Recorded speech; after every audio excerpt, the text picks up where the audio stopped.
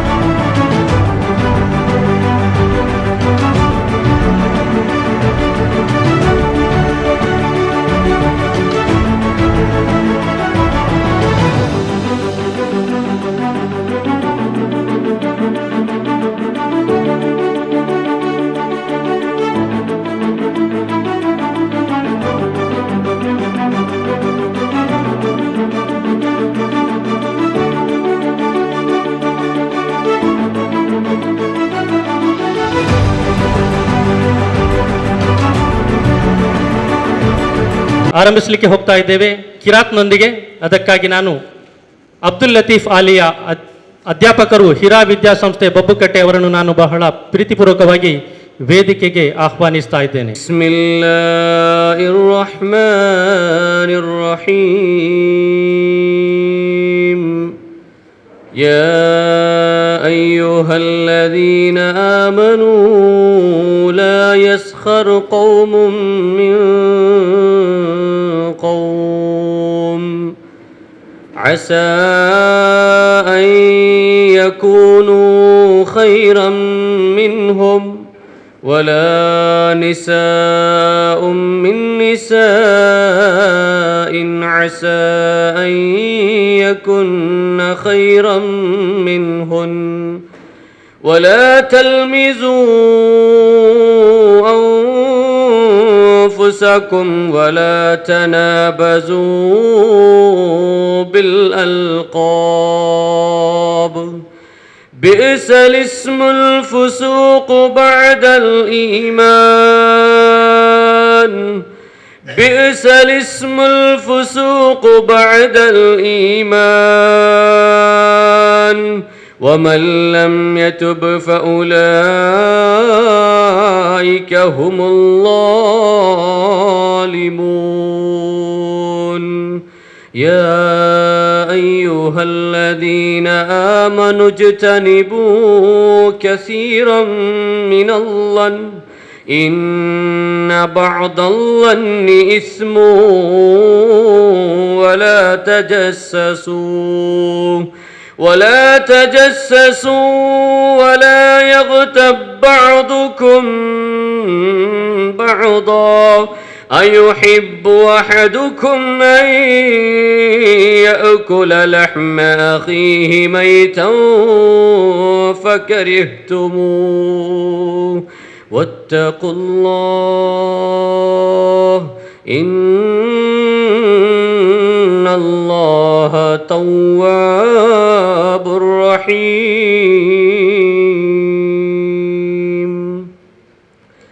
ಶಪಿಸಲ್ಪಟ್ಟ ಪಿಶಾಚಿಯ ಉಪಟಳದಿಂದ ಅಲ್ಲಾಹನಲ್ಲಿ ಅಪಯಾಚಿಸುತ್ತಾ ಪರಮ ದಯಾಳು ಕರುಣಾನಿಧಿಯಾದ ಅಲ್ಲಾಹನ ನಾಮದಿಂದ.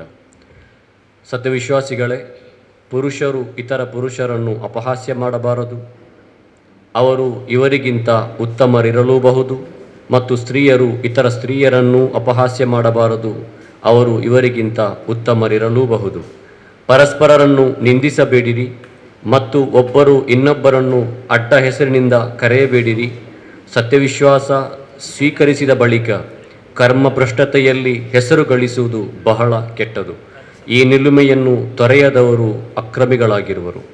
ಸತ್ಯವಿಶ್ವಾಸಿಗಳೇ, ಹೆಚ್ಚಿನ ಗುಮಾನಿಗಳಿಂದ ದೂರವಿರಿ. ನಿಶ್ಚಯವಾಗಿಯೂ ಕೆಲವು ಗುಮಾನಿಗಳು ಪಾಪವಾಗಿವೆ. ದೋಷಾನ್ವೇಷಣೆ ಮಾಡದಿರಿ. ನಿಮ್ಮಲ್ಲಿ ಯಾರೂ ಯಾರ ಬಗ್ಗೆಯೂ ಪರದೂಷಣೆ ಮಾಡಬಾರದು. ನಿಮ್ಮಲ್ಲಿ ಯಾರಾದರೂ ತನ್ನ ಮೃತ ಸಹೋದರನ ಮಾಂಸ ತಿನ್ನುವುದನ್ನು ಇಷ್ಟಪಡುವನೇ? ನೀವು ಸ್ವತಃ ಇದನ್ನು ಅಸಹ್ಯಪಡುತ್ತೀರಿ. ಅಲ್ಲಾಹನನ್ನು ಭಯಪಡಿರಿ. ಅಲ್ಲಾಹ್ ಪಶ್ಚಾತ್ತಾಪ ಸ್ವೀಕರಿಸುವವನು ಕರುಣಾನಿಧಿಯೂ ಆಗಿರುತ್ತಾನೆ. ಬೋಧನಾ ಪ್ರಬುದ್ಧತೆ, ಪ್ರತಿಭಾ ಪೋಷಣೆ, ಸಮಾಜ ಪರಿವರ್ತನೆ. ಐಟಾ ಒಂದು ಆದರ್ಶ ವೇದಿಕೆ. ರಾಷ್ಟ್ರಮಟ್ಟದ ಅಭಿಯಾನದ ಅಂಗವಾಗಿ ನಡೆಯುತ್ತಿರುವಂತಹ ದಕ್ಷಿಣ ಕನ್ನಡ ಜಿಲ್ಲಾ ಶೈಕ್ಷಣಿಕ ಸಮಾವೇಶ ಮತ್ತು ನಿವೃತ್ತ ಶಿಕ್ಷಕರಿಗೆ ಸನ್ಮಾನ ಸಮಾರಂಭ. ಸರ್ ರಿಯಾಜ್ ಅಧ್ಯಕ್ಷರು ಐಟಾ ಬಂಟ್ವಾಳ ಇವರನ್ನು ನಾನು ಬಹಳ ಪ್ರೀತಿಪೂರ್ವಕವಾಗಿ ಭಾಷಣ ಪೀಠದ ಕಡೆಗೆ ಆಹ್ವಾನಿಸ್ತಾ ಇದ್ದೇನೆ. ಶಿಕ್ಷಕ ವೃತ್ತಿಯಲ್ಲಿ ತೊಡಗಿಕೊಂಡಂಥ ಅಧ್ಯಾಪಕರು, ಶಿಕ್ಷಕರು, ಉಪನ್ಯಾಸಕರು ಇದರ ವ್ಯಾಪ್ತಿಗೆ ಒಳಪಡ್ತಾರೆ. ಇವರು ಅಜ್ಞಾನದಿಂದ ಸುಜ್ಞಾನದೆಡೆಗೆ, ಕತ್ತಲೆಯಿಂದ ಬೆಳಕಿನೆಡೆಗೆ ಮಕ್ಕಳನ್ನು ಕೊಂಡೋಗಲಿಕ್ಕೆ ಅಗತ್ಯವಾದಂಥ ಶಿಕ್ಷಣ ಎಂಬ ವಾಹಿನಿಯನ್ನು ಮೂಲಕ ಶ್ರಮ ಪಡ್ತಾ ಇದ್ದಾರೆ ಮತ್ತು ತಮ್ಮನ್ನು ಅದರಲ್ಲಿ ತಲ್ಲೀನಗೊಳಿಸಿಕೊಂಡಿದ್ದಾರೆ. ಹೀಗೆ ಈ ಐಟಾದು ರಾಷ್ಟ್ರಮಟ್ಟದ ಸಂಸ್ಥೆಯಾಗಿದ್ದು ಇದರ ಕೆಲವು ಗುರಿ ಮತ್ತು ಉದ್ದೇಶಗಳು ಹೀಗಿವೆ. ಮೊದಲನೇದು, ಶೈಕ್ಷಣಿಕ ಸಂಸ್ಥೆಗಳಲ್ಲಿ ಅತ್ಯುತ್ತಮವಾದಂಥ ಶೈಕ್ಷಣಿಕ ಮತ್ತು ನೈತಿಕ ವಾತಾವರಣಕ್ಕೆ ಪ್ರೋತ್ಸಾಹ ನೀಡುವುದು. ಎರಡನೇದು, ಶಿಕ್ಷಣವನ್ನು ಅಜ್ಞಾನದ ಪ್ರಭಾವಗಳಿಂದ ಮುಕ್ತಗೊಳಿಸುವುದು. ಮೂರನೇದು, ಅಧ್ಯಾಪಕರ ಶೈಕ್ಷಣಿಕ, ವೈಚಾರಿಕ, ನೈತಿಕ, ಕಲೆ ಮತ್ತು ವೃತ್ತಿಪರ ಪ್ರತಿಭೆಗಳ ಬೆಳವಣಿಗೆಯಲ್ಲಿ ಅಗತ್ಯ ಮಾರ್ಗದರ್ಶನವನ್ನು ನೀಡುವುದು. ಇನ್ನು ವಿದ್ಯಾರ್ಥಿಗಳ ವೈಚಾರಿಕ, ಶೈಕ್ಷಣಿಕ ಮತ್ತು ನೈತಿಕ ಮಾರ್ಗದರ್ಶನವನ್ನು ನೀಡುವುದು. ನಂತರ ಸರ್ಕಾರಿ ರೂಪಿಸಿದಂಥ ಶಿಕ್ಷಣ ನೀತಿ ಮತ್ತು ಸರ್ಕಾರೇತರ ಪಠ್ಯಕ್ರಮಗಳ ಬಗ್ಗೆ ಅವಲೋಕನ ನಡೆಸುವುದು. ಜೊತೆಗೆ ದೇಶಬಾಂಧ ಅಧ್ಯಾಪಕರು ಮತ್ತು ವಿದ್ಯಾರ್ಥಿಗಳಲ್ಲಿ ಇಸ್ಲಾಮಿನ ಬಗ್ಗೆ ಇರುವಂಥ ತಪ್ಪು ಕಲ್ಪನೆಗಳನ್ನು ನೀಗಿಸುವುದು. ನಂತರ ಅಧ್ಯಾಪಕರ ಅರ್ಹ ಹಕ್ಕುಗಳನ್ನು ದೊರಕಿಸಿಕೊಡುವಲ್ಲಿ ಅಗತ್ಯವಾದಂಥ ಪಾತ್ರವನ್ನು ವಹಿಸುವುದು. ಇದರ ಗುರಿ ಮತ್ತು ಉದ್ದೇಶಗಳು. ಈ ವಿಸ್ತಾರವಾದಂಥ ಒಂದು ಅಗಾಧವಾದ ಗುರಿ ಉದ್ದೇಶನ ಹೊಂದಿರುವಂಥ ಐಟಾ 4 ವರ್ಷಗಳಿಗೆ ಒಮ್ಮೆ ತನ್ನ ಧೋರಣೆಗಳನ್ನು, ಕಾರ್ಯಕ್ರಮಗಳನ್ನು, ಅಭಿಯಾನಗಳನ್ನು ರೂಪಿಸ್ತದೆ. ಈ ಕಾರ್ಯಕ್ರಮಗಳನ್ನು ರೂಪಿಸಿ ರಾಷ್ಟ್ರ ಮಟ್ಟದಲ್ಲಿ ಅಲ್ಲಿನ ಶಿಕ್ಷಣ ತಜ್ಞರು ಜೊತೆಗೆ ವಿವಿಧ ರಂಗಗಳಲ್ಲಿರುವಂಥ ತಜ್ಞರು, ಮನಃಶಾಸ್ತ್ರಜ್ಞರು ಇವರ ಜೊತೆಗೆ ಸಮಾಲೋಚಿಸಿ ಅಗತ್ಯ ಸಲಹೆ, ಮಾರ್ಗದರ್ಶನಗಳನ್ನು ಪಡೆದು ಒಂದು ಕಾರ್ಯಕ್ರಮದ ರೂಪುರೇಷೆಗಳನ್ನು ಸಿದ್ಧಪಡಿಸ್ತದೆ. ನಂತರ ಬರುವಂಥ ಹಂತ ಯಾವುದು ಅಂತ ಹೇಳಿದರೆ, ಈ ಸಿದ್ಧಪಡಿಸಿದ್ದ ಕಾರ್ಯಕ್ರಮವನ್ನು ತನ್ನ ಎಲ್ಲ ರಾಜ್ಯಗಳಿಗೆ, ಅದರಲ್ಲಿ ಇರುವಂಥ ಜಿಲ್ಲೆಗಳು ಮತ್ತು ತಾಲೂಕು ಯೂನಿಟ್ಗಳ ಮುಖಾಂತರ ಕಾರ್ಯರೂಪಕ್ಕೆ ತರುವಲ್ಲಿ ಅಗತ್ಯವಾದ ಮಾರ್ಗದರ್ಶನವನ್ನು ನೀಡಲಿಕ್ಕೆ ಈ ಪ್ರಮುಖ ಪಾತ್ರವನ್ನು ವಹಿಸ್ತದೆ. ಜೊತೆಗೆ ಇವತ್ತು ನಾವಿಲ್ಲಿ ಸೇರಿರುವ ಉದ್ದೇಶ ಒಂದು ರಾಷ್ಟ್ರೀಯ ಅಭಿಯಾನ ಸೆಪ್ಟೆಂಬರ್ 24, 2023ರಿಂದ ಅಕ್ಟೋಬರ್ 15, 2023ರವರೆಗೆ ರಾಷ್ಟ್ರಮಟ್ಟದ ಶೈಕ್ಷಣಿಕ ಅಭಿಯಾನವನ್ನು ಆರಂಭಿಸಿದೆ. ಈ ಅಭಿಯಾನದಲ್ಲಿ ಬೋಧನಾ ಪ್ರಬುದ್ಧತೆ, ಪ್ರತಿಭಾ ಪೋಷಣೆ, ಸಮಾಜ ಪರಿವರ್ತನೆ, ಐಟಾ ಒಂದು ಆದರ್ಶ ವೇದಿಕೆ, enlightening teachers, nurturing talents, transforming society, AITA an ideal platform, ಹೀಗೆ ಈ ಒಂದು ಪ್ಲಾಟ್ಫಾರ್ಮ್ ಮತ್ತು ವೇದಿಕೆಯನ್ನು ಎಲ್ಲ ಇದರಲ್ಲಿರುವಂಥ ಶಿಕ್ಷಕರಿಗೆ ಒದಗಿಸ್ತದೆ. ಇಷ್ಟು ವಿಚಾರಗಳು ಸೈದ್ಧಾಂತಿಕವಾಗಿದೆ. ಇನ್ನು ಕಾರ್ಯರೂಪಕ್ಕೆ ಅಂತ ಹೇಳಿದರೆ ಪ್ರಾಯೋಗಿಕವಾಗಿ ಏನೆಲ್ಲ ಮಾಡ್ತದೆ ಅಂತ ಹೇಳಲಿಕ್ಕೆ ಕೆಲವು ಘಟನೆಗಳು, ನೈಜ ಘಟನೆಗಳನ್ನು ಇದರ ಮೂಲಕ ಹೇಳಲಿಕ್ಕೆ ಬಯಸ್ತೇನೆ. ಇದರ ಮೊದಲು ನಾವೆಲ್ಲ ಶಿಕ್ಷಕರು, ಇದಕ್ಕೆ ಶಿಕ್ಷಕರಾಗಲಿಕ್ಕೆ ಹುಟ್ಟಿದ ತಕ್ಷಣ ಶಿಕ್ಷಕರಾಗಲಿಲ್ಲ ನಾವು. ಅದಕ್ಕಾಗಿ ಅಗತ್ಯವಾದಂಥ ಶೈಕ್ಷಣಿಕ ಅರ್ಹತೆಗಳನ್ನು ಪಡೆದುಕೊಂಡಿದ್ದೇವೆ, ತರಬೇತಿಯನ್ನು ಪಡೆದುಕೊಂಡಿದ್ದೇವೆ. ಜೊತೆಗೆ ನಾವು ಶಿಕ್ಷಕರಾಗಿ ಏನು ಮಾಡಿದ್ದೇವೆ, ನೇಮಕಾತಿ ಹೊಂದಿದ್ದೇವೆ. ಜೊತೆಗೆ ಇದಿಷ್ಟು ಇದ್ರೆ ಸಾಕಾ ಶಿಕ್ಷಕರಾಗಲಿಕ್ಕೆ? ಇದರ ಒಟ್ಟಿಗೆ ಅತಿ ಮೂಲ್ಯವಾಗಿ ಬೇಕಾದಂಥ, ಅಗತ್ಯವಾಗಿ ಬೇಕಾಗಿರುವಂಥ, ಎಸೆನ್ಷಿಯಲ್ ಆಗಿ ಬೇಕಾಗಿರುವಂಥದ್ದು ತಾಳ್ಮೆ, ಸಬ್ರ್, ಪೇಷನ್ಸ್, ಜೊತೆಗೆ ಡೆಡಿಕೇಶನ್, ಅರ್ಪಣಾ ಮನೋಭಾವ. ಇವೆರಡನ್ನು ನಾವು ಇಟ್ಟುಕೊಂಡು ಶಿಕ್ಷಣ ವೃತ್ತಿಯಲ್ಲಿ ಮುನ್ನಡೆದರೆ ಆ ಶಿಕ್ಷಣ ಕ್ಷೇತ್ರದಲ್ಲಿ, ಸಮಾಜದಲ್ಲಿ, ಸಮುದಾಯದಲ್ಲಿ ನಾವೇನು ಮಾಡ್ಬೋದು ಅಂತ ಹೇಳಿದರೆ ಅಗತ್ಯವಾಗಿರುವಂಥ ಕ್ರಾಂತಿಯನ್ನೇ ಉಂಟು ಮಾಡ್ಬೋದು ಅಂತ ಹೇಳಿಕ್ಕೆ ಇಷ್ಟಪಡ್ತೇನೆ. ಈ ಕ್ರಾಂತಿಯನ್ನು ಉಂಟು ಮಾಡಲಿಕ್ಕೆ ಈಗ ನಾವೆಲ್ಲರೂ ಹುಟ್ಟಿದ ತಕ್ಷಣ ಶಿಕ್ಷಕರಾಗಲಿಲ್ಲ. ಆದರೆ ಹೆತ್ತ ತಾಯಿಯನ್ನು ನಾವೇನು ಮಾಡ್ತೇವೆ, ಮೊದಲ ಗುರು ಮನೆಯೇ ಮೊದಲ ಪಾಠಶಾಲೆ ಅಂತೇಳಿ ಹೇಳ್ತಾರೆ. ಯಾಕೆ ಅಂತ ಹೇಳಿದರೆ ಒಬ್ಬಳು ಮಹಾ ತಾಯಿ ಏನು ಮಾಡ್ತಾಳೆ, 9 ತಿಂಗಳು ತನ್ನ ಮಗುವನ್ನು ಹೊಟ್ಟೆಯಲ್ಲಿ ಹೊತ್ತು ಹೆತ್ತು ಹೆಜ್ಜೆ ಹೆಜ್ಜೆಗೂ ಆ ಮಗುವಿಗೆ ಪೋಷಣೆ ಮಾಡ್ತಾಳೆ. ಸರಿ ಯಾವುದು ತಪ್ಪು ಯಾವುದನ್ನು ಅವನು ಕಲಿಸ್ತಾಳೆ. ಅವಳು ತಾಯಿ. ಈ ತಾಯಿಯಿಂದನೇ ನಾವೆಲ್ಲರೂ ಕೆಲವರು ಉನ್ನತ ಹುದ್ದೆಗಳಿಗೆ, ಒಳ್ಳೆಯ ಬಿಸ್ನೆಸ್ ಮ್ಯಾನ್ ಆಗಿರ್ಬೋದು, ಇಲ್ಲಿ ಎಲ್ಲದರಲ್ಲಿ ಕೂಡ ನಾವು ತೊಡಗಿದ್ದೇವೆ. ನಾನು ಕೂಡ ಶಿಕ್ಷಕನಾಗಿರಲಿಕ್ಕೆ ನನ್ನ ತಾಯಿ ಅಂತ ಹೇಳಲಿಕ್ಕೆ ಇಲ್ಲಿ ಸಭೆಯಲ್ಲಿ ನಾನು ಹೆಮ್ಮೆ ಪಡ್ತೇನೆ. ಜೊತೆಗೆ ಈ ಸಹನೆ ಮತ್ತು ಡೆಡಿಕೇಶನ್ ಹೇಗೆ ಆಗಬೇಕು ಅಂತೇಳಿ ಇಲ್ಲಿ ಹೇಳ್ತೇನೆ. ಇಂದಿನ ಕಾರ್ಯಕ್ರಮದ ಅಧ್ಯಕ್ಷತೆಯನ್ನು ವಹಿಸಿದಂಥ ಜನಾಬ್ ಮೊಹಮ್ಮದ್ ರಜಾ ಮಾನ್ವಿ, ರಾಜ್ಯಾಧ್ಯಕ್ಷರು, ಐಟಾ ಕರ್ನಾಟಕ, ಇವರು ನಮ್ಮೊಂದಿಗೆ ವೇದಿಕೆಯಲ್ಲಿ ಉಪಸ್ಥಿತರಿಗೆ ಆಗಮಿಸಿದ್ದಾರೆ. ಅವರಿಗೆ ಐಟಾ ದಕ್ಷಿಣ ಕನ್ನಡ ಜಿಲ್ಲೆ ಇದರ ಪರವಾಗಿ ಎಲ್ಲರಿಗೂ ಸ್ವಾಗತವನ್ನು ಕೋರ್ತೇನೆ. ಮಗು ಹುಟ್ಟುತ್ತೆ. ಆ ಹುಟ್ಟಿದ ತಕ್ಷಣ ಆ ತಾಯಿ ಏನೆಲ್ಲ ಕಷ್ಟಪಡ್ತಾಳೆ ಅದನ್ನೆಲ್ಲ ನಾವೆಲ್ಲ ಕಣ್ಣಾರೆ ನೋಡಿದ್ದೇವೆ. ಮಹಿಳೆಯರು, ಸಹೋದರಿಯರು, ಅಕ್ಕ ತಂಗಿಯರು ಇದನ್ನು ಅನುಭವಿಸಿದ್ದಾರೆ. ಜೊತೆಗೆ ಈಗಲೂ ಕೂಡ ಅದರಲ್ಲಿ ತೊಳಲಾಟವನ್ನು, ಹೆಣಗಾಟವನ್ನು ಮಾಡ್ತಾ ಇದ್ದಾರೆ. ಈ ಒಂದು ಘಟನೆಯ ಸಹನೆ, ಸಬ್ರು ಅನ್ನೋದನ್ನು ನಾವೆಲ್ಲರೂ ಸುಲಭವಾಗಿ ವೇದಿಕೆ ಮೇಲೆ ನಿಂತು ಒಂದು ತರಗತಿಯಲ್ಲಿ ಹೇಳ್ಬೋದು. ಆದರೆ ಸಬ್ರು ಅನ್ನೋದು ಯಾವಾಗ ಪ್ರಾಕ್ಟಿಕಲ್ ಆಗಿ ಬರ್ತದೆ ಆಗ ಅದರ ಬೆಲೆ, ಅದರ ಮೌಲ್ಯ ಹೆಚ್ಚಾಗ್ತದೆ. ಒಬ್ಬ ತಾಯಿ ತನ್ನ ಮಗುವನ್ನು ಬೆಳೆಸ್ತಾ ಇದ್ದಾಳೆ. ಆ ಮಗು ಎಷ್ಟು ಪೋಖ್ರಿ, ಎಷ್ಟು ತುಂಟ ಇದ್ದಾನೆ ಅಂತೇಳಿದರೆ ಅಷ್ಟಿಷ್ಟಲ್ಲ. ಅದು ಯಾವಾಗ ಅಂತೇಳಿದರೆ ನಾವು ಮನೆಯವರೊಟ್ಟಿಗೆ ಇದ್ದಾಗ ಅದು ಹೆಚ್ಚು ಸಮಸ್ಯೆ ಆಗೋದಿಲ್ಲ. ಆದರೆ ಒಂದು ದಿನ ಆ ತಾಯಿಯ ಮನೆಗೆ ಏನಾಗ್ತದೆ, ಒಬ್ಬರು ಗೆಸ್ಟ್ಗಳು, ಅತಿಥಿಗಳು ಬರ್ತಾರೆ. ಆ ಬಂದ ತಕ್ಷಣ ಏನು ಮಾಡ್ತಾರೆ, ತಾಯಿ ಆ ಬಂದಂಥ ಅತಿಥಿಗಳಿಗೆ ಸತ್ಕಾರವನ್ನು ಮಾಡಲಿಕ್ಕೋಸ್ಕರ ಆಹಾರವನ್ನು ಸಿದ್ಧಪಡಿಸ್ತಾಳೆ. ಆ ಸಿದ್ಧಪಡಿಸಿದ ಒಂದು ಪದಾರ್ಥವನ್ನು ಸಿದ್ಧಗೊಳಿಸ್ತಾಳೆ. ಇನ್ನೇನು ಕೆಲವೇ ಕ್ಷಣಗಳಲ್ಲಿ ಆ ಬಂದಂಥ ಅತಿಥಿಗಳಿಗೆ ಸತ್ಕಾರವನ್ನು ಮಾಡಬೇಕು ಅನ್ನೋ ಒಂದು ಕೆಲವೇ ಕ್ಷಣಗಳಲ್ಲಿ ಈ ತುಂಟ, ಈ ಪೋಕುರಿ ಹುಡುಗ ಎಂತ ಮಾಡ್ತಾನೆ, ಇಷ್ಟು ಹೊಯ್ಗೆನ ಕೊಂಡೋಗಿ ಆ ಪದಾರ್ಥಕ್ಕೆ ಹಾಕ್ತಾನೆ. ಆ ತಾಯಿ ಏನು ಮಾಡಬೇಕು, ಅವಳಿಗೆ ಆಗುವಂಥ ಆವೇಶ, ಉದ್ವೇಗಗಳು ಅಷ್ಟಿಷ್ಟಲ್ಲ. ಆದರೆ ಆ ಬಂದಂಥ ಅತಿಥಿಗಳ ಎದುರಿಗೆ ಅವಮಾನಿತಲಾಗ್ತಾಳೆ.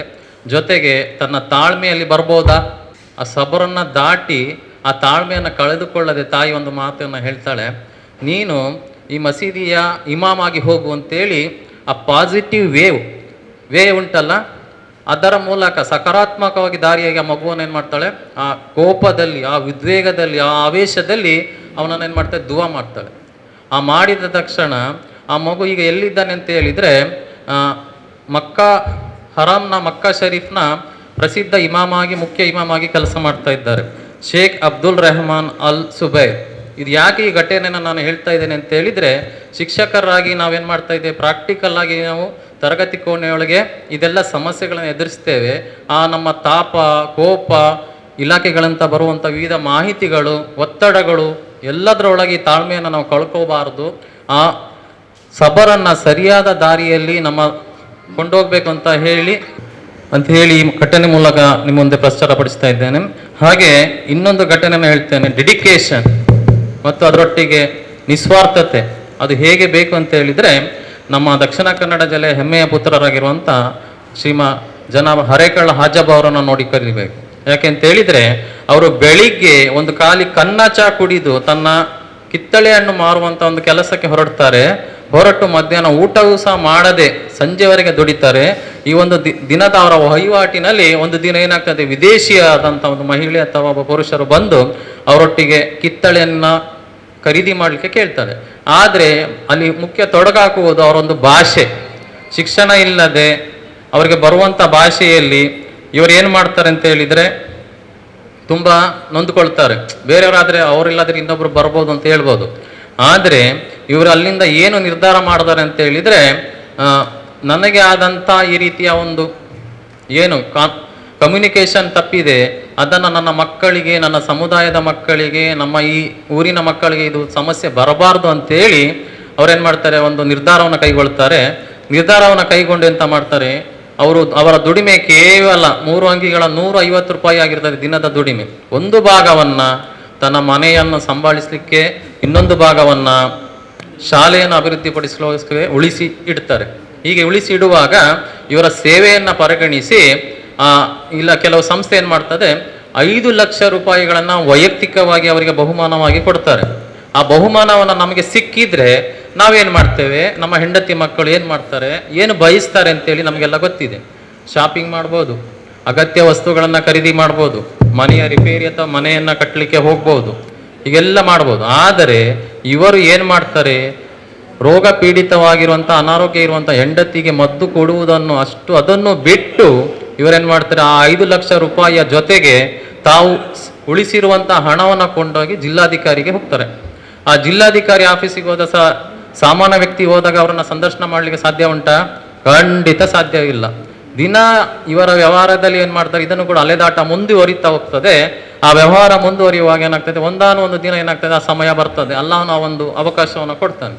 ಕೊಟ್ಟಾಗ ಇವರು ಆ ಜಿಲ್ಲಾಧಿಕಾರಿಯ ಎದುರಿಗೆ ಹೋಗಿ ಮಾತಾಡ್ತಾರೆ, ಇದು ನನಗೆ ಬಂದಂಥ ಬಹುಮಾನದ 5 ಲಕ್ಷ ರೂಪಾಯಿ ಚೆಕ್, ಅದರೊಟ್ಟಿಗೆ ನಾನು ಉಳಿಸಿರುವಂಥ ಈ ಹಣ, ಇದೆಲ್ಲ ನನ್ನ ಶಾಲೆಯ ಮಕ್ಕಳಿಗೆ ಆಟದ ಮೈದಾನಕ್ಕೆ ಬೇಕು, ಇದನ್ನು ನೀವು ಮಾಡಿಕೊಡಿ ಅಂತ ಹೇಳುವಾಗ ಆ ಒಂದು ಕ್ಷಣ ಏನಾಗ್ಬೋದು, 2 ಅಕ್ಷರ ಓದಲಿಕ್ಕೆ ಬಾರದಂಥ ವ್ಯಕ್ತಿ ಇಷ್ಟೊಂದು ಶಿಕ್ಷಣಕ್ಕೆ ಅವನೇನು ಮಾಡ್ತಾನೆ, ಡೆಡಿಕೇಶನ್ ಮಾಡ್ತಾನೆ, ತನ್ನನ್ನು ತೊಡಗಿಸ್ಕೊಳ್ತಾನೆ ಅಂತ ಹೇಳಿದರೆ, ಇಷ್ಟೊಂದು ವಿದ್ಯಾರ್ಥಿಗಳನ್ನು ಹೊಂದಿರುವಂಥ ನಾವು, ಇಷ್ಟೊಂದು ಸಂಬಳವನ್ನು ಪಡೆಯುತ್ತಿರುವಂಥ ನಾವು ಏನು ಮಾಡ್ತಾ ಇದ್ದೇವೆ, ಅದನ್ನು ನಾವು ಅವಲೋಕನ ಮಾಡ್ಕೋಬೇಕಾಗ್ತದೆ.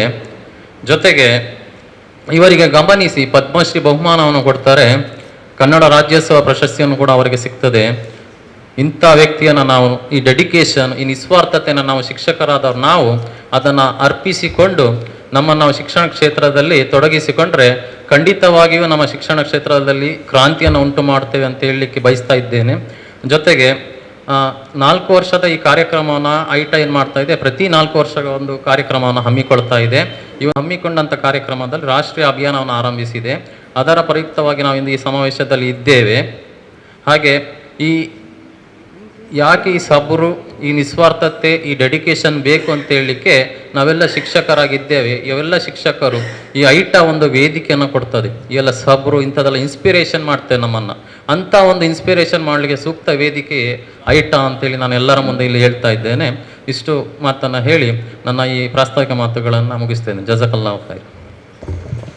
All India ideal teachers association AITA ಇದರ ಧ್ಯೇಯೋದ್ದೇಶಗಳೇನು ಎಂಬುದನ್ನು ಬಹಳ ಸಂಕ್ಷಿಪ್ತವಾಗಿ ತಿಳಿಸಿ ಎಲ್ಲರನ್ನೂ ಸ್ವಾಗತಿಸಿದಂತಹ ಬ್ರದರ್ ರಿಯಾಜ್ ಅವರಿಗೆ ಧನ್ಯವಾದಗಳು.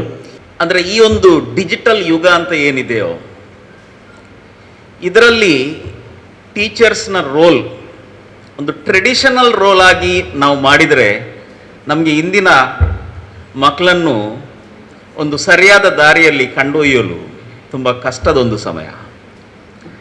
ಅಂತೂ ಕೋವಿಡ್ ಬಂದ ನಂತರ ಎಲ್ರಿಗೂ ಗೊತ್ತು, ನಾವೆಲ್ಲ ಮಕ್ಕಳ ಹತ್ರ ದಿನಾಲೂ ಸಮಯವನ್ನು ಕಳೆಯುವವರು ಆ ಒಂದು ಆಟಿಟ್ಯೂಡ್ನಲ್ ಚೇಂಜ್ ಇಂದ ಇನ್ನೂ ಸರಿಯಾದ ದಾರಿಗೆ ಬರಲು ಸಾಧ್ಯವಾಗಿಲ್ಲ. ಅದಕ್ಕಿಂತ ಮೊದಲಾಗಿ ಈ ಒಂದು ಶಿಕ್ಷಣ ವೃತ್ತಿ ಏನಿದೆಯೋ ಇದನ್ನೊಂದು ಪ್ರೀತಿಸಿ ಶಿಕ್ಷಕರಾಗಲು ಆಲ್ರೆಡಿ ನೀವು ಆಗಿದ್ದೀರಿ. So I really congratulate you all for taking up this teaching profession. There is a saying,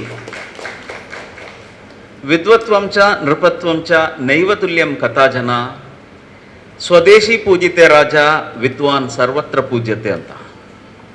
ಅಂದರೆ the kingship and scholarship can never be compare ಮಾಡಲು ಸಾಧ್ಯ ಇಲ್ಲ. ಒಂದು ರಾಜ ಮತ್ತು ಒಂದು ಶಿಕ್ಷಕನನ್ನು ಕಂಪೇರ್ ಮಾಡಲು ಸಾಧ್ಯವೇ ಇಲ್ಲ. A king is respected only in his Kingdom, but at the same time A teacher is respected everywhere.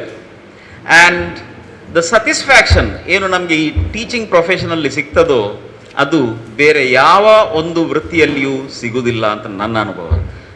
I am an accidental teacher. ನನಗೇನು ಟೀಚರ್ ಆಗುವಂಥ ಗುರಿ ನಾನು ವಿದ್ಯಾರ್ಥಿ ಆಗಿದ್ದಾಗ ಇರಲೇ ಇಲ್ಲ. ಆದರೆ ಈ ವೃತ್ತಿಗೆ ಬಂದ ನಂತರ ಹೋಗಲೂ ಆಗ್ತಾ ಇಲ್ಲ. ಅನೇಕ ಸನ್ನಿವೇಶಗಳು ಕಾರ್ಪೊರೇಟ್ ವರ್ಲ್ಡಿಂದ ಆಫರ್ಸ್ ಬಂದಾಗಲೂ ಕೂಡ ಒಮ್ಮೆ ಅನಿಸ್ತಾ ಇದೆ ಒಳ್ಳೆ ಸಂಬಳ ಕಾರ್ಪೊರೇಟಲ್ಲಿ ಸಿಗ್ತದೆ, ಬಿಟ್ಟು ಹೋಗುವ ಅಂತ. ಆದರೆ ಈ ಒಂದು ಸಮುದಾಯಕ್ಕೆ ನಾವು ಏನನ್ನು ಕೊಡ್ತೇವೋ ಅದು ನಮಗೆ ಅಲ್ಲಿ ಕೊಡಲು ಸಾಧ್ಯ ಇಲ್ಲ. ಈ ವಿದ್ಯಾರ್ಥಿಗಳೊಂದಿಗೆ ನಾವು ಸಮಯ ಕಳೆಯುವಾಗ ನಾವು ಕೂಡ ನಮ್ಮ ಕ್ರೊನಾಲಜಿಕಲ್ ಏಜ್ ಏನು ಜಾಸ್ತಿ ಆಗ್ತಾ ಉಂಟು, ಮೆಂಟಲ್ ಏಜ್ ನಾವು ವಿದ್ಯಾರ್ಥಿಗಳದೇ ಆಗಿರ್ತದೆ. Because teachers R life long students. ಯಾವಾಗ ನಾವು ಸ್ಟೂಡೆಂಟ್ ಮೆಂಟಾಲಿಟಿಯಿಂದ ಹೊರಗೆ ಬರ್ತೇವೋ ಅಂದು ನಮ್ಮ ಶಿಕ್ಷಕ ವೃತ್ತಿ ಮುಗಿತದೆ. Whether we are active or whether we are retired, a teacher once designated will always remain as a teacher. Albert Einstein ಹೇಳ್ತಾರೆ, the value of college education is not the learning of many facts but the training of the mind to think. ನಾವು ಇದನ್ನು ನಾವು ಮಾಡ್ತಾ ಇದ್ದೇವೋ, ನಾವು ನಮಗೆ ಒಂದು ಪ್ರಶ್ನೆ ಕೊಡಬೇಕು. ನಮಗೆ ಪುಸ್ತಕ ಇದೆ, ಗೌರ್ಮೆಂಟ್ ಪ್ರಿಸ್ಕ್ರೈಬ್ಡ್ ಟೆಕ್ಸ್ಟ್ ಬುಕ್ಸ್ ಇದೆ, ಯೂನಿವರ್ಸಿಟಿ ಪ್ರಿಸ್ಕ್ರೈಬ್ಡ್ ಟೆಕ್ಸ್ಟ್ ಬುಕ್ಸ್ ಇದೆ, ರೆಫರೆನ್ಸ್ ಬುಕ್ಸ್ ಇದೆ, ಎಲ್ಲವೂ ಇದೆ. ಬಟ್ ಇದು ಎಲ್ಲಕ್ಕಿಂತಲೂ ಮಿಗಿಲಾಗಿ ಒಂದು ವಿದ್ಯಾರ್ಥಿ ಅವನೊಂದು ಸ್ವಂತ ಕಾಲಲ್ಲಿ ನಿಂತುಕೊಂಡು ಈ ಲೋಕದ ಸಮಸ್ಯೆಗಳನ್ನು ಮೈಗೂಡಿಸಿಕೊಂಡು ಒಂದು ಮುಂದೆ ಹೋಗಲು ನಮ್ಮ ವಿದ್ಯಾಭ್ಯಾಸ ನಾವೇನು ಕೊಡ್ತೇವೋ ಇದು ಸಾಧ್ಯವಾಗ್ತದ ಅಂತ ನಾವು ಒಂದು ಆಲೋಚನೆ ಮಾಡುವ ಸನ್ನಿವೇಶ ಇವತ್ತು. The primary motto of education is not to make students to score full marks. No, not to make them bookworms. Allah. The primary motto of education is to make our students fearless and to overcome and to make them confident to overcome the challenges. ಏನು ನಮಗೆ challenges ಬರ್ತದೋ ಅದನ್ನು ಹೇಗೆ ನಾವು ಅದರಿಂದ ಹೊರಗೆ ಬರಬೇಕು ಅಂತ ಒಂದು ವಿದ್ಯಾರ್ಥಿ ಇವತ್ತು ಮಾಡಿದರೆ ಆಗ ಮಾತ್ರ ನಮಗೆ ಒಂದು ಸ್ಯಾಟಿಸ್ಫೈಡ್ ಲೈಫ್ ಅಂತ ಇರ್ತದೆ ಈ ಟೀಚಿಂಗ್ ಪ್ರೊಫೆಷನಲ್ಲಿ. ಇದೆಲ್ಲ ಒಂದು ಭಾಗ. ಬಟ್ ಇದು ಎಲ್ಲದನ್ನು ಇಟ್ಟುಕೊಂಡು ನಾವು ಈ ವೃತ್ತಿಯನ್ನು ಒಂದು ಪ್ರವೃತ್ತಿಗೆ ಕೊಂಡೋಗ್ಬೇಕು. ಯಾವಾಗ ಈ ಟೀಚಿಂಗ್ ವೃತ್ತಿ ಒಂದು ಪ್ರವೃತ್ತಿಗೆ ಹೋಗ್ತದೋ that is the real satisfaction of a teacher. So ಯಾವಾಗ ಹೋಗ್ತದೆ ಈ ವೃತ್ತಿಯಿಂದ ಪ್ರವೃತ್ತಿಗೆ? ನಾವು ಮಾಡುವ ಕೆಲಸವನ್ನು ನಾವು ಖುಷಿ ಪಡುವುದಾದರೆ, ನಾವು ಮಾಡುವ ಕೆಲಸದಿಂದ ನಮ್ಮ ವಿದ್ಯಾರ್ಥಿಗಳು ಖುಷಿ ಪಡುವುದಾದರೆ, ನಾವು ಮಾಡುವ ಕೆಲಸದಿಂದ ಈ ಸಮಾಜ ಖುಷಿ ಪಡುವುದಾದರೆ ದಟ್ ಈಸ್ ಚೇಂಜಿಂಗ್ ಫ್ರಮ್ ವೃತ್ತಿ ಟು ಪ್ರವೃತ್ತಿ. ಇದೊಂದು ಪ್ಯಾಷನ್ ಆಗಬೇಕು ವಿನ ನಮಗೆ ಸಂಬಳಕ್ಕೆ ಮಾತ್ರ ನಾವು ಮಾಡುವಂಥ ಒಂದು ಪ್ರವೃತ್ತಿ ಶಿಕ್ಷಣ ಪ್ರವೃತ್ತಿ ಅಂತೂ ಖಂಡಿತ ಅಲ್ಲ. ಸೊ ಈಗಿನ ಸನ್ನಿವೇಶದಲ್ಲಿ ಈಗೆಲ್ಲ ನೋಡಿ ವಿದ್ಯಾರ್ಥಿಗಳು ನಾವು ಏನು ಹೇಳ್ತೇವೋ they are all digital natives. ನಾವು ಡಿಜಿಟಲ್ ಮೈಗ್ರೆಂಟ್ಸ್. ನಾವು ಹುಟ್ಟುವಾಗ ಈ ಮೊಬೈಲ್ ಫೋನ್ ಇರಲಿಲ್ಲ, ಕಂಪ್ಯೂಟರ್ಸ್ ಇರಲಿಲ್ಲ, ಯಾವುದೂ ಇರಲಿಲ್ಲ. ಬಟ್ ನಾವು ಇವತ್ತು ಒಂದು ದೊಡ್ಡ ಸಮಸ್ಯೆ, ಪೇರೆಂಟ್ಸ್ ಟೀಚರ್ಸ್ ಎಲ್ಲರೂ ಈಸ್ ವಿತ್ ದಿಸ್ ಸ್ಕ್ರೀನ್. ಇವತ್ತು ಎಲ್ಲಿವರೆಗೆ ಅಂತ ಹೇಳಿದರೆ ನಿಮ್ಯಾನ್ಸಲ್ಲಿ ಮೊಬೈಲ್ ಡಿ ಅಡಿಕ್ಷನ್ ಸೆಂಟರ್ ಪ್ರಾರಂಭಿಸಿದ್ದಾರೆ. ನಾವು drug D addiction centre, alcohol D addiction centre ಎಲ್ಲ ಹಳೆದಾಯ್ತು ಈಗ. ಸೊ ನಿಮ್ಯಾನ್ಸಲ್ಲಿ ಇದೆ ಬೆಂಗಳೂರಲ್ಲಿ, one of the most NIMHANS ಅಂತ ನೀವೆಲ್ಲ ಕೇಳಿರ್ಬೋದು. ಅಲ್ಲಿ ಇಂಥ ಒಂದು ಮೊಬೈಲ್ ಡಿ ಅಡಿಕ್ಷನ್ ಸೆಂಟರ್ ಒಂದು ಮಾಡೋದಾದರೆ ಎಲ್ಲಿವರೆಗೆ ಹೋಗಿದೆ ಅಂತ ನಾವು ತುಂಬ ಆಲೋಚನೆ ಮಾಡುವ ಒಂದು ಸನ್ನಿವೇಶ. ಇನ್ನೊಂದು major challenges is the drug. ಅದು ಪ್ರೈಮರಿಯಿಂದಲೇ ಈಗ ಸ್ಟಾರ್ಟ್ ಆಗಿದೆ. ಸಿಗರೆಟಿಂದ ಸ್ಟಾರ್ಟ್ ಆಗ್ತದೆ, ಮತ್ತೆ ನೆಕ್ಸ್ಟ್ ಲೆವೆಲ್ಗೆ ಹೋಗಿ ಹೋಗಿ ಹೋಗಿ ಎಲ್ಲಿ ಆಗ್ತದಂತ ಈಗ ನಮ್ಗೆ ಗೊತ್ತಿದೆ. ಈ ಡ್ರಗ್ ಅಡಿಕ್ಷನ್ ಹೇಗೆ ಆಯಿತು, ಸಿಗರೆಟ್ ಅಡಿಕ್ಷನ್ ಅಥವಾ ಬೀಡಿ ಅಡಿಕ್ಷನ್ ಹೇಗೆ ಆಯಿತು? ಒಂದು 3 ಫ್ರೆಂಡ್ಸ್ ಒಟ್ಟಾಗಿ ಹೋಗ್ತಾರೆ. ಅದರಲ್ಲಿ ಇಬ್ಬರು ಆಲ್ರೆಡಿ ಒಂದು ಸಿಗರೆಟ್ ಅಥವಾ ಡ್ರಗ್ ಅಡಿಕ್ಷನ್ ಆಗಿದ್ದಾರೆ. ಈ ಇಬ್ಬರು ಸಿಗರೆಟ್ ಎಳೆಯುವಾಗ ಅವರು ಅವ ಇದುವರೆಗೆ ಸಿಗರೆಟ್ ಟೇಸ್ಟೇ ಮಾಡಲಿಲ್ಲ, ಅವನಿಗೊಂದು ಸಿಗರೆಟ್ ಕೊಡ್ತಾರೆ. ಅವು ಬೇಡ ಹೇಳಿದ, ಆದರೂ ಇವರು ಒತ್ತಾಯ ಮಾಡಿದರು. ಇದಕ್ಕೆ ನಾವು ಪಿಯರ್ ಪ್ರೆಷರ್ ಅಂತ ಹೇಳ್ತೇವೆ. ಅವ ಸ್ಟಾರ್ಟ್ ಮಾಡಿದ ಸಿಗರೆಟ್ ಸ್ಮೋಕ್ ಮಾಡಲಿಕ್ಕೆ. ಎಲ್ರಿಗೂ ಗೊತ್ತು, ಮಾಡಿದವ್ರಿಗೆ ಗೊತ್ತಿದೆ, ಫಸ್ಟ್ ಟೈಮ್ ಒಮ್ಮೆ ಸ್ಮೋಕ್ ಮಾಡುವಾಗ ತುಂಬ ಕಹಿ, ಅವನಿಗೆ ಒಂದು ಕಫ ಇದಾಗ್ತದೆ, ಒಂಥರ ಒಂದು ಅನ್ಕಂಫರ್ಟೇಬಲ್ ಆಗಿ ಫೀಲ್ ಆಗ್ತದೆ. ಆಗ ಇವ್ರು ಕೇಳ್ತಾರೆ ಅವನ ಹತ್ರ, ಹೌ ಇಸ್ ಇಟ್ ಅಂತ. ಅವ ಹೇಳ್ತಾನೆ, ಸತ್ಯ ಹೇಳುದಿಲ್ಲ ಅವ ಏನು ಹೇಳ್ತಾನೆ, ಈ ಫ್ರೆಂಡ್ಸ್ ತುಂಬಾ ಕ್ಲೋಸ್ ಫ್ರೆಂಡ್ಸ್ ಅಲ್ವಾ, ಅವರನ್ನೊಂದು ಸಂತೋಷ ಪಡಿಸ್ಲಿಕ್ಕೆ ಫ್ಯಾಂಟಾಸ್ಟಿಕ್ ಅಂತ ಹೇಳ್ತಾನೆ. ಎಷ್ಟು ಕಹಿ ಇದ್ರೂ ಭಾರಿ ಒಳ್ಳೆದಿದೆ ಅಂತ ಹೇಳ್ತಾನೆ. ಆಗ ನಮ್ಮ ಮನಸ್ಸು ಹೇಳ್ತದೆ ಹೌದು ಅಂತ. ನಮ್ಮ ಮನಸ್ಸಿಗೆ ಹೌದು ಅಂತ ಹೇಳಲಿಕ್ಕೆ ಬಿಟ್ಟರೆ ಬೇರೆ ಏನೂ ಗೊತ್ತಿಲ್ಲ. ಇನ್ನೂ ಟ್ರೈ ಮಾಡು ಅಂತ ಹೇಳ್ತಾನೆ, ಇನ್ನೊಮ್ಮೆ ಮಾಡ್ತಾನೆ. ಈಗ ಹೌದು ಅಂತ ಹೇಳಿದಾಗ ಅಲ್ಲಿರುವ ಟೇಸ್ಟ್ ಬಡ್ಸ್ ಸ್ವಲ್ಪ ಇಗ್ನೈಟ್ ಆಗಿರ್ತದೆ, ಇನ್ನು ಅವನಿಗೆ ಸ್ವಲ್ಪ ಟೇಸ್ಟಿ ಅಂತ ಅನಿಸ್ತದೆ. So this is how the drug the smoking habit is being developed. ಒಮ್ಮೆ ಹೋದ್ರೆ ಅಷ್ಟು ಸುಲಭದಲ್ಲಿ ಹೊರಗೆ ಬರಲಿಕ್ಕೆ ಆಗೋದಿಲ್ಲ. ಎಷ್ಟು ಡಿ ಅಡಿಕ್ಷನ್ ಸೆಂಟರ್ ಕೊಂಡೋದ್ರೂ ultimately what we want is the will power. ಈ ಒಂದು ಸ್ಟ್ರಾಂಗ್ ವಿಲ್ ಪವರ್ ಇದ್ರೆ ಮಾತ್ರ ಇದರಿಂದ ಹೊರಗೆ ಬರಲು ನಮಗೆ ಸಾಧ್ಯವಾಗ್ತಾ ಇದೆ. ಒಂದು ಚಿಕ್ಕ ಕತೆ ಹೇಳ್ತೇನೆ ನಾನು. ನಾವು ಮಾಡುವ ಎಜುಕೇಶನ್, ನಾವು ಕೊಡುವ ಎಜುಕೇಶನ್ ಅಥವಾ ನಾವು ಬೋಧಿಸುವ ಎಜುಕೇಶನ್, ಅದು ವಿದ್ಯಾರ್ಥಿಗಳಿಗೆ ಅದರ ರಿಯಲ್ ಮೀನಿಂಗ್ ಅರ್ಥ ಆಗಲಿಲ್ಲದಿದ್ರೆ ಅದು ಹೇಗೆ ಮಿಸ್ಯೂಸ್ ಆಗ್ತದೆ ಅಂತ ನಾವು ಒಂದು ಉದಾಹರಣೆಗಾಗಿ ಈಗ ಹೇಳ್ತಾ ಇದ್ದೇನೆ. ಒನ್ ಸ್ಟ್ರೇಂಜರ್, ಯಾರೋ ಒಂದು ಪರಿಚಯ ಇಲ್ಲದವ ಒಂದು ಕಾಡಿನೊಳಗೆ ಹೋಗ್ತಾನೆ. ಕಾಡಂತ ಹೇಳಿದ್ರೆ ಒಂದು ದಟ್ಟ ಕಾಡೇನಲ್ಲ, ಅಲ್ಲಿದ್ದ ಜನ ಸಂಚರಿಸುವ ಒಂದು ಚಿಕ್ಕ ಕಾಡದು. ಅಲ್ಲಿ ಹೋಗುವಾಗ ಅವನು ನೋಡ್ತಾನೆ, ಒಂದು ಕಡೆ ಒಂದು ಹುಡುಗ, ಒಂದು ವ್ಯಕ್ತಿ ಒಂದು ಹೊಂಡ ತೆಗಿತಾ ಇರ್ತಾನೆ. ಅವನ ಹಿಂದೆ ಇನ್ನೊಬ್ಬ ಇರ್ತಾನೆ. ಅವ ಏನು ಮಾಡ್ತಾನೆ, ಅವ ಅದನ್ನು ಮುಚ್ಚುತ್ತಾ ಬರ್ತಾನೆ. ಆಗ ಈ ಅಲ್ಲಿ ನಡ್ಕೊಂಡು ಹೋಗುವ ಈ ಒಂದನೇ ವ್ಯಕ್ತಿ ಹತ್ರ ಕೇಳ್ತಾನೆ, ನೀನು ಯಾಕೆ ಮಾಡ್ತಾ ಇದ್ದಿ ಅಂತ. ಅವ ಹೇಳಿದ, ಒಂದು ಹೊಂಡ ತೆಗೆದ್ರೆ ನನಗೆ 10 ರೂಪಾಯಿ ಸಿಗ್ತದೆ. ಇನ್ನೊಬ್ಬನ ಹತ್ರ ಕೇಳಿದ, ನೀನು ಯಾಕೆ ಅದನ್ನು ಮುಚ್ತಾ ಇದ್ದಿ ಅಂತ. ಆಗ ಹೇಳ್ತಾನೆ, ಒಂದು ಹೊಂಡ ಮುಚ್ಚಿದ್ರೆ ನನಗೆ 10 ರೂಪಾಯಿ ಸಿಗ್ತದೆ. ನಿಮಗೆ ಈ 10 ರೂಪಾಯಿ ಕೊಡುವವರು ಯಾರು ಅಂತ ಕೇಳಿದ. ಅಲ್ಲಿ ನಮ್ಮ ದನಿ ಇದ್ದಾರೆ ಅಲ್ಲಿ ಅಂತ. ಇವ ಆ ದನಿ ಅವರನ್ನು ಹುಡುಕಿಕೊಂಡು ಹೋದ. ಅವ್ರ ಹತ್ರ ಇವಾಗ ಕೇಳಿದ, ನೀವು ಏನೋ ಇಬ್ಬರನ್ನಲ್ಲಿ ಕೆಲಸಕ್ಕೆ ಇಟ್ಟಿದ್ದೀರಿ ಅಂತ ನನ್ಗೆ ಗೊತ್ತಾಯ್ತು, ಅದರಲ್ಲಿ ಒಬ್ಬ ಹೊಂಡ ತೆಗಿತಾ ಇದ್ದಾನೆ, ಇನ್ನೊಬ್ಬ ಮುಚ್ತಾ ಇದ್ದಾನೆ, ಇದು ಯಾಕಾಗಿ ನೀವು ಈ 10 ರೂಪಾಯಿ ಕೊಡ್ತೀರಂತ ನನಗೆ ಅರ್ಥವಾಗ್ತಾ ಇಲ್ಲ ಅಂತ. ಆಗ ಅವರು ಹೇಳ್ತಾರೆ, ಆ ಸಾಹುಕಾರರು, ನಾನು ಇಬ್ಬರನ್ನಲ್ಲ, ನಾನು 3ರನ್ನೇ ಅಪಾಯಿಂಟ್ ಮಾಡಿದ್ದೆ. ಹಾಗೆ ಹೇಳಿದ, ಅಲ್ಲಿ 3ನೇವ ಇಲ್ಲ, ಇಬ್ಬರು ಇರೋದು. ಹೌದಾ, ಅವು ಬರಲಿಲ್ವಾ? ಆಗ ಅವ್ರು ಹೇಳ್ತಾರೆ, ನಾನು 3ರನ್ನೇ ಅಪಾಯಿಂಟ್ ಮಾಡಿದ್ದು ಯಾಕೆ ಅಂತ ಹೇಳಿದರೆ, 1ನೇವ ಹೊಂಡ ತೆಗಿಲಿಕ್ಕೆ, 2ನೇವ ಒಂದು ಗಿಡ ನಡಲಿಕ್ಕೆ, 3ನೇವ ಆ ಮಣ್ಣನ್ನು ಹಿಂದೆ ಹೊಂಡ ಮುಚ್ಚಲಿಕ್ಕೆ. ಆ ದಿವಸ ಏನಾಯಿತು, 2ನೇವ ಬರಲಿಲ್ಲ, ಗೈರು ಹಾಜರು, ಆಬ್ಸೆಂಟ್. ಇವರೆಲ್ಲ ಅವರವರ ಕೆಲಸ ಮಾತ್ರ ಮಾಡಿದಲ್ಲದೆ ಇನ್ನೊಬ್ಬರ ಕೆಲಸ ಏನಂತ, ಯಾವ ಪರ್ಪಸ್ಸಿಗಾಗಿ ಮಾಡ್ತಾ ಇದ್ದೇವೆ ಅಂತ ನಾವು ಇವತ್ತು ಆಲೋಚನೆ ಮಾಡೋದಿಲ್ಲ. ನಮ್ಮ ವಿದ್ಯಾರ್ಥಿಗಳು ಕೂಡ ಹೀಗೆ ಮಾಡ್ತಾರೆ. ಕಾಮನ್ ಸೆನ್ಸ್ ಅನ್ನು ನಾವು ಯಾವ ಯೂನಿವರ್ಸಿಟಿ, ಯಾವ ಸ್ಕೂಲಲ್ಲಿ ಕಲಿಸಲಿಕ್ಕೆ ಸಾಧ್ಯ ಇಲ್ಲ. ಕಾಮನ್ ಸೆನ್ಸ್ ಅದರಾಗಿ ಬರುವಂಥದ್ದು. ನಾವು ನೋಡಿ ಕಲಿಬಹುದು, ನಾವು ಕೇಳಿ ಕಲಿಬಹುದು. ಈ ಕಾಮನ್ ಸೆನ್ಸ್, ಇದು ಕಾಮನ್ ಸೆನ್ಸ್ ಅಂತ ಪ್ರತಿಯೊಂದು ನಮಗೆ ಲಿಸ್ಟ್ ಮಾಡ್ತಾ ಹೋಗ್ಲಿಕ್ಕೆ ಸಾಧ್ಯ ಉಂಟು? ಇವತ್ತು ಅಧ್ಯಾಪಕರೆಲ್ಲರೂ ಇಲ್ಲ ಇದ್ದೀರಿ. ಇದು ನಮ್ಮಿಂದ ಖಂಡಿತ ಸಾಧ್ಯ ಇಲ್ಲ. ಇಲ್ಲದ ಡಿಗ್ರಿ ಇನ್ ಕಾಮನ್ ಸೆನ್ಸ್ ಅಂತ ಹೊಸ ಕೋರ್ಸ್ ಏನು ಯೂನಿವರ್ಸಿಟಿಯಲ್ಲಿ ಪ್ರಾರಂಭ ಮಾಡಬೇಕಾದ ಒಂದು ಪರಿಸ್ಥಿತಿ ಇವತ್ತು. ಕಾಮನ್ ಸೆನ್ಸ್ ಮಾತ್ರ. ನೀವೆಲ್ಲರೂ ವ್ಯಾರನ್ ಬಫೆಟ್ ಅನ್ನು ಕೇಳಿರ್ಬೋದು, one of the richest man in this world. ಇವರಿಗೊಂದು ಗೋಲ್ಫ್ ಆಡುವ ಹವ್ಯಾಸ. ಯುನೋ, ಈ ಶ್ರೀಮಂತರಿಗೆಲ್ಲ ಇದೊಂದು ಗೋಲ್ಫ್ ಆಡುವ ಒಂದು ಹವ್ಯಾಸ ಇದೆ. ಗೋಲ್ಫ್ ಕೇಳಿರ್ಬೋದಲ್ಲ. ಇವರಿಗೆ ಫ್ರೆಂಡ್ಸ್ ಎಲ್ಲ ದೊಡ್ಡ ದೊಡ್ಡವರೇ, ಬಿಲ್ ಗೇಟ್ಸ್ ನಂತವರೇ. ಸೊ ಇವರೆಲ್ಲ ಒಂದು ದಿವಸ ಗೋಲ್ಫ್ ಆಡಲು ಹೊರಟರು. ಡೈಲಿ ಹೋಗುವವರು ಒಂದು 5-6 ಜನ ಇರ್ತಾರೆ, ಅವರು ಕ್ಲೋಸ್ ಗ್ರೂಪ್ಸ್. ಅದರಲ್ಲಿ ಒಬ್ಬ ಹೇಳಿದ್ದ, ಏನು ಮಜಾ ಬರ್ತಾ ಇಲ್ಲ, ಏನಾದರೂ ಒಂದು ಕಾಂಪಿಟೇಷನ್ ಥರ ಇಡುವ. ಹಾಗೆ ಅವರವರು ಮಾತಾಡಿ, ಕಾಂಪಿಟೇಷನ್ ಏನಂತ ಹೇಳಿದರೆ, ಒಂದೇ ಹೊಡೆತದಲ್ಲಿ ಈ ಬಾಲ್ ಹೋಗಿ ಆ ಪಿಟ್ಟಲ್ಲಿ ಬೀಳ್ಬೇಕು, ಆ ಹೊಂಡಕ್ಕೆ ಬೀಳ್ಬೇಕು. ಅದಕ್ಕೆ ಪ್ರೈಸ್ ಕೂಡ ಅವರು ಘೋಷಣೆ ಮಾಡಿದ್ರು. ಪ್ರತಿಯೊಬ್ಬರು $50 ಹಾಕಬೇಕು. ಅಷ್ಟು ದೊಡ್ಡ ಶ್ರೀಮಂತರಿಗೆ $50 ಏನಲ್ಲ. ಆದ್ರೂ ಅವ್ರು ಹೇಳಿದ್ರು ಒಂದು ಇರ್ಲಿ ಅಂತ. ಕಲೆಕ್ಷನ್ ಮಾಡಲಿಕ್ಕೆ ಒಬ್ಬ ಅಲ್ಲಿ ಗೋಲ್ಫ್ ಕೆಲಸದವ ಬಂದ.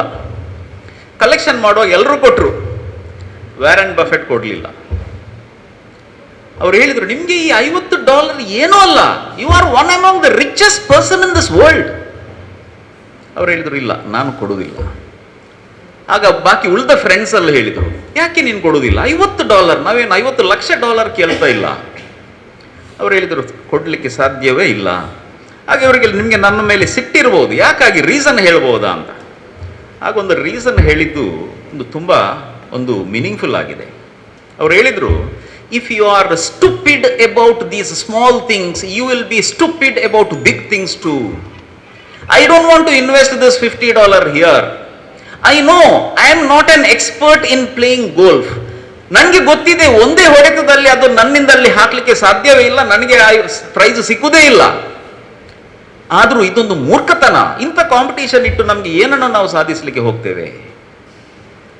ಸೊ ಇದೇ ಕೆಲವೊಮ್ಮೆ ಈ ಸಿಗರೇಟ್ ಅನ್ನು ಫಸ್ಟಿಗೆ ಅದೊಂದು ಮೂರ್ಖತನವೇ. ಅದನ್ನು ಅಲ್ಲಿ ಅವರು ಕಂಟ್ರೋಲ್ ಮಾಡಲಿದ್ರೆ ಅದು ದೊಡ್ಡದಕ್ಕೆ ಹೋಗ್ತದೆ. So if you are stupid about small things, definitely will be stupid about big things too ಅಂತ. ಸೊ ನಾವು ಪ್ರತಿಯೊಂದು ಚಾರಿಟಿ ಕೊಡುವಾಗ ನಾವು ಮುಂದೆ ಹಿಂದೆ ನೋಡ್ತೇವೆ.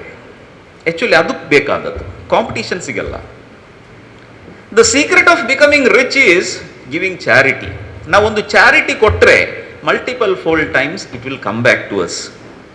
ಮತ್ತೆ ನಾನು ಆಗ ಹೇಳಿದಾಗೆ ಇವತ್ತು ಈ ಸಮಾಜ ಏನಿದೆಯೋ ನಮಗೊಂದು ದೊಡ್ಡ responsibility that we have to have a combined effort to fight against drugs.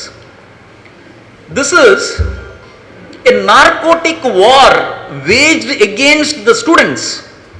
Students ಅನ್ನೇ ಟಾರ್ಗೆಟ್ ಮಾಡಿ ಈ ಡ್ರಗ್ ಪೆಡ್ಲರ್ಸ್ ಇವರಿಗೆ ದುಡ್ಡು ಕೊಡ್ತಾರೆ. ಒಮ್ಮೆ ಅವ ಡ್ರಗ್ ಎಡಿಕ್ಟ್ ಆದ ನಂತರ ಏನಾಗ್ತದೆ, ಅವನಿಗೆ ಅದು ಇಲ್ಲದೆ ಬದುಕಲು ಸಾಧ್ಯವಿಲ್ಲ. ಅವ ತಂದೆ ತಾಯಿಯಿಂದ ಹಣವನ್ನು ಕದೀತಾನೆ, ಅಲ್ಲಿ ಕೊಂಡೋಗಿ ಪುನಃ ಡ್ರಗ್ಸ್ ಸೇವನೆ ಮಾಡ್ತಾನೆ. ಅದು ಸಾಕಾಗ್ಲಿಲ್ಲ, ಹುಚ್ಚರಾಗಿ ಇರ್ತಾನೆ. ಆಗ ಏನ್ ಮಾಡ್ತಾನೆ, ಡ್ರಗ್ ಪೆಡ್ಲರ್ಸ್ಗೆ ಅದೇ ಬೇಕು. ಅವು ಹೇಳ್ತಾನೆ, ನಿನ್ಗೆ ನಾನು ಫ್ರೀ ಆಗಿ ಡ್ರಗ್ ಕೊಡ್ತೇನೆ, ಇಷ್ಟು ದುಡ್ಡು ಕೂಡ ಕೊಡ್ತೇನೆ, ಇದನ್ನು ನೀನು ಇನ್ನೊಂದು ಜಾಗಕ್ಕೆ ಮುಟ್ಟಿಸಬೇಕು. That is how students become drug peddlers. Easiest way for this drug peddlers is to target the students. So ಇದಕ್ಕೆ ನಾವು ಒಂದು ಅರಿವು ಮೂಡಿಸುವ ಕಾರ್ಯಕ್ರಮ ನಾವು ಮಾಡಲೇಬೇಕಾಗ್ತದೆ. ಇಂಡಿಯಾ ನೋಡಿದರೆ ದೇರ್ ಆರ್ 950 ಯೂನಿವರ್ಸಿಟೀಸ್ ಅಪ್ರಾಕ್ಸಿಮೇಟ್ಲಿ, ಸ್ವಲ್ಪ ಆಚೆ ಈಚೆ ಇರ್ಬೋದು, ಆ್ಯಂಡ್ 51,000 ಕಾಲೇಜಸ್ ಇದೆ. 3,20,00,000 ಸ್ಟೂಡೆಂಟ್ಸ್ ಇದ್ದಾರೆ. ಅದರಲ್ಲಿ ಪ್ರತಿ ವರ್ಷ 88 ಲಕ್ಷ ವಿದ್ಯಾರ್ಥಿಗಳು ಗ್ರಾಜ್ಯುಯೇಟ್ ಆಗಿ ಬರ್ತಾರೆ ಬೇರೆ ಬೇರೆ ಸ್ಟ್ರೀಮಲ್ಲಿ.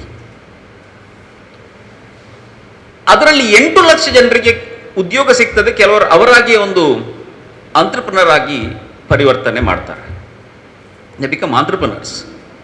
ನಮ್ಗೆ ಈಗ ದೊಡ್ಡ ಕಷ್ಟ ಇರೋದು ಆ ಉಳಿದ 80 ಲಕ್ಷ ಜನರನ್ನು ಏನು ಮಾಡೋದು? ಅದಕ್ಕಾಗಿಯೇ ಕೆಲವು ಕಂಪನಿಗಳು ಇದ್ದಾವೆ, ಅವರನ್ನು ಡೈವರ್ಟ್ ಮಾಡೋದು ಹೇಗೆ ಅಂತ. ಒಂದು ಈ ಡ್ರಗ್ಸ್, ಏನೊಂದು ಫೇಸ್ಬುಕ್ ಅಂತದ್ದು. ಒಮ್ಮೆ ಫೇಸ್ಬುಕ್ ಓಪನ್ ಮಾಡಿದರೆ ಸ್ಟಡಿ ಹೇಳ್ತದೆ 28 to 45 ಮಿನಿಟ್ಸ್ ಅವ ಅದರಲ್ಲಿ ಇರ್ತಾನೆ.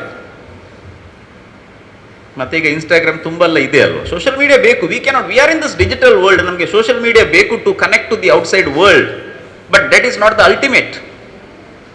ಅದಕ್ಕೆ ನಾವು ಸ್ಕ್ರೀನ್ ಅಡಿಕ್ಷನ್ ಅಂತ ಹೇಳೋದು. ಈ ಫೇಸ್ಬುಕ್ ಅಲ್ಲಿ ಹೈಯೆಸ್ಟ್ ಪೇಯ್ಡ್ ಸ್ಯಾಲರಿ ಯಾರಿಗೆ? HR ಮ್ಯಾನೇಜರ್ಸ್, ಫಿನಾನ್ಸ್ ಮ್ಯಾನೇಜರ್ಸ್ಗೆಲ್ಲ ಹೈಯೆಸ್ಟ್ ಪೇಯ್ಡ್ ಸ್ಯಾಲರಿ ಇರೋದು ಅಟೆನ್ಷನ್ ಮ್ಯಾನೇಜರ್ಸ್ಗೆ. ಅವರ ಕೆಲಸ ಇದು.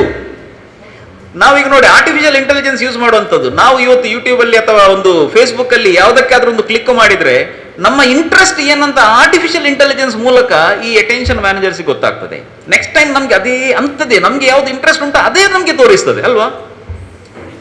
That is the role of this attention managers. They are highly paid. Of course technology ಬೇಕು, ಬಟ್ ಅದಕ್ಕೆ ಒಂದು ಕಡೆ ನಾವು ಲಿಮಿಟ್ ಹಾಕಲಿಲ್ಲದಿದ್ರೆ ನಮಗೆ ಅದು ತುಂಬಾ ಕಷ್ಟ ಆಗ್ತದೆ.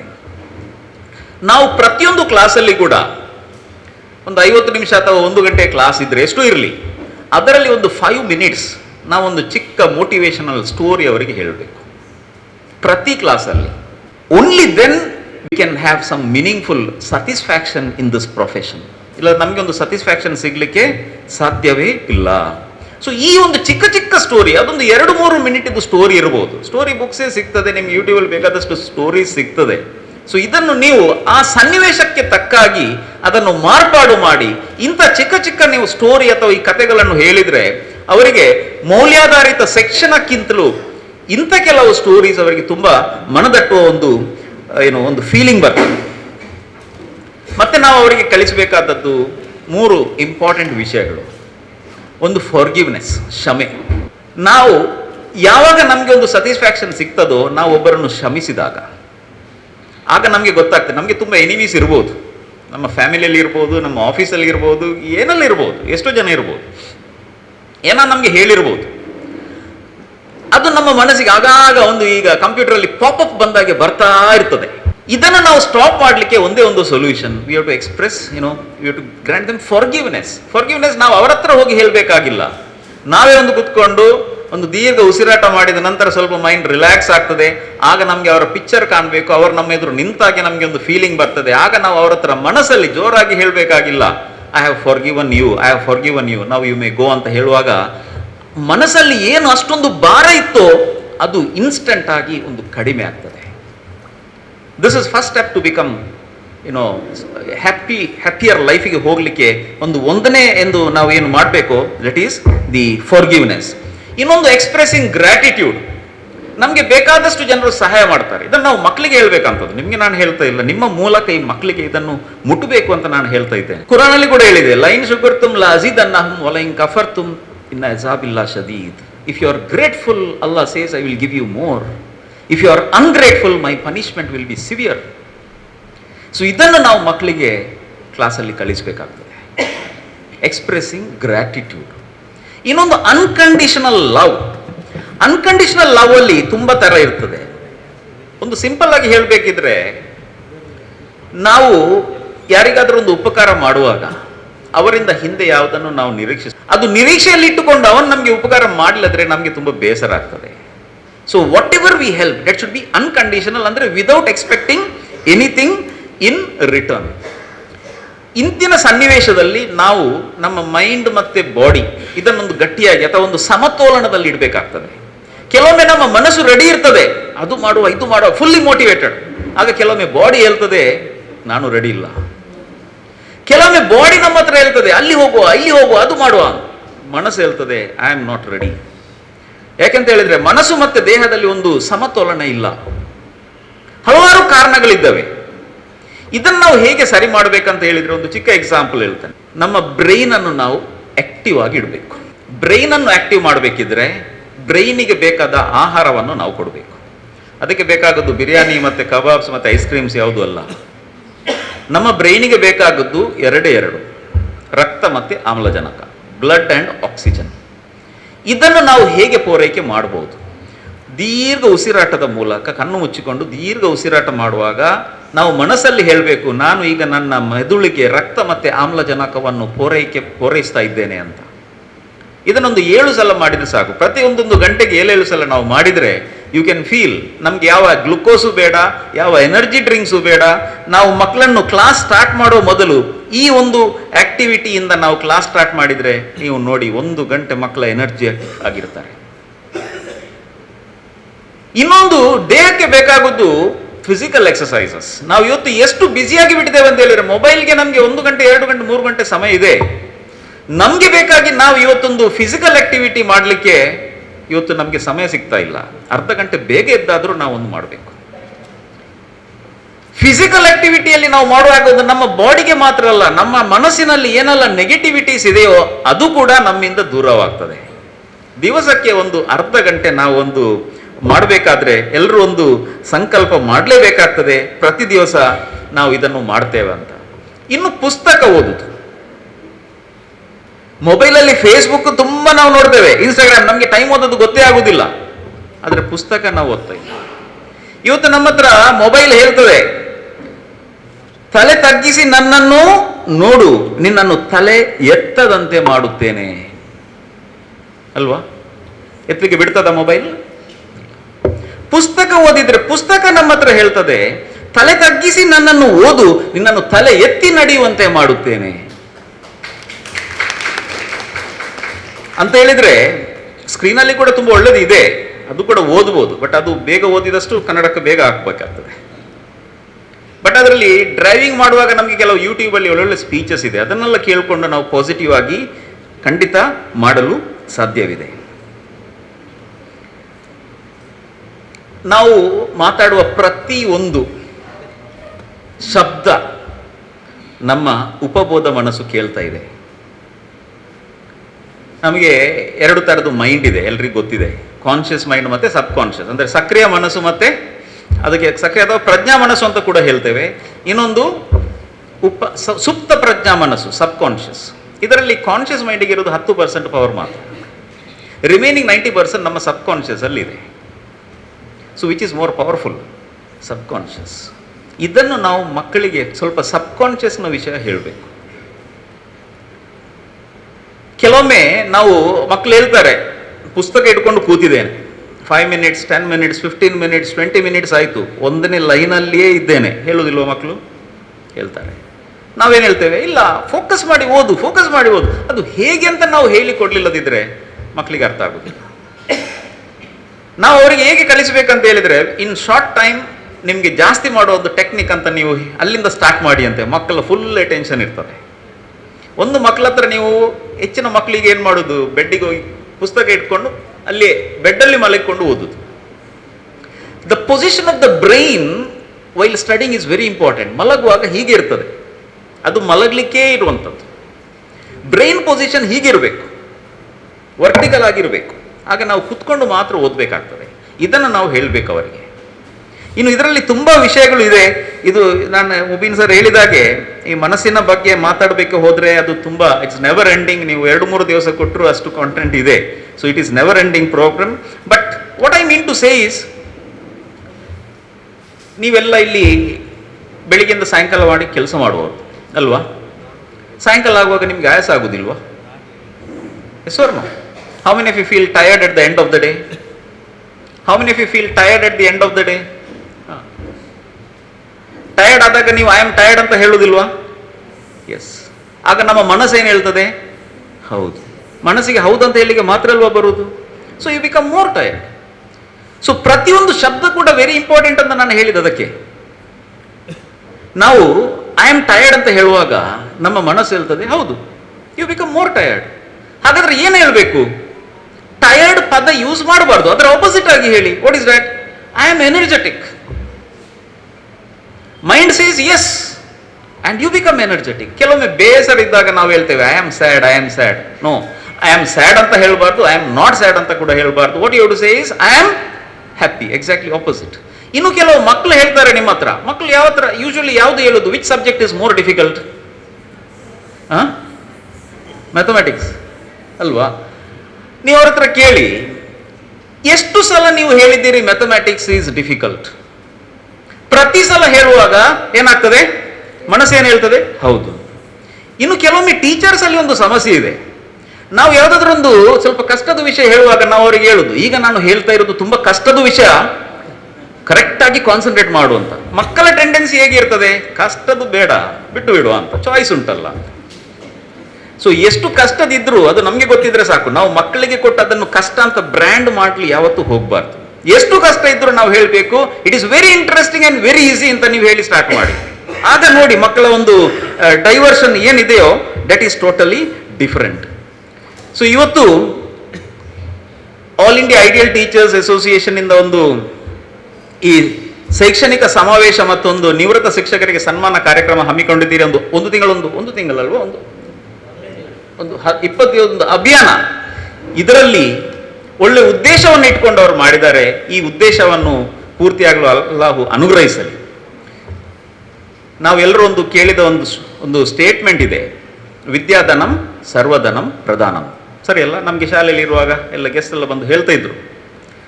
ಬಟ್ ಅದರ ಮೊದಲಿನ 3 ಲೈನ್ಸ್ ಇದೆ, that is very very meaningful. It says ನಾ ಚೋರಹಾರ್ಯಂ, ನಾಚ ರಾಜಹಾರ್ಯಂ, ನಾ ಭಾತೃಭಾಜ್ಯಂ, ನಾಚ ಭಾರಹಾರಿ, ವೇಂ ಕೃತೆ ವರ್ದೇ ದೇವಂ ನಿತ್ಯಂ, ವಿದ್ಯಾಧನಂ ಸರ್ವಧನಂ ಪ್ರಧಾನಂ. So what is the meaning? ನಾ ಚೋರಹಾರ್ಯಂ, ನೋ ಥೀಫ್ ಕ್ಯಾನ್ ಸ್ಟೀಲ್, ಯಾವ ಕಳ್ಳನಿಂದಲೂ ಕದಿಯಲು ಸಾಧ್ಯವಿಲ್ಲ. ನಾಚ ರಾಜಹಾರ್ಯಂ, ಯಾವ ರಾಜನಿಂದಲೂ ನಿಮ್ಮ ನಾಲೆಜ್ ಅನ್ನು ಕದಿಯಲು ಸಾಧ್ಯವಿಲ್ಲ.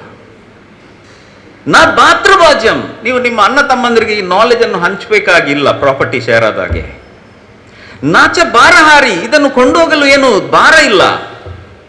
ವೇಯಂ ಕೃತೆ ವರ್ದೇ ದೇವಂ ನಿತ್ಯಂ, ಎಷ್ಟು ನಾವು ಅದನ್ನು ಉಪಯೋಗ ಮಾಡ್ತೇವೋ ಅಷ್ಟು ಅದು ನಮಗೆ ಬೆನಿಫಿಟ್ ಆಗಿ ಬರ್ತದೆ. ಅಂಡ್ ಫೈನಲಿ ವಿದ್ಯಾಧನಂ ಸರ್ವಧನಂ ಪ್ರಧಾನಂ, the wealth of knowledge is supreme among all types of wealth. My dear teachers, I really congratulate you all for being in this profession, and I request you all to continue to be in this profession and create a change in the community, create a change in the society. May Allah bless us all. Thank you very much, and I thank this opportunity to all the president and members for giving me an opportunity. ಎಲ್ರಿಗೂ ಧನ್ಯವಾದಗಳು ಹೇಳ್ತಾ ನನ್ನ ಮಾತನ್ನು ಮುಗಿಸ್ತಾ ಇದ್ದೇನೆ. ಅಸ್ಸಲಾಮು ಅಲೈಕುಂ ವರಹಮತುಲ್ಲಾಹಿ ವಬರಕಾತುಹು. ವೇದಿಕೆಯನ್ನು ಅಲಂಕರಿಸಿದಂಥ ಎಲ್ಲ ಗಣ್ಯ ಅತಿಥಿಗಳೇ, ಆದರ್ಶ ಶಿಕ್ಷಕರಿಗೆ ತನ್ನ ಅನುಭವವನ್ನು ಹೇಳಲಿದ್ದಂಥ ನನ್ನ ಆತ್ಮೀಯ ಮಿತ್ರರೇ, ಎಲ್ಲ ಸಹೋದ್ಯೋಗಿ ಬಂಧು ಭಗಿನಿಯರೇ, ಬಹುಶಃ ಭಾಳ ಸಂತೋಷ ಮತ್ತು ಹೆಮ್ಮೆ ಆಗ್ತಾ ಇದೆ. ಯಾವುದೇ ಕುಟುಂಬ ಸಂಬಂಧಗಳಿರುವಂಥ ಸಮಾರಂಭವಿದ್ದರೂ ಕೂಡ ಎಲ್ಲಕ್ಕಿಂತ ದೊಡ್ಡ ಕುಟುಂಬ ಈ ಕುಟುಂಬ, ಇದನ್ನು ಬಿಟ್ಟು ಬೇರೆ ಕುಟುಂಬ ಇಲ್ಲ. ಈ ಕುಟುಂಬಕ್ಕೆ ಮೊದಲ ಪ್ರಾಧಾನ್ಯತೆ ಕೊಡುವುದು ನಮ್ಮ ಆದ್ಯ ಕರ್ತವ್ಯ. ಆದ್ದರಿಂದ ಈ ಕುಟುಂಬಕ್ಕೆ ಬಂದು ಒಮ್ಮೆ ತಲೆ ತೋರಿಸಿ ತಮ್ಮನ್ನೆಲ್ಲ ನೋಡಿಕೊಂಡು ಹೋಗೋಣ ಅಂತ ಹೇಳುವಾಗ ಮಾರ್ಮಿಕವಾದಂಥ ಸನ್ಮಾನ್ಯ ಪ್ರಾಂಶುಪಾಲರ ಭಾಷಣವನ್ನು ಕೇಳಿಕೊಂಡು ಅದು ಇನ್ನೂ ಕೇಳುವ ಅಂತಾಯಿತು. ಸಮಯ ಹೋದದ್ದೇ ಗೊತ್ತಾಗಲೇ ಇಲ್ಲ. ಬಹುಶಃ ನಾನು ಭಾವಿಸಿಕೊಳ್ತಾ ಇದ್ದೇನೆ, ಇಲ್ಲಿ ಬರೆದಿದ್ದಾರೆ ಆದರ್ಶ ಶಿಕ್ಷಕ ತನ್ನ ಅನುಭವದ ಆಧಾರದಲ್ಲಿ ಅಂತ. ಈಗ ನನಗೆ ಅದು ಬಹಳ ವಿಶೇಷ ಅಂತ ಕಾಣ್ತದೆ. ಆದರ್ಶ ಶಿಕ್ಷಕರ ಬಗ್ಗೆ ಮಾತಾಡಲಿಕ್ಕೆ ನಾನು ಆದರ್ಶನಲ್ಲವೇ ಅಲ್ಲ, ಒಂದು. ಎರಡನೇದು, ಆದರ್ಶ ಶಿಕ್ಷಣ ಮಾತನಾಡುವವನು ನಿವೃತ್ತನಾಗಿರಬಾರ್ದು, ಅವನು ಪ್ರವರ್ತಕನಾಗಿರಬೇಕು. ನಿವೃತ್ತನಾದರ ಮೇಲೆ ಅವನು ಬಹಳಷ್ಟು ಭಾಷಣ ಮಾಡ್ತಾನೆ. ವರದಕ್ಷಿಣೆ ವಿರೋಧಿಯ ಬಗ್ಗೆ ಅಥವಾ ಇದರ ಬಗ್ಗೆ ಸಂಘಟನೆ ಮಾಡುವಾಗ ಅದಿರುವ ಸಂಘಟನೆಗಳು ಯಾರು ಗೊತ್ತುಂಟ? ಎಲ್ಲ ವಿವಾಹಿತರಾಗಿದ್ದಾರೆ. ಅವರು ಸಂಘಟನೆ ಮಾಡಿ ವರದಕ್ಷಿಣೆ ಬಗ್ಗೆ ಹೇಳ್ತಾ ಇದ್ದಾರೆ, ಭಾಷಣ ಬಿಗಿತಾ ಇದ್ದಾರೆ. ಯಾರು ಯುವಕರು ಇಲ್ಲ. ಹಾಗೆ ಆದರ್ಶ ಶಿಕ್ಷಕರ ಬಗ್ಗೆ ಈಗ ನಾನು ಸ್ಪೀಚ್ ಮಾಡಲಿಕ್ಕೆ ಹೋದ್ರೆ ನನ್ನದು ನಿವೃತ್ತಿ ಆಗಿದೆ. ಈಗ ಹೇಳುವುದಿಲ್ಲ ಆದರ್ಶ ಯಾರಿಗೆ? ಆದ್ದರಿಂದ ನನ್ನ ಅನಿಸಿಕೆ, ಆದರ್ಶ ಶಿಕ್ಷಕ ಹೇಳಿದ್ರೆ ಈಗಿನ ಪ್ರಾಂಶುಪಾಲರು ಹೇಳಿದಾಗ ಈಗ ಪ್ರಸ್ತುತದಲ್ಲಿದ್ದವರು ಹೇಳುವಂಥದ್ದು ಅದು ಹೆಚ್ಚು ಸೂಕ್ತ ಮತ್ತು ಸಂದರ್ಭೋಚಿತ ಮತ್ತು ಹೆಚ್ಚು ಅದಕ್ಕೆ ಮಹತ್ವ ಇದೆ ಅಂತ ನನ್ನ ಅನಿಸಿಕೆ ಅಂತ ನಾನು ಭಾವಿಸಿಕೊಳ್ತೇನೆ. ಆದರೂ ಏನು ಹೇಳಲಿಕ್ಕೆ ಇಚ್ಛೆ ಪಡುವುದಿಲ್ಲ. ನನ್ನ ಅನುಭವ ಏನೂ ಇಲ್ಲ. ತಮ್ಮಾಗಿ ನಾನು ಒಬ್ಬ ಶಿಕ್ಷಕನಾಗಿ ಸ್ವಲ್ಪ ಮುಖ್ಯೋಪಾಧ್ಯಾಯನಾಗಿ ಹೆಚ್ಚು ಜವಾಬ್ದಾರಿ ವಹಿಸಿಕೊಂಡು ಕೆಲಸ ಮಾಡುವಂಥ ಒಂದು ಪರಿಸ್ಥಿತಿ ಬಂದಿತ್ತು. ಇದರ ಬಗ್ಗೆ ನನಗೆ ತಿಳಿದ ಮಟ್ಟಿಗೆ ನನ್ನ ವಿಚಾರವನ್ನು ತಮಗೆ ಹಂಚಿಕೊಳ್ಳಿಕ್ಕೆ ಮಾತ್ರ ಇಚ್ಛೆ ಪಡ್ತೇನೆ. ಆದರ್ಶ ಶಿಕ್ಷಕರ ಬಗ್ಗೆ ಹೇಳುದು, ಶಿಕ್ಷಕರು ಹೇಗಿರ್ಬೇಕಂತ ಹೇಳಿದ್ರೆ ಶಿಕ್ಷಕರು ಪ್ರಬುದ್ಧರಾಗಿರ್ಬೇಕು, ಸೃಜನಶೀಲರಾಗಿರ್ಬೇಕು, ಸಮಯ ಪ್ರಜ್ಞೆ ಇರಬೇಕು, ತಾಳ್ಮೆ ಇರಬೇಕು, ಸಹನೆ ಇರಬೇಕು, ಮಾರ್ಗದರ್ಶಕರಾಗಿರ್ಬೇಕು, ವಿದ್ಯಾರ್ಥಿ ಸ್ನೇಹಿ ಆಗಿರ್ಬೇಕು, ವಿದ್ಯಾರ್ಥಿ ಆಗಿರ್ಬೇಕು, ನಿರಂತರ ಹೀಗೆ ಭಾಷಣ ಉದ್ದಕ್ಕೆ ಇದೆಲ್ಲ ಆದರ್ಶ ಶಿಕ್ಷಕರು. ಇದೆಲ್ಲ ಇರ್ತದೆ ಪುಸ್ತಕದಲ್ಲಿ ಒಂದು ಕಡೆಯಲ್ಲಿ. ಆದರ್ಶ ಎಲ್ಲೋ ಇರ್ತದೆ, ಶಿಕ್ಷಕರು ಎಲ್ಲೋ ಇರ್ತಾರೆ, ಕೆಲಸ ಆಗ್ತದೆ. ಇದು ಇವತ್ತಿನ ಸಮಾಜದ ವ್ಯವಸ್ಥೆ ಆಗಿದೆ. ಅದರಿಂದ ವ್ಯವಸ್ಥೆಯನ್ನು ಹೇಳಲಿಕ್ಕೆ ಇಲ್ಲ. ಆದ್ದರಿಂದ ಈ ರೀತಿಯಲ್ಲಿ ಒಂದು ಶಿಕ್ಷಕರ ಬಗ್ಗೆ ಎಷ್ಟು ಸುಲಭದಲ್ಲಿ ಆದರ್ಶವನ್ನು ಎಲ್ಲಾದರೂ ಒಂದು ಕಡೆಯಲ್ಲಿ ಬರೆದನ್ನು ಓದಿಕೊಳ್ಳುವುದು ಅಥವಾ ಅದನ್ನು ಅಳವಡಿಸಿಕೊಳ್ಳುವುದು ಬಹಳ ಕಷ್ಟ ಸಾಧ್ಯ. ಅದು ಸುಲಭ ಸಾಧ್ಯ ಅಲ್ಲ. ಈಗ ಎಲ್ಲರೂ ಹೇಳ್ತಾರೆ ಶಿಕ್ಷಕರಂದರೆ ಒಂದು ಶಿಲ್ಪಿ ಅಂತ. ಅವ ಶಿಲ್ಪಿಯ ಕಲ್ಪಿಯ ಅಂತ ಅವನಿಗೆ ಗೊತ್ತು. ಯಾವ ರೀತಿಯ ಶಿಲ್ಪಿ, ಯಾವ ರೀತಿಯವನು. ಶಿಕ್ಷಕರ ದಿನಾಚರಣೆಗೆ ಶಿಕ್ಷಕರನ್ನು ಅಟ್ಟಕ್ಕೇರಿಸ್ತಾರೆ. ಶಿಕ್ಷಕರ ಬಗ್ಗೆ ಅಧಿಕಾರಿಗಳ ವರ್ಗಗಳು, ಆಡಳಿತ ವರ್ಗಗಳ ಬಗ್ಗೆ ಎಚ್ಚೆತ್ತುಕೊಂಡಾಗ ಈ ಶಿಕ್ಷಕರು ಸಂತೋಷವಾಗಿರಲಿಕ್ಕೆ ಸಾಧ್ಯ ಇದೆ. ಎಲ್ಲಿ ಸಂತೋಷವಾದಂಥ ಶಿಕ್ಷಕರಿದ್ದಾರೋ ಅವರಲ್ಲಿ ಸಂತೋಷವಾದಂಥ ಬೋಧನೆಯೂ ಆಗ್ತದೆ, ಇಲ್ಲದಿದ್ದರೆ ಆಗುವುದಿಲ್ಲ. ಒಂದೊಮ್ಮೆ ಸ್ವತಂತ್ರ ಹೋರಾಟಗಾರದಂಥ ಬಾಲ ಗಂಗಾಧರ ತಿಲಕರ ಹತ್ರ ಕೇಳಿದ್ರಂತೆ, ನೀವು ಸ್ವತಂತ್ರ ಸಂಗ್ರಾಮಕ್ಕೆ ಬಹಳಷ್ಟು ಹೋರಾಟ ಮಾಡಿದ್ದೀರಿ, ಈಗ ನಮಗೆ ಸ್ವಾತಂತ್ರ್ಯ ಬಂತು, ನೀವು ಯಾವ ಮಂತ್ರಿ ಪದವಿಯನ್ನು ಆಯ್ಕೆ ಮಾಡ್ತೀರಂತ ಕೇಳಿದಾಗ ಅವ್ರು ಹೇಳಿದ್ರಂತೆ, ನಾನು ಯಾವ ಮಂತ್ರಿಯನ್ನು ಆಯ್ಕೆ ಮಾಡಿಕೊಂಡ್ರೆ ಏನು ಪ್ರಯೋಜನ ಉಂಟು? ಅದರ ಬದಲು ಅನೇಕ ಮಂತ್ರಿಗಳನ್ನು, ಪ್ರಧಾನಮಂತ್ರಿಯನ್ನು ಸೃಷ್ಟಿಸುವಂತಹ ಒಬ್ಬ ಶಿಕ್ಷಕನಾಗಿರುವುದೇ ದೊಡ್ಡ ಪದವಿ, ಅದನ್ನು ನಾವು ಆಯ್ಕೆ ಮಾಡಿಕೊಳ್ಳುತ್ತೇವೆ ಅಂತ ಹೇಳಿದಂತೆ ಎಂತ ಮಾತು ನೋಡಿ. ಅದರಿಂದ ಆ ಶಿಕ್ಷಕರಿರುವಂತಹ ಘನತೆ ಗೌರವ ಎಷ್ಟಿದೆ ಎಂಬುದನ್ನು ನಮಗೆಲ್ಲರಿಗೂ ಚೆನ್ನಾಗಿ ನಾವು ತಿಳಿದಿದ್ದೇವೆ. ಆದರೆ ಇವತ್ತಿನ ಕಾಲದಲ್ಲಿ ಹಾಗೆ ಆಗ್ತಾ ಇಲ್ಲ. ಶಿಕ್ಷಕರು ಒಂದು ಕಡೆಯಲ್ಲಿ ಹೋಗ್ತಾ ಇದ್ದಾರೆ, ಅವರು ಒಂದು ರೀತಿಯಲ್ಲಿ ಇನ್ನೊಬ್ಬರಿಗೆ ಆಶ್ವಾಸದ ರೀತಿಯಲ್ಲಿ ಕೆಲಸ ಮಾಡುವಂತ ಪರಿಸ್ಥಿತಿ ಬರ್ತದೆ. ನಿನ್ನೆ ಪೇಪರ್ ಕಲಿತೆ, ಬಹುಶಃ ನೀವೆಲ್ಲ ಗಮನಿಸಬಹುದು, 2 ಅಂಕಗಳು ಕಡಿಮೆ ಆದಕ್ಕೆ ಶಿಕ್ಷಕರಿಗೆ ನೀರಿನಲ್ಲಿ ಮಾತ್ರೆ ಹಾಕಿದ್ದು ಅಂತ. ಇದೆಲ್ಲ ನಾವು ಶಿಕ್ಷಕರಿಗಲ್ವಾ? ಅದನ್ನು ಇಲ್ಲಿ ಆಲೋಚನೆ ಮಾಡಬೇಕು. ಆ 6ನೇ ತರಗತಿಯ ವಿದ್ಯಾರ್ಥಿ ಬಹುಶಃ UPL ಆಗಿ ಗುಂಡಿಕ್ತಿದ್ರೇನು, ದಕ್ಷಿಣದಲ್ಲಿ 2 ಮಾತ್ರೆ ಹಾಕಿದ್ದೇನು, UPL ಆಗಿ ಶಿಕ್ಷಕರು ಗುಂಡಿಗೆ ಕೊಡ್ತಿದ್ರು ಏನೋ ಗೊತ್ತಿಲ್ಲ ನನಗೆ.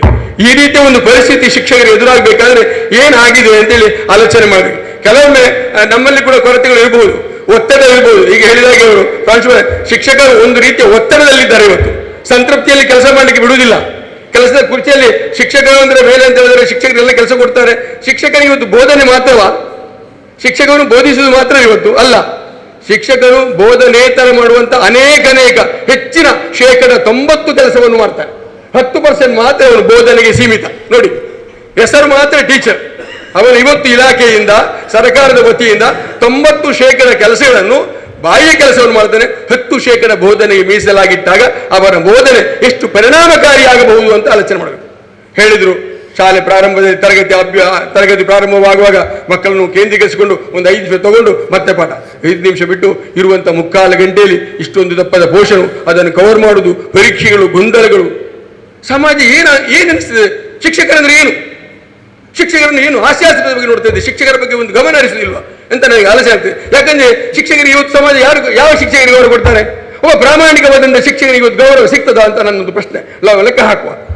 ಯಾರು ರ್ಯಾಂಕ್ ತರ್ತಾರೆ, ಯಾರು ಡಿಸ್ಟಿಂಕ್ಷನ್ ತರ್ತಾರೆ, ಯಾರು ಉತ್ತಮ ಅಂಕಗಳನ್ನು ತರ್ತಾರೆ, ಆ ಶಿಕ್ಷಕರ ಪ್ರಾಧಾನ್ಯತೆ. ಅಲ್ಲಿ ಅವನು ನಾಳೆಯ ಉತ್ತಮ ಸತ್ಪ್ರಜೆಯನ್ನು ನಿರ್ಮಿಸುವಂತ ಒಂದು ಸರಳ ಪ್ರಾಮಾಣಿಕ ಪ್ರಯತ್ನ ಮಾಡಿದ ಶಿಕ್ಷಕರಿಗೆ ಎಲ್ಲಿದೆ ಮನ್ನಣೆ ಅಂತ ನೀವು ಆಲೋಚನೆ ಮಾಡಬೇಕು. ನಿಜವಾಗಿ ಅವನಿಗೆ ಮನ್ನಣೆ ಸಿಗ್ತಾ ಇಲ್ಲ. ಆಡಳಿತ ಮಂಡಳಿಗೆ ಬೇಕಾದ ಯಾರು? ಆ ಶಾಲೆಯ ಪ್ರಿನ್ಸಿಪಾಲ್ ಚೆನ್ನಾಗಿದ್ದಾರೆ ಮಾರ್ರೆ, ಅವ್ರದ್ದು 5 ಸಲ 100% ರಿಸಲ್ಟ್ ನಮ್ಮಲ್ಲಿ ಬರ್ತಾರಂತ ಕೇಳಬೇಕು ಅಂತ ಹೇಳ್ತಾರೆ. ಈ ರೀತಿಯ ನಮ್ಮ ಆಲೋಚನೆ ಆದಾಗ ಶಿಕ್ಷಕರನ್ನು ಇವತ್ತು ಸಮಾಜ ಗುರುತಿಸುವುದು, ಅವರ ರ್ಯಾಂಕ್ಗಳು, ಅವರ ಈ ರೀತಿಯಲ್ಲಿ ಅವರನ್ನು ಮಾಡಿದಾಗ, ಸಮಾಜದಲ್ಲಿ ಗುರುತಿಸಿದಾಗ ಶಿಕ್ಷಕರಿಗೆ ತುಂಬಾ ಕಷ್ಟ ಆಗ್ತದೆ.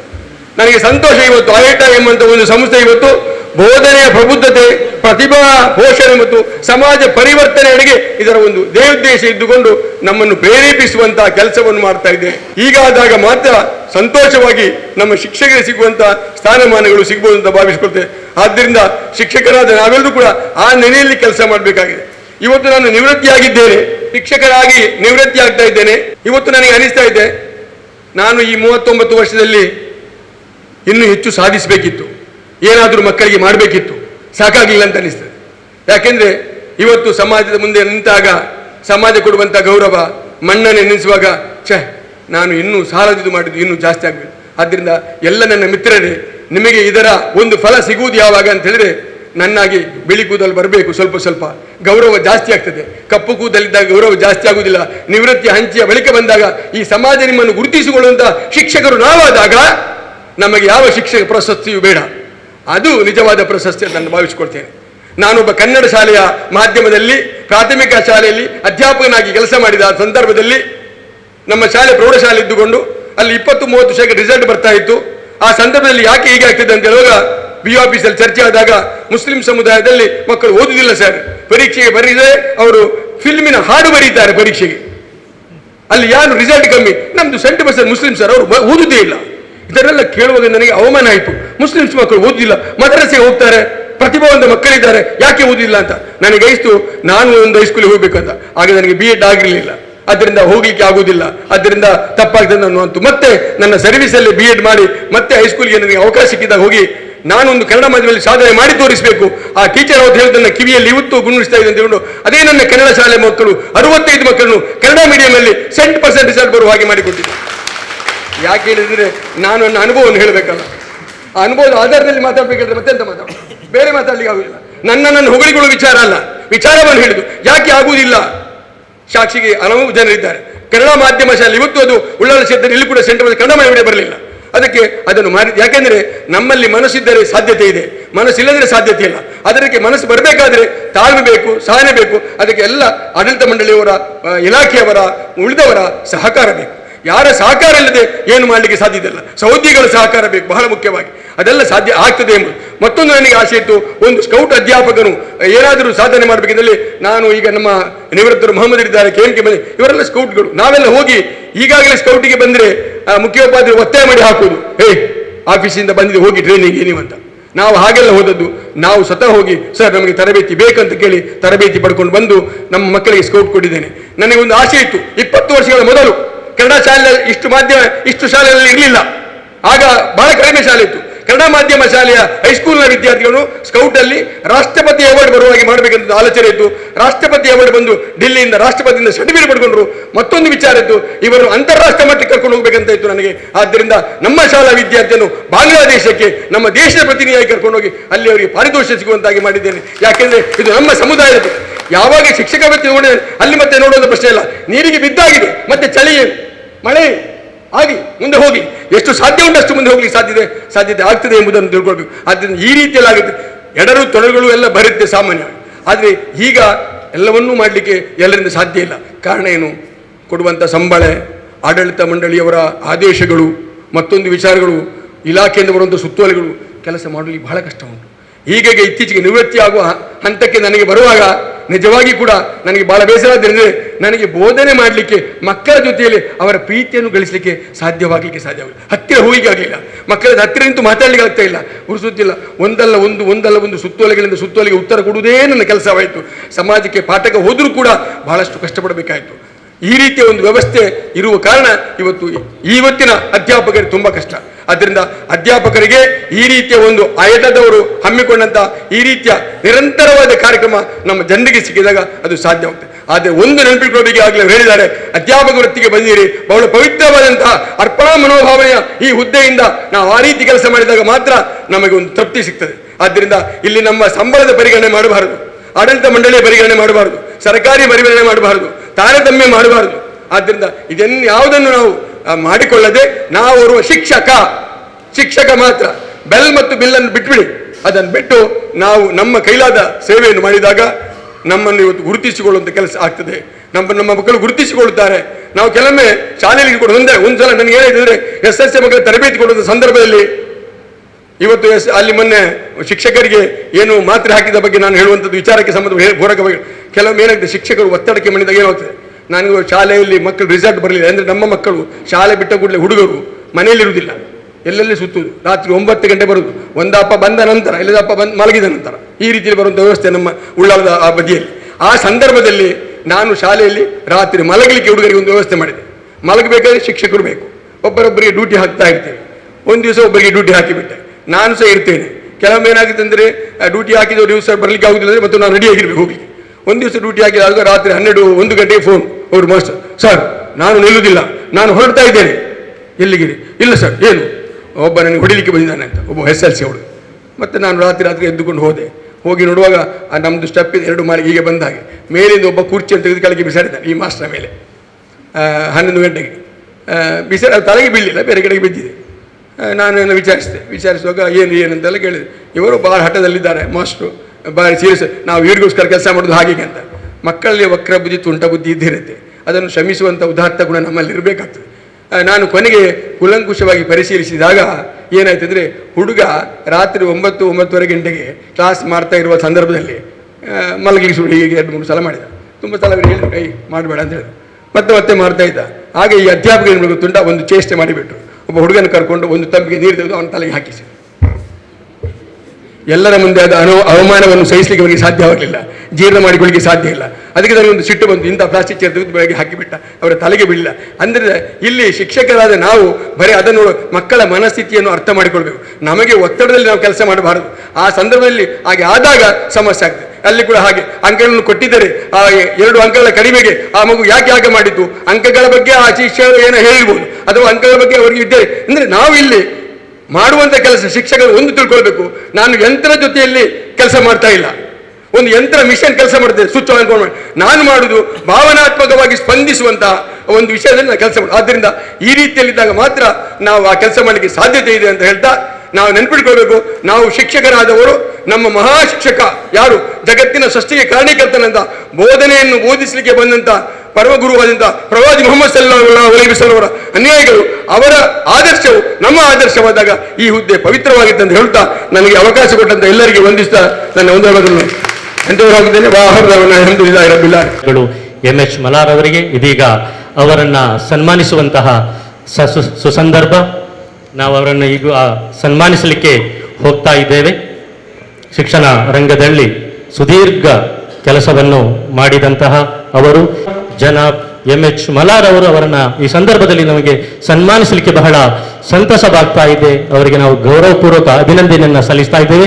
ಇದೀಗ ಅವರ ಸಂಕ್ಷಿಪ್ತವಾದಂತಹ ಪರಿಚಯವನ್ನು ಜನಾಬ್ KMK ಮಂಜನಾಡಿ ಅವರು ಮಾಡಲಿದ್ದಾರೆ. ಬೋಧನಾ ಪ್ರಬುದ್ಧತೆ, ಪ್ರತಿಭಾ ಪೋಷಣೆ, ಸಮಾಜ ಪರಿವರ್ತನೆ ಐಟಾ ಒಂದು ಆದರ್ಶ ವೇದಿಕೆ ರಾಷ್ಟ್ರಮಟ್ಟ ಅಭಿಯಾನದ ಅಂಗವಾಗಿ ದಕ್ಷಿಣ ಕನ್ನಡ ಜಿಲ್ಲೆಯ ಶೈಕ್ಷಣಿಕ ಸಮಾವೇಶ ಮತ್ತು ನಿವೃತ್ತ ಶಿಕ್ಷಕರಿಗೆ ಸನ್ಮಾನ ಮಾಡುವಂತ ವೇದಿಕೆಯಲ್ಲಿರುವ ಎಲ್ಲ ಗಣ್ಯರೇ, ಆತ್ಮೀಯ ಸಹೋದರ ಸಹೋದರಿಯರೇ, ನನಗೆ ಒಂದು ಜವಾಬ್ದಾರಿಯನ್ನು ಕೊಟ್ಟಿದ್ದಾರೆ. ನಿವೃತ್ತ ಶಿಕ್ಷಕರ ಬಗ್ಗೆ ಮಾತಾಡಬೇಕು ಅಂತ ನಾನು ಮುಬೀನ್ ಸಲ್ ರವರಿಗೆ ಪ್ರಥಮವಾಗಿ ಅಭಿನಂದಿಸ್ತಾ ಇದ್ದೇನೆ. ಯಾಕೆಂತೇಳಿದ್ರೆ ಮೊದಲು ಅವರಿಗೆ ಮಾತನಾಡುವಂತ ಅವಕಾಶವನ್ನು ಕೊಟ್ಟಾಗ ನಾವು ಹೇಳುವಂತದ್ದು ಏನು ಇರುವುದಿಲ್ಲ, ಅಲ್ಲಿಯೇ ಮುಗಿಯುತ್ತೆ. ಅದರಿಂದ ಯಾವಾಗ ಅವರು ಜಾಯಿನ್ ಆಗಿದ್ದಾರೆ ಇತ್ತದನ್ನು ಮಾತ್ರ ನಾವು ಹೇಳ್ಬೋದು. ಅದರಲ್ಲೂ 3 ಮಂದಿಯನ್ನು ನಾವು ಆದರ್ಶ ಶಿಕ್ಷಕರ ಬಗ್ಗೆ ಮಾತಾಡಲಿಕ್ಕೆ ಅವರ ಒಂದು ಚಿಂತನೆ, ಅಮಾನುಲ್ಲಾ ಸರ್ ಮತ್ತು ಮುಬೀನ್ ರವರ ಒಂದು ಚಿಂತನೆ ಪರವಾಗಿ ಆದರ್ಶ ಶಿಕ್ಷಕರು ತಮ್ಮ ಅನುಭವದ ಆಧಾರದ ಮೇಲೆ ಅಂತ ಆದರ್ಶ ಶಿಕ್ಷಕರನ್ನು ನಾವು ಮಾತನಾಡಿಸಲಿಕ್ಕೆ ಕರೀಬಹುದು. ಎಷ್ಟೋ ಜನ ಬಂದು ಮಾತನಾಡುವವರು ಇದ್ದಾರೆ, ಆದರ್ಶ ಶಿಕ್ಷಕರು ಹೀಗಿರಬೇಕು ಅಂತ. ಆದರೆ ನಮ್ಮ ಒಂದು ಉದ್ದೇಶ ಮೀಟಿಂಗಿನಲ್ಲಿ ಬಂದದ್ದು ಏನಂತ ಹೇಳಿದ್ರೆ ಅವರ ಅನುಭವದಲ್ಲಿ ಅವರು ಮಾತಾಡಬೇಕು ಅಂತ. ಬೇರೆ ಆದರ್ಶ ಶಿಕ್ಷಕರು ಹೀಗಿರಬೇಕು ಅಂತ ಹೇಳಿರುವುದಲ್ಲ, ನನ್ನ ಅನುಭವದಲ್ಲಿ ಆದರ್ಶ ಶಿಕ್ಷಕ ಹೇಗಿರಬೇಕು, ನಾನು ಹೇಗೆ ಆದರ್ಶ ಶಿಕ್ಷಕನಾಗಿ ಸಂತೃಪ್ತಿಯಿಂದ ನಿವೃತ್ತಿಯಾಗಿದ್ದೇನೆ ಅಂತ. ಈಗ ಬಹುಶಃ ನಿನ್ನೆ ಪೇಪರ್ ನೋಡಿದಾಗೆಲ್ಲ ನಮಗೆ ಗೊತ್ತಿರಬಹುದು, ಆದರ್ಶ ಶಿಕ್ಷಕರಾಗದಿದ್ದರೂ ಆ ದಾರಿಯಲ್ಲಿ ನಾವು ಸ್ವಲ್ಪ ನಡೆಯದಿದ್ದರೆ ಮಕ್ಕಳು ಎಚ್ಚರಿಸ್ತಾರೆ ಅಂತ. ನಿನ್ನೆ ಒಂದು ಬಹುಶಃ ಅದನ್ನು ನಾವು ನೋಡಿದಾಗ ಒಂದು ಗೌಪ್ಯವಾಗಿ ಎಷ್ಟೊಂದು ಹೈಡ್ ಆಗಿ ಆ ವಿಚಾರಗಳು ಇವತ್ತು ಮರೆಯಾಗ್ತಾ ಇದೆ ಒಂದೇ ದಿವಸದಲ್ಲಿ. ಅದು ಇವತ್ತು ನಾವೊಂದು ಒಂದೇ ಸಮುದಾಯಕ್ಕೆ ಸೇರಿದಂತ ಎಲ್ಲ ಅಧ್ಯಾಪಕರುಗಳು ಇವತ್ತು ನಾವೊಂದು ಚಿಂತನೆಯನ್ನು ಮಾಡಬೇಕಾದಂತ ಒಂದು ಸನ್ನಿವೇಶ ಮತ್ತು ಘಟನೆ ನಿನ್ನೆದಾಗಿದೆ ಅಂತೇಳಿ ಸಂದರ್ಭದಲ್ಲಿ ನಾನು ನೆನಪಿಸಿಕೊಳ್ತಾ, ಅವರು ಅಧ್ಯಾಪಕರಾಗಿ ಸೇವೆಗೆ ಸೇರ್ತಾರೆ. 1986ನೇ ಇಸವಿಯಲ್ಲಿ ಅದೇ ಚಾರಿಟೇಬಲ್ ಟ್ರಸ್ಟ್ ನ ಇನ್ನೊಂದು ವಿದ್ಯಾಸಂಸ್ಥೆಯಲ್ಲಿ ನಾನು ಅಧ್ಯಾಪಕನಾಗಿ ಸೇರಿ ಇಲ್ಲಿಯವರೆಗೆ ಒಟ್ಟಿಗೆ ಎಲ್ಲ ಶೈಕ್ಷಣಿಕ ಕಾರ್ಯಕ್ರಮಗಳಲ್ಲಿ ಒಟ್ಟಿಗೆ ಮಾಡಿದ್ದೇವೆ. ಅವರು ಹೇಳಿದ ಹಾಗೆ ಸ್ಕೌಟ್ಸಿನ ಬಗ್ಗೆ ಒಂದು ಮಾತಾಡಬೇಕು ಅಂತ ಹೇಳಿದರೆ 1987ನೇ ಇಸವಿಯಲ್ಲಿ ಸ್ಕೌಟ್ಸ್ಗೆ ಈಗ ನಿಮಗೆಲ್ಲ ಅನುಭವ ಇದೆ. ನಿನ್ನೆ ಯಾರೋ ಒಬ್ಬರು ನನಗೆ ಹೇಳ್ತಾರೆ, ಹೇಗೆ ಹೇಳ್ತಾರೆ ಅಂತ ಹೇಳಿದ್ರೆ, ಅಲ್ಲ ಇವರು ತುಂಬೆ ಸರ್ ಇದ್ರು, ಒಂದು ಪ್ರಾಂಶುಪಾಲ್ ಹೇಳ್ತಾರೆ, ಸರ್ ನಮಗೆ JDಯಿಂದ ನೋಟಿಸ್ ಬಂದಿದೆ, ಏನಂತ, ರೋವರ್ಸ್ ಮತ್ತು ರೇಂಜರ್ಸ್ ಕಾಲೇಜಿನಲ್ಲಿ ಮಾಡಬೇಕು ಅಂತೇಳಿ, ಮಾಡದಿದ್ದರೆ ಸಂಬಳ ನಿಲ್ಲಿಸ್ತೇವೆ ಅಂತೇಳಿ ಬಂದರು. ಆದರೆ ನಾನು ಮತ್ತು ಮಲಾರ್ರವರು 1987ರ ಇಸವಿಯಲ್ಲಿ ಆಗ ಸರ್ಕಾರಿ ಶಾಲೆಗಳಿಗೆ ಮಾತ್ರ, ನೇರವಾಗಿ ಸರ್ಕಾರಿ ಶಾಲೆಗಳಿಗೆ, ಅನುದಾನ ರಹಿತ ಶಾಲೆಗಳಿಗೆ ಯಾವುದೇ ಸೌಲಭ್ಯಗಳಿಲ್ಲ, ಅದು ಈಗಲೇ ಇಲ್ಲ. ಆದರೂ ಕೆಲವೊಮ್ಮೆ ನಮ್ಮ ಜಗಳಗಳಿಗಾಗಿ ಕೆಲವು ಕೊಡ್ತೇವೆ ಅಂತ ಹೇಳ್ತಾರೆ, ಸುಮ್ಮನೆ ಈಗ ಕೊಡ್ತೇವೆ ಅಂತೇಳಿ. ಆಗ ನಾನು ಮತ್ತು ಮಲಾರ್ರವರು ಕೈರನ್ನರವರು ಇದ್ದರು, ಅವ್ರ ಹತ್ರ ಹೋಗಿ ಕೇಳಿದೆವು, ಸರಿ ನಮಗೆ ಸ್ಕೌಟ್ ಟ್ರೈನಿಂಗ್ ಆಗಬೇಕು, ಪೇಪರಲ್ಲೆಲ್ಲ ನೋಡ್ತಾ ಇದ್ದೇವೆ ಅಂತ. ಅವರು ಕೇಳಿದರು, ನೀವೆಂತ ಮಾಸ್ನವರು ಮಾರ, ಕೇಳಿಕೊಂಡು ಬರುವವರು ನನ್ನ ಸರ್ವಿಸ್ನಲ್ಲಿ ನೋಡಿದ್ದು ನೀವಿಬ್ಬರು ಮಾತ್ರ ಅಂತ. ಅದರಲ್ಲಿ ಒಬ್ಬರು ಮಲಾರ್ ಆಗಿದ್ದಾರೆ.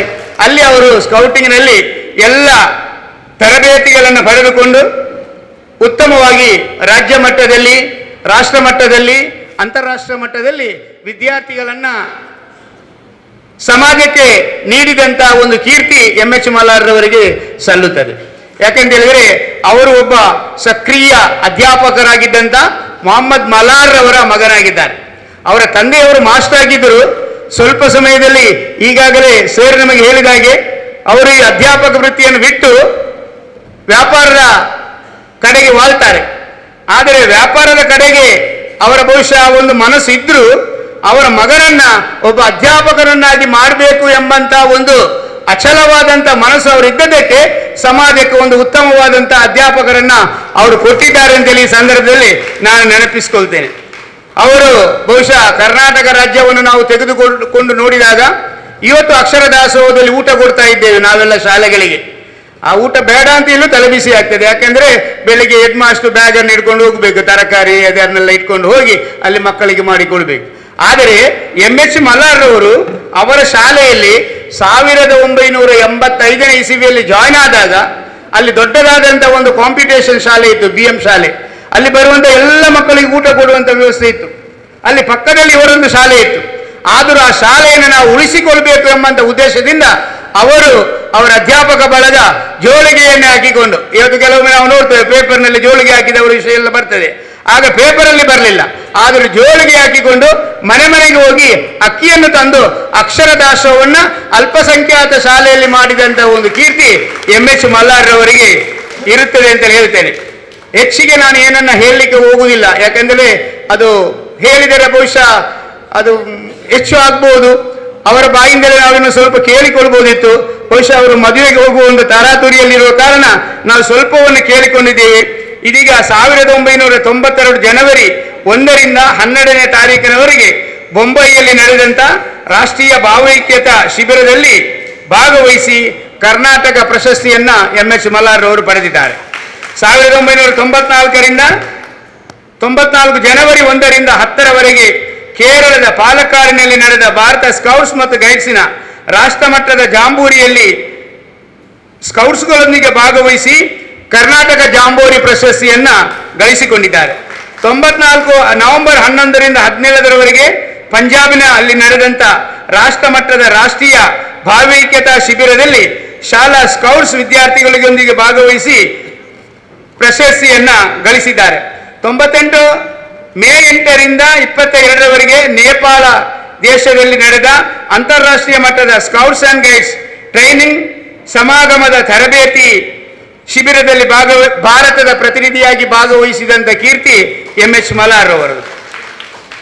ಅದೇ ರೀತಿ 1999 ಜನವರಿ 28ರಿಂದ ಫೆಬ್ರವರಿ 19ರವರೆಗೆ ಬಾಂಗ್ಲಾದೇಶದಲ್ಲಿ ನಡೆದಂಥ ಅಂತಾರಾಷ್ಟ್ರೀಯ ಮಟ್ಟದ ಸ್ಕೌಟ್ಸ್ ಮತ್ತು ಗೈಡ್ಸ್ ಜಾಂಬೂರಿಯಲ್ಲಿ ಶಾಲಾ ವಿದ್ಯಾರ್ಥಿಗಳೊಂದಿಗೆ ಭಾರತವನ್ನು ಪ್ರತಿನಿಧಿಸಿದಂಥ ಕೀರ್ತಿ MH ಮಲ್ಲಾರ್ರವರಿಗೆ. ಯಾಕೆ ನಾವು ಇದನ್ನು ಹೇಳ್ತಾ ಇದ್ದೇವೆ ಅಂತ ಹೇಳಿದರೆ, ಅವರು ಭಾಗವಹಿಸಿದ್ದಕ್ಕಲ್ಲ, ನಾವು ಮನಸ್ಸು ಮಾಡಿದಾಗ ನಮ್ಮ ಮಕ್ಕಳನ್ನ ನಾವೊಂದು ಪ್ರವಾಸಕ್ಕೆ ಮೈಸೂರು ಬ್ಯಾಂಗ್ಳೂರಿಗೆ ಕರೆದುಕೊಂಡು ಹೋಗ್ಲಿಕ್ಕೂ ನಾವು ಹೆದರ್ತೇವೆ. ಯಾಕೆ? 5,000 ರೂಪಾಯಿ ಮಕ್ಕಳು ಕೊಡ್ತಾರಾ ಅಂತೇಳಿ.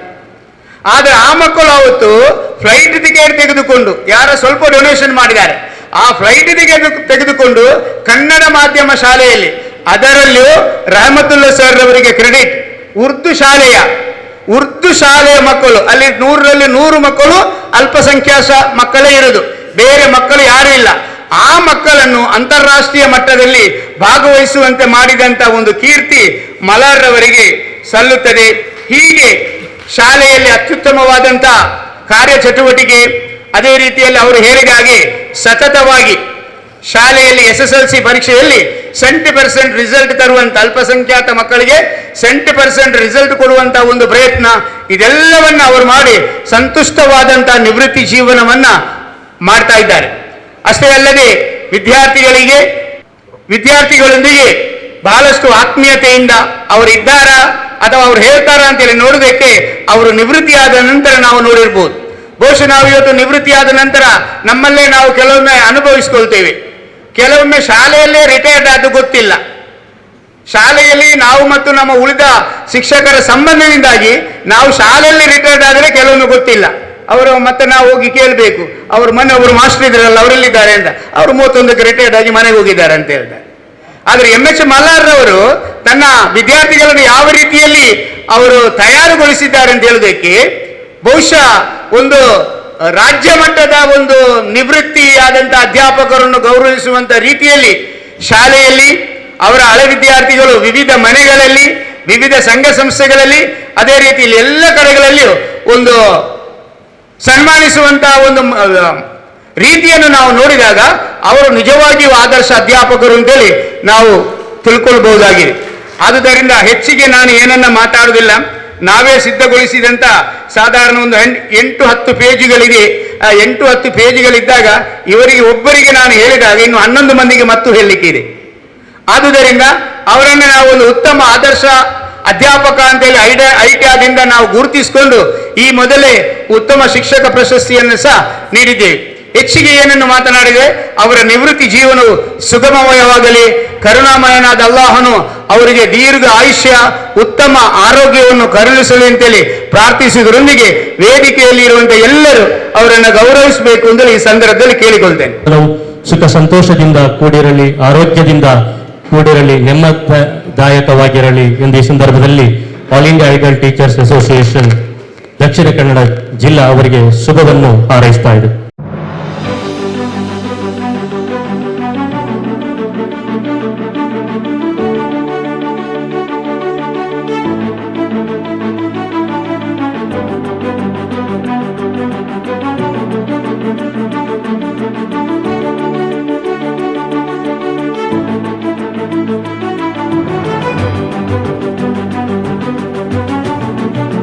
ಐಟಾ ರಾಜ್ಯಾಧ್ಯಕ್ಷರಾದಂತಹ ಮೊಹಮ್ಮದ್ ರಜಾ ಮಾನ್ವಿ ಅವರು ಶಾಲನ್ನ ಹೊದಿಸಿ ಅದೇ ರೀತಿ ಸ್ಮರಣಿಕೆಯನ್ನ ನೀಡಿ ಅದೇ ರೀತಿ ಪುಸ್ತಕವನ್ನ ಸಾಹಿತ್ಯವನ್ನ ನೀಡಿ ಅವರನ್ನು ನಾವು ಈ ಸಂದರ್ಭದಲ್ಲಿ ಗೌರವಿಸ್ತಾ ಇದ್ದೇವೆ.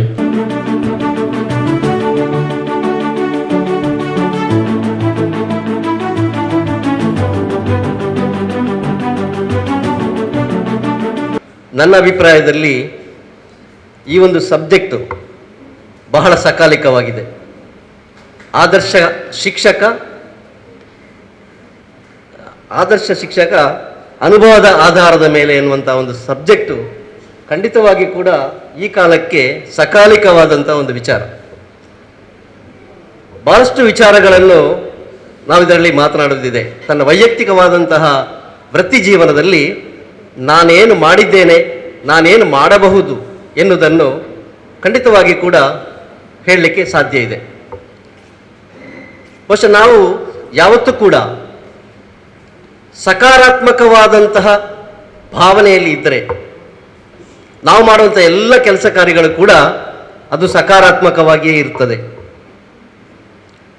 ಆ ಸಕಾರಾತ್ಮಕವಾದಂತಹ ಭಾವನೆಯಿಂದ ನಾವು ಕೆಲಸ ಮಾಡುವಂತಹ ಕ್ಷೇತ್ರ ಯಾವುದು ಎನ್ನುವುದನ್ನು ನಾವು ಗಮನದಲ್ಲಿಟ್ಟುಕೊಂಡಾಗ ನಮ್ಮ ಮುಂದೆ ಬರುವಂತಹ ಮುಂದಿನ ಭಾವಿ ಪ್ರಜೆಗಳು, ಈ ದೇಶದ ನಮ್ಮ ಸಮುದಾಯದ ಅತ್ಯಂತ ಪ್ರಮುಖವಾದಂತಹ ಒಂದು ಪೀಳಿಗೆ ಜೊತೆಯಲ್ಲಿ ನಾವು ಕೆಲಸ ಮಾಡುವಂಥದ್ದು ಪವಿತ್ರವಾದಂತಹ ಶಿಕ್ಷಕ ವೃತ್ತಿ. ಬಹುಶಃ ಕೆಲವರ ಅಭಿಪ್ರಾಯದಲ್ಲಿ ಅದಕ್ಕೆ ತದ್ವಿರುದ್ಧ ಇರಬಹುದು. ಆದರೆ ಈ ಶಿಕ್ಷಕ ವೃತ್ತಿ ಅನ್ನುವಂಥದ್ದು ಅದು ಕೇವಲ ಒಂದು ವೃತ್ತಿ ಅಲ್ಲ, ಅದು ಒಂದು ಪ್ರವೃತ್ತಿ. ನಿರಂತರವಾಗಿ ಮಾಡತಕ್ಕಂತಹ ಒಂದು ಪ್ರವೃತ್ತಿ ಅದಾಗಿದೆ. ನಾನೊಬ್ಬ ಶಿಕ್ಷಕ ಈ ಸಮುದಾಯದಿಂದ ಬಂದಿದ್ದೇನಂತಂದ್ರೆ ಈ ಸಮುದಾಯದ ಋಣ ನನ್ನ ಮೇಲೆ ಇದೆ ಎನ್ನುವುದನ್ನು ನಾನು ಮೊದಲಿಗೆ ತಿಳ್ಕೊಳ್ಬೇಕು. ಹಾಗೆ ತಿಳ್ಕೊಂಡಾಗ ನನ್ನ ನಂತರದ ಪೀಳಿಗೆ ಏನಾಗಬೇಕು ಎನ್ನುವುದರ ಒಂದು ಪರಿಕಲ್ಪನೆ ಕೂಡ ನನಗಿರಬೇಕಾಗಿದೆ. ನನ್ನ ನಂತರ ಬರುವಂತಹ ನನ್ನ ಸಮುದಾಯ ಕೂಡ ಒಂದು ಸುಶಿಕ್ಷಿತವಾದಂತಹ ಒಂದು ಸಮುದಾಯದ ರಚನೆ ಮಾಡುವಂತಹ ಒಂದು ಜವಾಬ್ದಾರಿಯನ್ನು ನಾನು ಹೆಗಲಲ್ಲಿ ಹಾಕಿಕೊಂಡು ನನ್ನ ಶಿಕ್ಷಣ ವೃತ್ತಿಯನ್ನು ಪ್ರವೃತ್ತಿಯನ್ನಾಗಿ ಮಾಡಿಕೊಂಡಾಗ ಅದಕ್ಕಿಂತ ದೊಡ್ಡ ಸಾಧನೆ ಬೇರೆ ಯಾವುದೂ ಇಲ್ಲ. ಇಲ್ಲಿ ಕೆಲವೊಂದು ವ್ಯಕ್ತಿಗಳು ಮೆಚ್ಚಿಸಿಕೊಳ್ಳುವುದಕ್ಕೋಸ್ಕರ ಕೆಲಸವನ್ನು ಮಾಡ್ತಾರೆ. ಅದು ಹಾಗೆ ಆಗದೆ ಮೆಚ್ಚಿಕೊಳ್ಳುವವರಂತನ್ನು ಸಿದ್ಧಪಡಿಸಿದರೆ ಅದಕ್ಕಿಂತ ದೊಡ್ಡ ಸಾಧನೆ ಬೇರೆ ಯಾವುದಿಲ್ಲ. ಸಾಧನೆ ಅಂದಾಗ ನಮ್ಮನ್ನು ಯಾರೋ ಕರೆದು ದೊಡ್ಡ ಹಾರ ಹಾಕಿ ದೊಡ್ಡ ಪೇಟ ಹಾಕಿ ಒಂದು 4 ಮಾತುಗಳನ್ನು ಹೇಳಿದಾಗ ಮಾತ್ರ ನಾವು ಒಬ್ಬುವುದಲ್ಲ. ಸಾಧನೆ ಯಾವಾಗ ಅಂತಂದ್ರೆ ನನ್ನ ಜೀವಿತಾವಧಿಯಲ್ಲಿ ನನ್ನ ಉದ್ದೇಶ ಏನಿಟ್ಟುಕೊಂಡು ನಾನು ನನ್ನ ವಿದ್ಯಾರ್ಥಿಗಳಿಗೆ ನಾನು ಬೋಧನೆ ಮಾಡಿದೆಯೋ ಆ ಉದ್ದೇಶ ಈಡೇರಿದಾಗ ಅದು ನನ್ನ ಕಣ್ಣ ಮುಂದೆ ನಿಂತಾಗ ಅದಕ್ಕಿಂತ ದೊಡ್ಡ ಸನ್ಮಾನ ಅಥವಾ ಪ್ರಶಸ್ತಿ ಬೇರೆ ಯಾವುದೂ ಇಲ್ಲ ಅಂತ ನನ್ನ ಅಭಿಪ್ರಾಯ. ಹಾಗಾದ್ರೆ ಆ ರೀತಿ ನಾವು ಇರಬೇಕಾದ್ರೆ ನಾವು ಏನು ಮಾಡಬೇಕು? ನಾವು ಬರೇ ಬೋಧನೆಗೆ ಸೀಮಿತರಾದವರ ಅಲ್ಲ. ಇವತ್ತು ಅಕ್ಷರ ಕಲಿತಂತಹ ಎಲ್ಲ ವಿದ್ಯಾರ್ಥಿಗಳು ಯಾವುದೇ ಪಾಠ ಪುಸ್ತಕವನ್ನು ಕೊಟ್ಟರೆ ಓದ್ತಾರೆ, ಪರೀಕ್ಷೆಗೆ ಒಂದಿಷ್ಟು ಮಾರ್ಕ್ ತಗೊಳ್ತಾರೆ, ಪಾಸ್ ಆಗ್ತಾರೆ. ಅದಕ್ಕೋಸ್ಕರ ನಮ್ಮ ನಿರ್ಮಾಣ ಆಗಿಲ್ಲ. ಅದರ ನಂತರದ್ದು ಏನಿದೆ, ಅದರ ನಂತರದ ಜೀವನ ಹೇಗಿದೆ, ಅದನ್ನು ಕಲಿಸಿಕೊಡುವಂಥದ್ದು ನಮ್ಮ ಕೆಲಸ, ನಮ್ಮ ಕರ್ತವ್ಯ ಆಗಿದೆ. ಅಂದರೆ ಮುಂದಿನ ದಿನದಲ್ಲಿ ಅವನು ಯಾವ ರೀತಿ ಈ ದುನಿಯಾದಲ್ಲಿ ಜೀವನವನ್ನು ಮಾಡಬೇಕು, ದುನಿಯಾದಲ್ಲಿ ಜೀವನ ಮಾಡುವಂತಹ ಸಂದರ್ಭದಲ್ಲಿ ನಾಡ್ದು ಪರಲೋಕಕ್ಕೆ ಬೇಕಾಗುವಂತ ಅಸೆಟ್ ಏನಿದೆ ಅದನ್ನು ಯಾವ ರೀತಿಯಲ್ಲಿ ಸಂಪಾದನೆ ಮಾಡಬಹುದು ಎನ್ನುವುದನ್ನು ಹೇಳಿಕೊಡುವಂತಹ ಜವಾಬ್ದಾರಿ ನಮ್ಮೆಲ್ಲ ಶಿಕ್ಷಕ ಬಂಧುಗಳಿಗಿದೆ, ಎಲ್ಲ ಶಿಕ್ಷಕ ಮಿತ್ರಗಳಿಗಿದೆ. ಯಾಕೆಂದ್ರೆ ಜಗತ್ತಿನ ಮಹಾನ್ ಶಿಕ್ಷಕ ಪ್ರವಾದಿ ಮೊಹಮ್ಮದ್ ಸಲ್ಲಲ್ಲಾಹು ಅಲೈಹಿ ವಸಲ್ಲಮರವರು ನಮಗೆ ಕಲಿಸಿಕೊಟ್ಟಂತಹ ದಾರಿಯಲ್ಲಿ ನಾವು ನಡೆಯುವುದಾದರೆ, ಅವರ ಅನುಯಾಯಿಗಳು ಅಂತ ಹೆಮ್ಮೆಯಿಂದ ನಾವು ಹೇಳಿಕೊಳ್ಬೇಕಾದ್ರೆ, ಅವರು ಏನು ನಮಗೆ ಚರ್ಯೆಯನ್ನು ಬಿಟ್ಟುಕೊಟ್ಟಿದ್ದಾರೆ ಅದನ್ನು ನಾವು ಹಿಡ್ಕೊಂಡು ನಾವು ಮುಂದಕ್ಕೆ ಹೋಗಬೇಕಾಗಿದೆ. ಅದಕ್ಕಿಂತ ದೊಡ್ಡ ಸಾಧನೆ ಯಾವುದೂ ಇಲ್ಲ. ಅನೇಕ ಹದೀಸ್ಗಳಲ್ಲಿ ಅವರ ಉಲ್ಲೇಖಗಳನ್ನು ನಾವು ನೋಡ್ತಾ ಹೋದರೆ ಎಷ್ಟು ಸಿಂಪಲ್ ಆಗಿ, ಎಷ್ಟು ಸರಳವಾಗಿ ಜೀವನ ಅಂದರೆ ಏನು, ಜೀವನವನ್ನು ನಾವು ಹೇಗೆ ನಡೆಸ್ಕೊಂಡು ಬರಬೇಕು, ನಮ್ಮಲ್ಲಿದ್ದಂಥ ವಿದ್ವತ್ತನ್ನು ಇನ್ನೊಬ್ಬರಿಗೆ ನಾವು ಹೇಗೆ ಟ್ರಾನ್ಸ್ಫರ್ ಮಾಡಬೇಕು ಎನ್ನುವಂಥ ವಿಚಾರಗಳಲ್ಲಿ ಎಲ್ಲವನ್ನು ಹೇಳಿದ್ದಾರೆ. ಆವಾಗ ಪ್ರಾಸ್ತಾವಿಕ ಮಾತಾಡುವಾಗ ಹೇಳಿದಂಥ ರಿಯಾಜ್ ಬೈರವರು 3 ವಿಚಾರಗಳನ್ನು ಹೇಳಿದ್ದಾರೆ. ಬಹುಶಃ ಅದೇ ನಮ್ಮ ಜೀವನದುದ್ದಕ್ಕೂ ನಾವು ಪಾಲಿಸಬೇಕಾದಂತಹ ನಮ್ಮ ಕರ್ತವ್ಯ ಶಿಕ್ಷಕರಾಗಿ. ತಾಳ್ಮೆ, ಆಮೇಲೆ ಡೆಡಿಕೇಶನ್, ಆಮೇಲೆ ಯಾವುದು ಇನ್ನೊಂದು ನಿಸ್ವಾರ್ಥತೆ.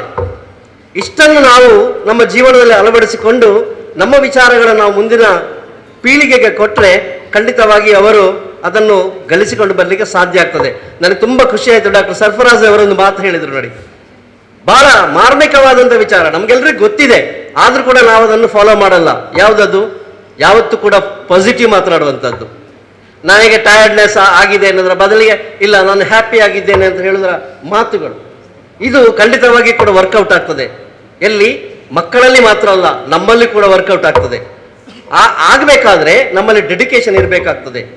ನಾನು ಒಂದು ಸಮುದಾಯದಿಂದ ಪ್ರತಿನಿಧಿಸಲ್ಪಡುವವ, ನನ್ನಿಂದ ಏನಾದರೂ ಈ ಸಮುದಾಯಕ್ಕೆ ಕೊಡಬೇಕೆನ್ನುವಂಥ ಒಂದು ಹಠ ನಮ್ಮಲ್ಲಿ ಇದ್ದರೆ, ನಾವಿವತ್ತು ಆದಿತ್ಯವಾರ ರಜೆ ಇದೆ, ಆರಾಮವಾಗಿ ಹೆಂಡತಿ ಮಕ್ಕಳ ಜೊತೆಯಲ್ಲಿ ಆರಾಮವಾಗಿ ಕಾಲ ಕಳೆಯುವಂತ ಮನೆಯಲ್ಲಿ ಇದ್ದು ಬಿಡ್ತಿದ್ದು. ಅದೆಲ್ಲ ಬೇಕಾಗಿದ್ದು. ನಾವು ನಿರಂತರವಾಗಿ ಸಮುದಾಯದ ಜೊತೆಯಲ್ಲಿ ಇರಬೇಕಾದವರು. ಒಂದಿಷ್ಟು ವಿಚಾರಗಳನ್ನು ನಾವು ಕಲಿಬೇಕು, ನಾವು ಕಲಿತಾ ಇರಬೇಕು. ಶಿಕ್ಷಕರಾದವರು ಯಾವತ್ತೂ ಕೂಡ ವಿದ್ಯಾರ್ಥಿ ಆಗಬೇಕು ಅಂತ ಹೇಳುವುದು ಮಾತ್ರ ಅಲ್ಲ, ವಿದ್ಯಾರ್ಥಿ ಆಗಿದ್ದಾಗ ಏನಾಗ್ತದೆ ಅಂತ ಹೇಳಿದ್ರೆ ನಮ್ಮ ಕಲಿಕೆ ಹೆಚ್ಚಾಗ್ತಾ ಹೋಗ್ತದೆ. ನಾವು ಬೇರೆ ಕಲಿಬೇಕಾಗಿಲ್ಲ. ನಾವು ನಮ್ಮ ಶಿಕ್ಷಕ ವೃತ್ತಿಯಲ್ಲಿ ವಿದ್ಯಾರ್ಥಿಯಾಗಿ ನಾವಿದ್ರೆ ನಮ್ಮ ಕಲಿಕೆ ಜಾಸ್ತಿ ಆಗ್ತಾ ಹೋಗ್ತದೆ. ಜೊತೆಯಲ್ಲಿ ನಮ್ಮ ನೆನಪು ಶಕ್ತಿ ಕೂಡ ಜಾಸ್ತಿ ಆಗ್ತದೆ, ನೆನಪಿನ ಶಕ್ತಿ ಕೂಡ ಜಾಸ್ತಿ ಆಗ್ತಾ ಹೋಗ್ತದೆ. ಇದು ಸ್ವತಃಸಿದ್ಧ. ಹಾಗಿರುವಾಗ ಈ ಆದರ್ಶ ಶಿಕ್ಷಕ ಅಂತ ಆಗಬೇಕಿದ್ರೆ ಬರೀ ಪುಸ್ತಕ, ತರಗತಿ ಕೋಣೆ ಶಿಕ್ಷಕರು ಮಾತ್ರ ಅಲ್ಲದೆ ಅದಕ್ಕಿಂತ ಹೊರಗೆ ನಾವು ಸ್ವಲ್ಪ ತೆರೆದುಕೊಳ್ಬೇಕಾಗ್ತದೆ. ನಾವು ಬರೀ ಕ್ಲಾಸ್ ರೂಮ್ ಟೀಚಿಂಗ್ ಅದರ ಒಳಗಿದ್ದುಕೊಂಡಿರುವುದಲ್ಲ, ನಮ್ಮ ಸಮುದಾಯವನ್ನು ಒಮ್ಮೆ ಕಣ್ಬಿಡಿಸಿ ನಾವು ನೋಡಬೇಕಾಗ್ತದೆ. ನಮ್ಮ ಅಕ್ಕಪಕ್ಕದಲ್ಲಿ ನಾವು ಸ್ವಲ್ಪ ನೋಡಬೇಕಾಗ್ತದೆ. ನಮ್ಮಲ್ಲಿ ಈ ಶಿಕ್ಷಣದಲ್ಲಿ ಹಿಂದೆ ಉಳಿದವರು ಯಾರಿದ್ದಾರೆ ಅವರನ್ನು ನಾವು ಗುರುತಿಸ್ಕೊಳ್ಬೇಕಾಗ್ತದೆ. ಅವರನ್ನು ನಾವು ಯಾವ ರೀತಿ ಮೋಟಿವೇಶನ್ ಮಾಡಬಹುದು, ಅವರನ್ನು ಯಾವ ರೀತಿ ನಾವು ಶಿಕ್ಷಣ ಕೊಡಬಹುದು ಎನ್ನುವುದನ್ನು ನಾವು ಕೂಡ ಮೋಟಿವೇಶನ್ ಮಾಡಬೇಕಾಗ್ತದೆ. 2000 ಇಸವಿಗೆ ಹಿಂದೆ ನಾವು ನೋಡಿದ್ರೆ ಬಹುಶಃ ಇಷ್ಟೊಂದು ಹೆಣ್ಣು ಮಕ್ಕಳು ನಾವಿಲ್ಲಿ ನೋಡಲಿಕ್ಕೆ ಸಾಧ್ಯ ಆಗ್ತಿರ್ಲಿಲ್ಲ. ಆಗ ನಾವೊಂದು ಅಭಿಯಾನ ಮಾಡಿದ್ದೆವು, ಯಾವುದು ಶೈಕ್ಷಣಿಕ ಅಭಿಯಾನ. ಆ ಅಭಿಯಾನದಲ್ಲಿ ಏನು ಮಾಡಿದ್ದು, ನಿಮ್ಮ ಹೆಣ್ಮಕ್ಕಳನ್ನು ಶಾಲೆಗೆ ಕಲಿಸಿ ಅಂತ. ಪ್ರತಿ ಶುಕ್ರವಾರ ಎಲ್ಲ ಮಸೀದಿಯ ಮುಂದೆ ಒಂದು ಬೋರ್ಡ್ ಇಟ್ಕೊಂಡು ನಿಂತ್ಕೊಳ್ತಾ ಇದ್ದೇವೆ ನಾವು. ಅದರ ಫಲ ಇವತ್ತು ನಾವು ಉಣ್ತಾ ಇದ್ದೇವೆ. ಒಂದು 20-30 ವರ್ಷಗಳ ಮುಂಚೆ ಮಾಡ್ತಿದ್ರೆ ಇವತ್ತು ಅದು ನಮ್ಮ ಬದಲಾವಣೆ ಬೇರೆ ಆಗ್ತಿತ್ತು, ನಮ್ಮ ಸಮುದಾಯದ ಒಂದು ಬದಲಾವಣೆ, ಒಂದು ಶೇಪೆ ಬೇರೆ ಆಗ್ತಿತ್ತು. ಹಾಗೆ ಈಗ ಸಂಖ್ಯೆಯಲ್ಲಿ ನಾವು ದ್ವಿಗುಣರಾಗಿದ್ದೇವೆ, ಆದರೆ ನಮ್ಮಲ್ಲಿ ಕ್ವಾಲಿಟಿಯನ್ನು ನಾವು ದ್ವಿಗುಣ ಮಾಡಬೇಕಾಗಿದೆ. ನಾವು ಬರೆದಂತಹ ನಮ್ಮ ವಿದ್ವತ್ತು ಅದು ನಮಗೆ ಮಾತ್ರ ಸೀಮಿತವಾಗಿರದೆ ಅದನ್ನು ಇನ್ನೊಬ್ಬರಿಗೆ ಹಂಚುವಂತ ಕೆಲಸವನ್ನು ನಾವು ಮಾಡಬೇಕು. ಎಲ್ಲಿ ನಮಗೆ ಸಾಧ್ಯ ಆಗ್ತದೋ ಅಲ್ಲಿ. ಇದು ನಮ್ಮ ಮನೆಯಿಂದಲೇ ಪ್ರಾರಂಭ ಆಗಬೇಕು. ಇವತ್ತೊಂದು ಮನೆಯಲ್ಲಿ 4 ಜನ ಅಣ್ಣತಮ್ಮಂದಿರಿದ್ರೆ ಒಬ್ಬ ಡಿಗ್ರಿ ಹೋಲ್ಡರ್ ಇರ್ತಾನೆ, ಇನ್ನೊಬ್ಬ ಕೂಲಿ ಕೆಲಸ ಮಾಡ್ತಾನೆ. ಯಾಕೆ ಹಾಗೆ ಆಯ್ತು? ಆ ಕಲ್ತಂತವ ಇನ್ನೊಬ್ಬನಿಗೆ ಕಲೀಲಿಕ್ಕೆ ಪ್ರೇರಣೆ ಆಗಲಿಲ್ಲ, ಪ್ರೇರಣೆ ಕೊಡಲಿಲ್ಲ. ಆ ಪ್ರೇರಣೆ ಎಲ್ಲಿಂದ ಬರಬೇಕು? ನಮ್ಮ ತರಗತಿ ಕೋಣೆಯಲ್ಲಿ ಪಾಠ ಮಾಡುವಂತಹ ಶಿಕ್ಷಕರಿಂದ ಬರಬೇಕು, ಅಧ್ಯಾಪಕರಿಂದ ಬರಬೇಕು. ಇವತ್ತು 45 ನಿಮಿಷದ ಒಂದು ಪಾಠ ಅಂತಂದ್ರೆ ಬರೇ ಸಬ್ಜೆಕ್ಟ್ ಅನ್ನು ಓದಿಕೊಂಡು ಅದಕ್ಕೆ ಬೇಕಾದ ಸಿದ್ಧತೆಯನ್ನು ಮಾಡಿಕೊಂಡು ಅದನ್ನು ಹೇಳಿಬಿಟ್ರೆ ನಮ್ಮ ಕೆಲಸ ಮುಗೀತು. ಖಂಡಿತ ಅಲ್ಲ. ಪಾಠ ಮಾಡೋದು ಅದು ಇದ್ದೇ ಇದೆ, ಅದು ದಿನನಿತ್ಯ ಮಾಡುವಂಥದ್ದು. ಅದಕ್ಕಿಂತ ಮುಂಚೆ ನಾವು ಒಂದು ಸ್ವಲ್ಪ ಮೌಲ್ಯವನ್ನು ಅವರಿಗೆ ಕೊಡುವಂತಹ ಕೆಲಸವನ್ನು ನಾವು ಮಾಡಬೇಕು. ಒತ್ತಡ ಅಂತ ಒತ್ತಡ ಏನಿಲ್ಲ, ಒತ್ತಡ ಎನ್ನುವಂಥದ್ದು ನಾವು ಮಾಡಿಕೊಂಡಾಗಿದೆ. ಒತ್ತಡ ಇಲ್ಲದ ವ್ಯಕ್ತಿ ಯಾರೂ ಇಲ್ಲ, ಅದು ಸಹಜವಾಗಿ ಅವನಿಗೆ ಬರ್ತದೆ. ಯಾಕಂದ್ರೆ ಅವನ ಜೀವನ ಶೈಲಿಯನ್ನು ಹೊಂದಿಕೊಳ್ಳೋದು ಬರುವಂಥದ್ದು. ಅವನ ಜೀವನ ಶೈಲಿಯನ್ನು ಹೊಂದಿಕೊಂಡು ಅವನಿಗೆ ಒತ್ತಡ ಬರ್ತದೆ. ಆ ಒತ್ತಡವನ್ನು ನಾವು ಲೆಕ್ಕಕ್ಕೆ ತಗೊಳ್ಳಿಕ್ಕಿಲ್ಲ. ಒತ್ತಡ ಅನ್ನುವಂಥದ್ದು ಇದ್ದೇ ಇರ್ತದೆ. ಆ ಒತ್ತಡ ಇದ್ದಾಗಲೂ ಕೂಡ ನಾನು ಹೇಗೆ ದಿ ಬೆಸ್ಟ್ ಟೀಚರ್ ಆಗಬಹುದು, ನಾನು ನನ್ನ ಮಕ್ಕಳಿಗೆ ಹೇಗೆ ನ್ಯಾಯಸಮ್ಮತವಾಗಿ ನಾನು ನ್ಯಾಯವನ್ನು ಕೊಡಬಹುದು ಎನ್ನುವುದನ್ನು ಯೋಚನೆ ಯಾರು ಮಾಡ್ತಾನೆ ಅವನೇ ಆದರ್ಶ ಶಿಕ್ಷಕ ಆಗ್ತಾನೆ. ಶಿಕ್ಷಣ ಈ ವ್ಯವಸ್ಥೆಯಲ್ಲಿ, ಇವತ್ತಿನ ಶಿಕ್ಷಣ ವ್ಯವಸ್ಥೆಯಲ್ಲಿ ನಾವು ನೋಡುವುದಾದರೆ ನಾವು ಬಹಳಷ್ಟು ಹೆಚ್ಚೆಚ್ಚು ಕಲಿಕೆಯನ್ನು ಮಾಡಬೇಕಾಗಿದೆ. ಅಂದರೆ ನಾವೆಷ್ಟು ಸ್ಪೀಡ್ ಇರ್ತೇವೋ ಅದಕ್ಕೆ ಒಂದೆರಡು ಪಟ್ಟು ಜಾಸ್ತಿ ಸ್ಪೀಡ್ ನಮ್ಮ ಮಕ್ಕಳಿರ್ತಾರೆ. ನಾವು ಅದೇ ಹಳೆಯ ಕಾಲದಲ್ಲಿ ಇಟ್ಟುಕೊಂಡು ಆ ಮಕ್ಕಳ ಮುಂದೆ ಹೋಗಿ ನಿಂತುಕೊಂಡ್ರೆ ಬಹುಶಃ ಅವರಿಗೆ ಯಾವುದು ಕೂಡ ಅದು ನಾಟ್ಲಿಕ್ಕೆ ಸಾಧ್ಯವೇ ಇಲ್ಲ. ಅವರವರಷ್ಟಕ್ಕೆ ಅವರ ಕೆಲಸ ಮಾಡ್ತಾರೆ. ಇವತ್ತು ಹೇಳ್ತಾರೆ ತರಗತಿಯಲ್ಲಿ ಮಕ್ಕಳು ಪಿಕ್ಲಾಟ ಮಾಡ್ತಾರೆ ಅಂತ. ಯಾಕೆ ಪಿಕ್ಲಾಟ ಮಾಡ್ತಾರೆ ಅನ್ನೋ ಪ್ರಶ್ನೆಯನ್ನು ನಾವು ಹಾಕೊಳ್ಬೇಕು. ನಾನು ಪಾಠ ಮಾಡ್ತಾ ಇರಬೇಕಾದ್ರೆ ಮಕ್ಕಳು ಗಲಾಟೆ ಮಾಡ್ತಾರೆ, ಯಾಕೆ ಮಾಡ್ತಾರೆ? ಅದರ ಅರ್ಥ ನಾನು ಸರಿ ಇಲ್ಲ ಅಂತ ಅರ್ಥ, ನಾನು ಹೇಳೋದು ಅವರಿಗೆ ಅರ್ಥ ಆಗ್ತಾ ಇಲ್ಲ ಅಂತ ಅರ್ಥ. ನಾವಲ್ಲಿ ನೈಜತೆಯನ್ನು ತರಬೇಕು. ನೈಜ ನನ್ನ ಜೀವನದ ನೈಜ ಅನುಭವಗಳನ್ನು ಸೇರಿಸಿಕೊಂಡು ನಾವು ಅವರಿಗೆ ಪಾಠವನ್ನು ಮಾಡಿದಾಗ, ವಿಷಯ ಬೋಧನೆಯನ್ನು ಮಾಡಿದಾಗ ಖಂಡಿತವಾಗಿ ಆ ಮಗು ಸೈಲೆಂಟ್ ಆಗಿರ್ಲಿಕ್ಕೆ ಸಾಧ್ಯ ಆಗ್ತದೆ ಅಂತ. ಬಹುಶಃ ನಾವು ಬರೇ ಕೋರ್ಸಿನಿಂದ ಅವರನ್ನು ಸೈಲೆಂಟ್ ಮಾಡೋದಲ್ಲ, ಒಳಗಿಂದ ಅವನಿಗೆ ಬರಬೇಕು, ನಾನು ಸೈಲೆಂಟ್ ಆಗಿರಬೇಕು ಎನ್ನುವಂಥದ್ದು ಅವನಿಗೆ ನಮ್ಮ ಮಾತಿನ ಮೂಲಕ ಅವನದನ್ನು ಗಟ್ಟಿ ಇಡಲಿಕ್ಕೆ ಸಾಧ್ಯ ಆದರೆ ಖಂಡಿತವಾಗಿ ಸಾಧ್ಯ ಆಗ್ತದೆ. ನಾವು ಮಾಡುವಂಥ ಕೆಲಸ ಯಾರನ್ನು ಮೆಚ್ಚಿಸಿಕೊಳ್ಳಲಿಕ್ಕೆ ನಾವು ಮಾಡುವಂಥ ಕೆಲಸ ಆಗಬಾರ್ದು, ನಮ್ಮನ್ನೇ ಎಲ್ಲರೂ ಮೆಚ್ಚಿಕೊಳ್ಬೇಕು, ಆ ರೀತಿಯ ನಮ್ಮ ನಡವಳಿಕೆ ಇರಬೇಕು ಅಂತ ಹೇಳುತ್ತಾ ಬಹುಶಃ ಸಮಯದ ಮಿತಿಯನ್ನು ಅರಿತುಕೊಂಡು ಬಹುಶಃ ಆದರ್ಶ ಶಿಕ್ಷಕ ನನ್ನ ಅನುಭವದಲ್ಲಿ ಮಾತನ್ನು ಇಲ್ಲಿ ಕೊಟ್ಟಿದ್ದಾರೆ. ನನಗೆ ಗೊತ್ತಿದ್ದಷ್ಟು ವಿಚಾರಕ್ಕೆ ಸಮಯದ ಮಿತಿಯನ್ನು ಹೊಂದಿಸಿಕೊಂಡು ಮಾತನಾಡಿದರೆ ಬಹುಶಃ ಎಷ್ಟರ ಮಟ್ಟಿಗೆ ಅದು ಫಲಪ್ರದ ಆಗಿದೆ ಅಂತ ನನಗೆ ಗೊತ್ತಿಲ್ಲ. ಅವಕಾಶಕ್ಕಾಗಿ ಹೊಂದಿಸ್ತಾ ನನ್ನ ಮಾತನ್ನು ಕೊನೆಗೊಳಿಸ್ತೇನೆ. ವಾಕ್ರದವನ ಅಲ್ಹಮ್ದುಲಿಲ್ಲಾಹಿ ರಬ್ಬಿಲ್ ಆಲಮೀನ್. ಜೀವನವನ್ನ ಸಾರ್ಥಕ ಬದುಕನ್ನ ಸಾಗಿಸ್ತಾ ಸಮಾಜಮುಖಿಯಾಗಿ ತನ್ನನ್ನು ತೊಡಗಿಸಿಕೊಂಡಿರುವಂತಹ ಜನಾಬಿ ಮೊಹಮ್ಮದ್ ತುಂಬೆ ಅವರು ಆದರ್ಶ ಶಿಕ್ಷಕ ಹೇಗಿರಬೇಕು ಎಂಬುದನ್ನು ಬಹಳ ಸುಂದರವಾಗಿ ನಮ್ಮ ಮುಂದೆ ತೋರಿಸಿಕೊಟ್ಟಿದ್ದಾರೆ. ಅವರಿಗೆ ತುಂಬ ಹೃದಯದ ಧನ್ಯವಾದಗಳನ್ನು ಸಲ್ಲಿಸ್ತಾ ಇದೀಗ ಮುಂದೆ ಜನಾಬ್ ಅಮಾನುಲ್ಲಾ ಖಾನ್ ಅವರು ಅದೇ ವಿಷಯದಲ್ಲಿ ಮಾತನಾಡಲಿಕ್ಕಿದ್ದಾರೆ. ಇವರು ನಿವೃತ್ತ ಶಿಕ್ಷಕರು, ಸರ್ಕಾರಿ ಪ್ರೌಢಶಾಲೆ ಸಜೀಪ ಮೂಡ. ಅಮಾನುಲ್ಲಾ ಖಾನ್. ವಬರಕಾತಹು. ನಿಮ್ಮೆಲ್ಲರ ಮೇಲೆ ದೇವನ ಶಾಂತಿ ಇರಲಿ. ಔಜು ಬಿಲ್ಲಾಹಿ ಮಿನಶ್ ಶೈತಾನಿರ್ ರಜೀಮ್. ಬಿಸ್ಮಿಲ್ಲಾಹಿರ್ ರಹಮಾನಿರ್ ರಹೀಮ್. ಪರಮ ದಯಾಮಯ ಕರುಣಾನಿಧಿಯೂ ಆದ ಅಲ್ಲಾಹನ ನಾಮದಿಂದ. ಆದರ್ಶ ಶಿಕ್ಷಕ ತನ್ನ ಅನುಭವದಲ್ಲಿ 38 ವರ್ಷ ನಾನು ಕೂಡ ಶಿಕ್ಷಕನಾಗಿ ಸೇವೆ ಸಲ್ಲಿಸಿದ್ದೇನೆ.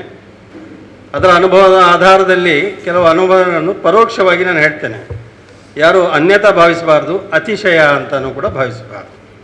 ಯಾಕೆಂದರೆ ತಾನು ಮಾಡಿದ್ದನ್ನು ತಾನು ಹೇಳಿಕೊಳ್ಳುವಂಥದ್ದಲ್ಲ, ಸ್ವಲ್ಪ ಸೂಕ್ಷ್ಮವಾಗಿ ಹೇಳ್ತಾ ನಾನು ಮುಂದೆ ಸಾಕ್ತೇನೆ. ಅದರಲ್ಲಿ ನಿಮಗೆ ಏನಾದರೂ ಮಾರ್ಗದರ್ಶನ ಸಿಗಲೂಬಹುದು. ನಮಗೆಲ್ಲರಿಗೂ ಗೊತ್ತಿರುವ ಹಾಗೆ ಇವತ್ತು ಜಿಲ್ಲಾ ಮಟ್ಟದ, ರಾಜ್ಯ ಮಟ್ಟದ, ರಾಷ್ಟ್ರ ಮಟ್ಟದ ಪ್ರಶಸ್ತಿಗಳನ್ನು ಪಡೆದಂತಹ ಶಿಕ್ಷಕರು ಸಹಸ್ರಾರು ಮಂದಿ ಇದ್ದಾರೆ. ಯಾವ ರೀತಿ ಒಂದು ಮರದಲ್ಲಿ ಕಣ್ಣಿಗೆ ಕಾಣುವಂತಹ ಹಣ್ಣು ಕಾಯಿಗಳು, ಕಣ್ಣಿಗೆ ಕಾಣದ ಅದಕ್ಕಿಂತಲೂ ಹೆಚ್ಚಿನ ಹಣ್ಣು ಕಾಯಿಗಳು ಆ ಮರದಲ್ಲಿ ಇರ್ತವೆ. ಅಂದರೆ ನನ್ನ ಮಾತಿನ ಅರ್ಥ ಏನು ಅಂತಂದರೆ, ಯಾರೆಲ್ಲ ಪ್ರಶಸ್ತಿಗಳನ್ನು ಪಡೆದಿದ್ದಾರೆ ಅವರು ಮಾತ್ರ ಪ್ರಶಸ್ತಿಗೆ ಭಾಜನರಲ್ಲ, ಬದಲಾಗಿ ಪ್ರಶಸ್ತಿಗಾಗಿ ಪ್ರಯತ್ನ ಪಡದ ಅದೆಷ್ಟೋ ಮಂದಿ ಎಲೆಮರೆ ಕಾಯಿಯಂತೆ ಇರುವಂತಹ ಶಿಕ್ಷಕರನ್ನು ನಾವು ಸಮಾಜದಲ್ಲಿ ಖಂಡಿತವಾಗಿಯೂ ಕಂಡಿದ್ದೇವೆ. ಯಾರೆಲ್ಲ ಪ್ರಶಸ್ತಿ ಪಡೆದಿದ್ದಾರೆ ಸರ್ಕಾರದ ಮಟ್ಟದಲ್ಲಿ ಖಂಡಿತವಾಗಿಯೂ ಅವರು ಗೌರವಕ್ಕೆ ಅರ್ಹರು. ಪ್ರಶಸ್ತಿ ಪಡೆಯದೆ ನಿಸ್ವಾರ್ಥವಾಗಿ ಸೇವೆ ಮಾಡಿದಂತಹ ಬಹಳಷ್ಟು ಶಿಕ್ಷಕರು ಸಮಾಜದಲ್ಲಿ ಗುರುತಿಸಿಕೊಂಡಿದ್ದಾರೆ. ಅವರು ಕೂಡ ಅದಕ್ಕೆ ಭಾಜನರು ಅಂತ ಹೇಳಿಬಿಟ್ಟು ನಾನು ಭಾವಿಸ್ತೇನೆ. ಒಬ್ಬ ಶಿಕ್ಷಕ ಒಬ್ಬ ಆದರ್ಶನಾಗಬೇಕಾದ್ರೆ ಅವನಲ್ಲಿ ಒಂದು ಪರ್ಸನಾಲಿಟಿ ಡೆವಲಪ್ ಆಗಬೇಕು. ಪರ್ಸನಾಲಿಟಿ ಡೆವಲಪ್ ಅಂದರೆ ನನ್ನ ಹಾಗೆ ತೋರ ಆಗಬೇಕು ಅಂತಲ್ಲ, ಗೊತ್ತಾಯ್ತಾ? ಫಿಸಿಕಲ್ ಫಿಟ್ನೆಸ್ ಕೂಡ ಬೇಕು. ಆದರೆ ವ್ಯಕ್ತಿತ್ವ ವಿಕಸನ ಅಂತ ನಾವೇನು ಹೇಳ್ತೇವೆ, ಅವನ ಆದರ್ಶ, ಅವನ ಸದಾಚಾರ, ಅವನ ನಿಷ್ಠೆ, ಪ್ರಾಮಾಣಿಕತೆ, ಶ್ರದ್ಧೆ, ಪರಿಶ್ರಮ ಇವೆಲ್ಲವೂ ಕೂಡ ಅವನಲ್ಲಿ ಮೇಳವಿಸಬೇಕು ಒಬ್ಬ ಆದರ್ಶ ಶಿಕ್ಷಕನಲ್ಲಿ. ವಿದ್ಯಾರ್ಥಿಗಳ ಬಗ್ಗೆ ಒಂದು ವಿಶೇಷವಾಗಿರ್ತಕ್ಕಂತಹ ಕಾಳಜಿ ಅವನಿಗೆ ಬೇಕು. ವಿದ್ಯಾರ್ಥಿಗಳು ಅಂತಂದರೆ ತನ್ನ ಮಕ್ಕಳಿಗಿಂತಲೂ ಒಂದು ಹೆಜ್ಜೆ ಮುಂದೆ ಹೋಗಿ ಆ ಮಕ್ಕಳನ್ನು ಪ್ರೀತಿಸಬೇಕು, ಮಕ್ಕಳನ್ನು ಗೌರವಿಸಬೇಕು, ಮಕ್ಕಳ ಎಲ್ಲ ಕಷ್ಟ ಸುಖಗಳಿಗೆ ಆದ್ಯತೆಯನ್ನು ಕೊಡಬೇಕು. ಮಾತ್ರವಲ್ಲ, ಆ ಮಕ್ಕಳಿಗೆ ಕೇವಲ ಎರಡು ಬೆಲ್ಲುಗಳ ಮಧ್ಯೆ ಮಾಡುವಂತಹ ಪಾಠ ಮಾತ್ರ ಅಷ್ಟಕ್ಕೆ ಸೀಮಿತ ಆಗಬಾರ್ದು. ಪ್ರತಿಯೊಬ್ಬ ವಿದ್ಯಾರ್ಥಿಯ ಸಣ್ಣ ಒಂದು ಅವನ ಜೀವನ, ಅವನ ಬದುಕು ಏನಿದೆ ತನ್ನ ಡೈರಿಯಲ್ಲಿ ನೋಟ್ ಆಗಬೇಕು. ಯಾವ ಮಕ್ಕಳು ಶಾಲೆಗೆ ಬರ್ತಾ ಇಲ್ಲ, ಅವ್ರು ಯಾಕೆ ಡ್ರಾಪ್ಔಟ್ ಆಗ್ತಾ ಇದ್ದಾರೆ, ಅವರಿಗೆ ಏನು ಆರ್ಥಿಕ ಸಮಸ್ಯೆ ಇದೆಯಾ, ಅವರಿಗೆ ಬಸ್ಸಿಗೆ ಬರಲಿಕ್ಕೆ ಸಾಧ್ಯವಾಗ್ತಾ ಇಲ್ವಾ, ಅಥವಾ ಫೀಸ್ ಕಟ್ಟಲಿಕ್ಕೆ ಅವರಿಗೆ ಸಾಧ್ಯ ಆಗ್ತಾ ಇಲ್ವಾ, ಅವರಿಗೆ ಅನಾರೋಗ್ಯ ಕಾಡ್ತಾ ಇದೆಯಾ, ಅಥವಾ ಕುಟುಂಬದ ಸಹಾಯ ಅವರಿಗೆ ಇಲ್ವಾ, ಪ್ರತಿಯೊಂದು ಮಗುವಿಗೂ ಒಂದಲ್ಲ ಒಂದು ರೀತಿಯ ಸಮಸ್ಯೆಗಳು ಖಂಡಿತವಾಗಿಯೂ ಇರ್ತದೆ. ವಿಶೇಷವಾಗಿ ಯಾವ ಮಕ್ಕಳು ಪದೇ ಪದೇ ಶಾಲೆಯನ್ನು ತಪ್ಪಿಸ್ತಾರೆ ಅಥವಾ ನಿರಂತರವಾಗಿ ಲಾಂಗ್ ಆಬ್ಸೆಂಟ್ ಆಗ್ತಾರೆ, ಅಂತಹ ವಿದ್ಯಾರ್ಥಿಗಳ ಮನೆಗಳಿಗೆ ಅವರ ಪೋಷಕರಿಗೆ ಭೇಟಿ ಮಾಡಿದಾಗ ನಮಗೆ ಇಂತಹ ವಿಷಯಗಳು ನಮಗೆ ಸಿಗ್ತದೆ. ಮಾತ್ರವಲ್ಲ, ಆ ಮಕ್ಕಳನ್ನು ನಾವು ಸ್ಪೋರ್ಟ್ಸಿಗೆ ಕರ್ಕೊಂಡು ಹೋಗ್ತೇವೆ, ಆಟೋಟಗಳನ್ನು ಆಡಿಸ್ತೇವೆ, ಸಾಂಸ್ಕೃತಿಕ ಚಟುವಟಿಕೆಗಳನ್ನು ಮಾಡಿಸ್ತೇವೆ. ಮಾತ್ರವಲ್ಲ, ಎಷ್ಟೋ ಪ್ರವಾಸಗಳಿಗೆ ನಾವು ಕರ್ಕೊಂಡು ಹೋಗ್ತೇವೆ.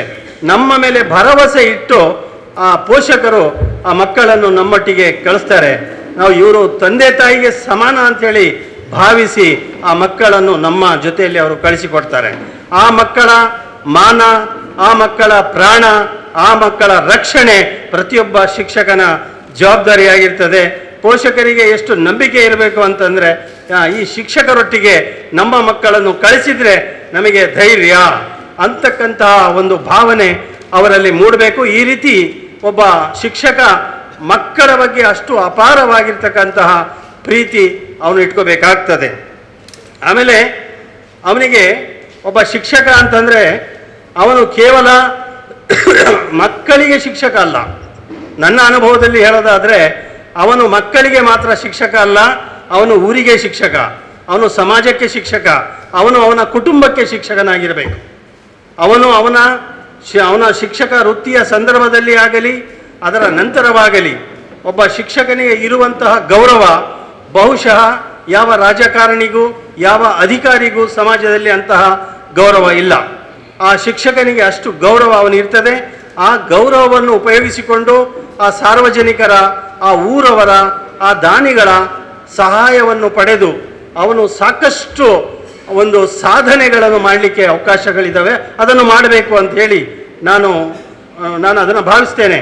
ಅಂದರೆ ಉದಾಹರಣೆಗೆ ಏನು, ಸರ್ಕಾರದ ಮಟ್ಟದಲ್ಲಿ ಸಿಗುವಂತಹ ಸಹಕಾರವಾಗಲಿ, NGOsಗಳಿಂದ ಸಿಗುವಂತಹದ್ದಾಗಲಿ, ದಾನಿಗಳಿಂದ ಸಿಗುವಂತಹ ಸಹಕಾರವಾಗಲಿ, ಅದನ್ನೆಲ್ಲ ಪಡೆದು ಅವನು ಅಲ್ಲಾಹನ ಭೂಮಿಯ ಮೇಲೆ ಜನರಿಗೆ ಉಪಕಾರವಾಗುವಂತಹ ಶಾಲಾ ಕಾಲೇಜುಗಳ ನಿರ್ಮಾಣವಾಗಿರಬಹುದು, ಆರಾಧನಾಲಯಗಳ ನಿರ್ಮಾಣವಾಗಿರಬಹುದು, ಕಲ್ಯಾಣ ಯೋಜನೆಗಳನ್ನು ನಡೆಸುವಂಥದ್ದಾಗಿರಬಹುದು. ಈ ರೀತಿ ಸಮಾಜಮುಖಿಯಾಗಿರ್ತಕ್ಕಂಥ ಕಾರ್ಯಗಳನ್ನು ಆ ಶಿಕ್ಷಕ ಮಾಡಬೇಕು. ಆ ಶಿಕ್ಷಕ ಕೇವಲ ಅವನ ವೃತ್ತಿ ಇರುವವರೆಗೆ ಮಾತ್ರ ಅವನು ಶಿಕ್ಷಕ ಅಂದರೆ ನನಗೆ ಅದರ ಬಗ್ಗೆ ನಂಬಿಕೆ ಇಲ್ಲ. ಆ ಶಿಕ್ಷಕ ಕೊನೆಯ ಉಸಿರಿನವರೆಗೂ ಅವನು ಶಿಕ್ಷಕನಾಗಿರಬೇಕು. ಅವನು ನಿವೃತ್ತಿ ಆದರೂ ಕೂಡ ಅವನಿಗೆ ಶಿಕ್ಷಕನ ಒಂದು ಮಾನ್ಯತೆ ಸಮಾಜದಲ್ಲಿ ಇರ್ತದೆ. ಸಮಾಜ ಅದನ್ನು ಗುರುತಿಸ್ತದೆ. ಅದರ ಸಂಪೂರ್ಣ ಪ್ರಯೋಜನ ಪಟ್ಟುಕೊಂಡು ಸಮಾಜಕ್ಕೆ ಬೇಕಾದಂತಹ ಕೆಲಸವನ್ನು ಅವನು ನಿರಂತರವಾಗಿ ಮಾಡಬೇಕು. ಮತ್ತು ಶಿಕ್ಷಕನಿಗೆ ವಿಶೇಷವಾಗಿರ್ತಕ್ಕಂಥ ಸ್ಥಾನಮಾನ ಇರ್ತದೆ, ಒಂದು ವಿಶೇಷವಾಗಿರ್ತಕ್ಕಂಥ ಗೌರವ ಇರ್ತದೆ. ಒಂದು ಊರಲ್ಲಿ ಏನೇ ಒಂದು ಕಾರ್ಯಕ್ರಮ, ಸಾರ್ವಜನಿಕ ಕಾರ್ಯಕ್ರಮಗಳು ನಡೆದರೆ ಅಲ್ಲಿರುವಂಥ ಗಣ್ಯರು ಆ ಶಿಕ್ಷಕರನ್ನು ನೆನಪಿಸುವಂಥ ಶಿಕ್ಷಕನಾಗಬೇಕು.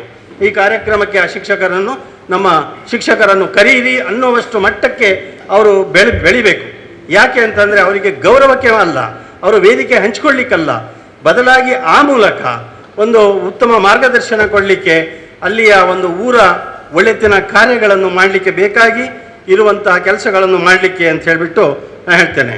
ಮತ್ತು ಒಬ್ಬ ಶಿಕ್ಷಕನಿಗೆ ಅವನ ಕುಟುಂಬ ಬಹಳ ಮುಖ್ಯ. ನೆಮ್ಮದಿಯಾದ ಕುಟುಂಬ ಅಂತಂದರೆ ಐಷಾರಾಮಿ ಬಂಗಲೆ ಅಥವಾ ಐಷಾರಾಮಿ ಕಾರು ಅಂಥೇಳಿ ಅಲ್ಲ. ಅದು ಗುಡಿಸಲೇ ಆಗಿರಲಿ, ಅವನು ಸಣ್ಣ ಮಟ್ಟದ ಜೀವನ ಸಾಗಿಸಲಿ, ಅವನ ಪತ್ನಿ ಮಕ್ಕಳೊಂದಿಗೆ ಬಹಳ ಸುಖವಾಗಿ ಇರಬೇಕು. ಯಾವ ರೀತಿಯ ಗಲಾಟೆ ಇಲ್ಲದೆ, ಕಲಹಗಳಿಲ್ಲದೆ ಮನೆಯಲ್ಲಿ ಆದಂಥ ಸಣ್ಣ ಪುಟ್ಟ ಅಡಿಗೆಯನ್ನು ಅವನು ಊಟ ಮಾಡಿಕೊಂಡು ಸಂತೋಷವಾಗಿ ಡ್ಯೂಟಿಗೆ ಹೋಗಿ ಸಂತೋಷವಾಗಿ ಡ್ಯೂಟಿ ಮಾಡಿಕೊಂಡು ಮನೆಗೆ ಬರುವಂತಹ ಶಾಂತ ವಾತಾವರಣ ಅವನ ಮನೆಯಲ್ಲಿ ಇರಬೇಕು. ಹಾಗೆ ಒಬ್ಬ ಆದರ್ಶ ಶಿಕ್ಷಕ ಅವನು ಮನೆಯಲ್ಲೂ ಕೂಡ ಇರಬೇಕು, ನನ್ನ ಆ ಶಿಕ್ಷಕ ಅವನ ಪತ್ನಿಗೆ, ಅವನ ಮಕ್ಕಳಿಗೂ ಕೂಡ ಅವನು ಮಾದರಿಯಾಗಿರಬೇಕು. ಮಾತ್ರವಲ್ಲ, ಮಕ್ಕಳಿಗೆ ಬರೀ ಪಾಠ ಪ್ರವಚನ ಮಾಡುವುದು ಮಾತ್ರವಲ್ಲ, ಪಠ್ಯೇತರವಾಗಿರ್ತಕ್ಕಂಥ ಚಟುವಟಿಕೆಗಳು, ಈಗ ಸ್ಕೌಟ್ ಇದೆ, ಗೈಡ್ಸ್ ಇದೆ, ಅಥವಾ ನಿಮಗೆ ಪ್ರತಿಭಾ ಕಾರಂಜಿ ಅಂತಹದ್ದಿದೆ, ಆಟೋಟಗಳಿದೆ, ಬೇಕಾದಷ್ಟಿದೆ. ಇವೆಲ್ಲ ಚಟುವಟಿಕೆಗಳಲ್ಲಿಯೂ ಕೂಡ ಆ ಮಕ್ಕಳನ್ನು ತೊಡಗಿಸಿಕೊಂಡು ಅವರನ್ನು ರಾಜ್ಯ ಮಟ್ಟದಲ್ಲಿ, ರಾಷ್ಟ್ರ ಮಟ್ಟದಲ್ಲಿ, ಅಂತಾರಾಷ್ಟ್ರ ಮಟ್ಟದಲ್ಲಿ ಗುರುತಿಸುವಂತಹ ನಿಟ್ಟಿನಲ್ಲಿ ಆ ಒಂದು ಮಕ್ಕಳಿಗೋಸ್ಕರ ಅವರು ಪ್ರಯತ್ನ ಮಾಡಬೇಕು. ಮತ್ತು ವಿಶೇಷವಾಗಿ ಒಬ್ಬ ಶಿಕ್ಷಕನಿಗೆ ಜಾತ್ಯತೀತ ಮನೋಭಾವನೆ ಇರಬೇಕು. ಇವತ್ತಿನ ಈ ಸಂದರ್ಭದಲ್ಲಿ ಈ ನಮ್ಮ ದೇಶದಲ್ಲಿ ಎಲ್ಲ ಜಾತಿಯ, ಎಲ್ಲ ಧರ್ಮದ ವಿದ್ಯಾರ್ಥಿಗಳು ಅವರನ್ನು ನಾವು ಕಲಿಸಬೇಕಾಗಿರೋದ್ರಿಂದ ಎಲ್ಲ ಮಕ್ಕಳನ್ನು ಒಂದೇ ರೀತಿಯಲ್ಲಿ ಕಾಣುವಂತೆ, ಸಮಾನತೆಯಲ್ಲಿ ಕಾಣುವಂತೆ, ಯಾರಿಗೂ ಪಕ್ಷಪಾತ ಮಾಡದಂತೆ, ಯಾರ ಮೇಲೆ ದ್ವೇಷ ದೌರ್ಜನ್ಯಗಳು ಮಾಡದಂತೆ. ಯಾಕೆಂದರೆ ನಾವು ನೋಡಿದ್ದೇವೆ, ಎಷ್ಟೋ ಶಿಕ್ಷಕರ ಅನ್ಯಾಯದಿಂದಾಗಿ, ಎಷ್ಟೋ ಶಿಕ್ಷಕರು ಮಾಡಿದ ದೌರ್ಜನ್ಯದಿಂದಾಗಿ, ಎಷ್ಟೋ ಶಿಕ್ಷಕರು ಆ ಮಕ್ಕಳ ಮೇಲೆ ತೋರಿದಂತಹ ದ್ವೇಷದಿಂದಾಗಿ ಅರ್ಧಕ್ಕೆ ಶಾಲೆಯನ್ನು ಬಿಟ್ಟು ತನ್ನ ಭವಿಷ್ಯವನ್ನು ಹಾಳು ಮಾಡಿಕೊಂಡಂತಹ ಶಿಕ್ಷಕರ ಪಟ್ಟಿ ಬೇಕಾದರೆ ನನ್ನ ಹತ್ರ ಇಷ್ಟುದ್ದದ ಪಟ್ಟಿ ಇದೆ. ಖಂಡಿತವಾಗಿಯೂ ಅದು ಆಗಬಾರ್ದು. ಯಾವ ಮಕ್ಕಳಾದರೂ ಕೂಡ ಆ ಮಕ್ಕಳಿಗೆ ನಾವು ಪ್ರೀತಿಯನ್ನೇ ಕೊಡಬೇಕು ಅಂತ ಅಲ್ಲದೆ ಅವರಿಗೆ ದ್ವೇಷಿಸುವಂತಹ, ಅವರು ಶಾಲೆ ಬಿಟ್ಟು ಹೋಗುವಂತೆ ಅವರು ಮಾಡುವಂತಹ ಒಂದು ಪರಿಸ್ಥಿತಿ ಆಗಬಾರ್ದು. ಮಾತ್ರವಲ್ಲ, ಕೇವಲ ಮಕ್ಕಳಿಗೆ ಅಕ್ಷರಾಭ್ಯಾಸ ಮಾಡಿಸುವುದು ಮಾತ್ರವಲ್ಲ, ಅವರನ್ನು ಬದುಕು ಕಟ್ಟಿಕೊಳ್ಳುವಂತಹ ಮಕ್ಕಳನ್ನಾಗಿ ಮುಂದೆ ನಾವು ರೂಪಿಸಬೇಕು. ಮುಂದೆ ಅವರು ಒಂದು ಸರ್ಕಾರಿ ಉದ್ಯೋಗ ಪಡೆಯುವಂತೆ ಅಥವಾ ಖಾಸಗಿ ಉದ್ಯೋಗಗಳು ಪಡೆಯುವಂತೆ, ತನ್ನ ತಂದೆ ತಾಯಿಗೆ ಸಹಕಾರಿಯಾಗುವಂತೆ ಆ ಮಕ್ಕಳನ್ನು ನಾವು ನಿಲ್ಲಿಸಬೇಕು. ಎಲ್ಲಿವರೆಗೆ ಅಂತಂದರೆ ಆ ಮಕ್ಕಳು ನಮ್ಮ ಶಿಕ್ಷಕರನ್ನು ಸದಾ ಗೌರವಿಸುವಂತಹ, ಆ ಶಿಕ್ಷಕರ ಕಾಂಟ್ಯಾಕ್ಟಲ್ಲಿ ಇರುವಂತಹ, ಶಿಕ್ಷಕರಿಂದ ಮಾರ್ಗದರ್ಶನ ಪಡೆಯುವ ಮಟ್ಟಿನಲ್ಲಿ ಶಿಕ್ಷಕ ಬೆಳೆದು ನಿಲ್ಲಬೇಕು ಅಂಥೇಳಿ ನಾನು ಹೇಳ್ತಾ, ಕೊನೆಯದಾಗಿ ನಾನು ಹೇಳೋದು ಇಷ್ಟೇ. ಒಬ್ಬ ಶಿಕ್ಷಕ ಒಂದು ಊರಿನಲ್ಲಿ ಒಂದು ಕೆಲಸ ಮಾಡುವಾಗ ಅವನು ಒಂದು ವೇಳೆ ವರ್ಗಾವಣೆಗೊಂಡರೆ ಇಡೀ ಊರೇ ಅದನ್ನು ರಿಜೆಕ್ಟ್ ಮಾಡಿ ನಮಗೆ ಈ ಶಿಕ್ಷಕರೇ ಬೇಕು ಅಂತ ಹೇಳಿ ಆ ವರ್ಗಾವಣೆಯನ್ನು ಕ್ಯಾನ್ಸಲ್ ಮಾಡಿಸಿಕೊಂಡು ಬರುವಷ್ಟು ಮಟ್ಟಕ್ಕೆ ಆ ಶಿಕ್ಷಕ ಬೆಳಿಬೇಕು. ಮಾತ್ರವಲ್ಲ, ಕಾರಣಾಂತರದಿಂದ ಅವನು ವರ್ಗಾವಣೆಗೊಂಡರೂ ಕೂಡ ಅವರನ್ನು ಕಳಿಸುವಾಗ ಭಾವುಕರಾಗಬೇಕು. ಆ ವಿದ್ಯಾರ್ಥಿಗಳು, ಆ ಊರವರು ಎಲ್ಲ ಕಂಬನಿ ಹರಿಸುವಂತಹ ರೀತಿಯಲ್ಲಿ ಅದನ್ನು ತೋರಿಸಬೇಕು.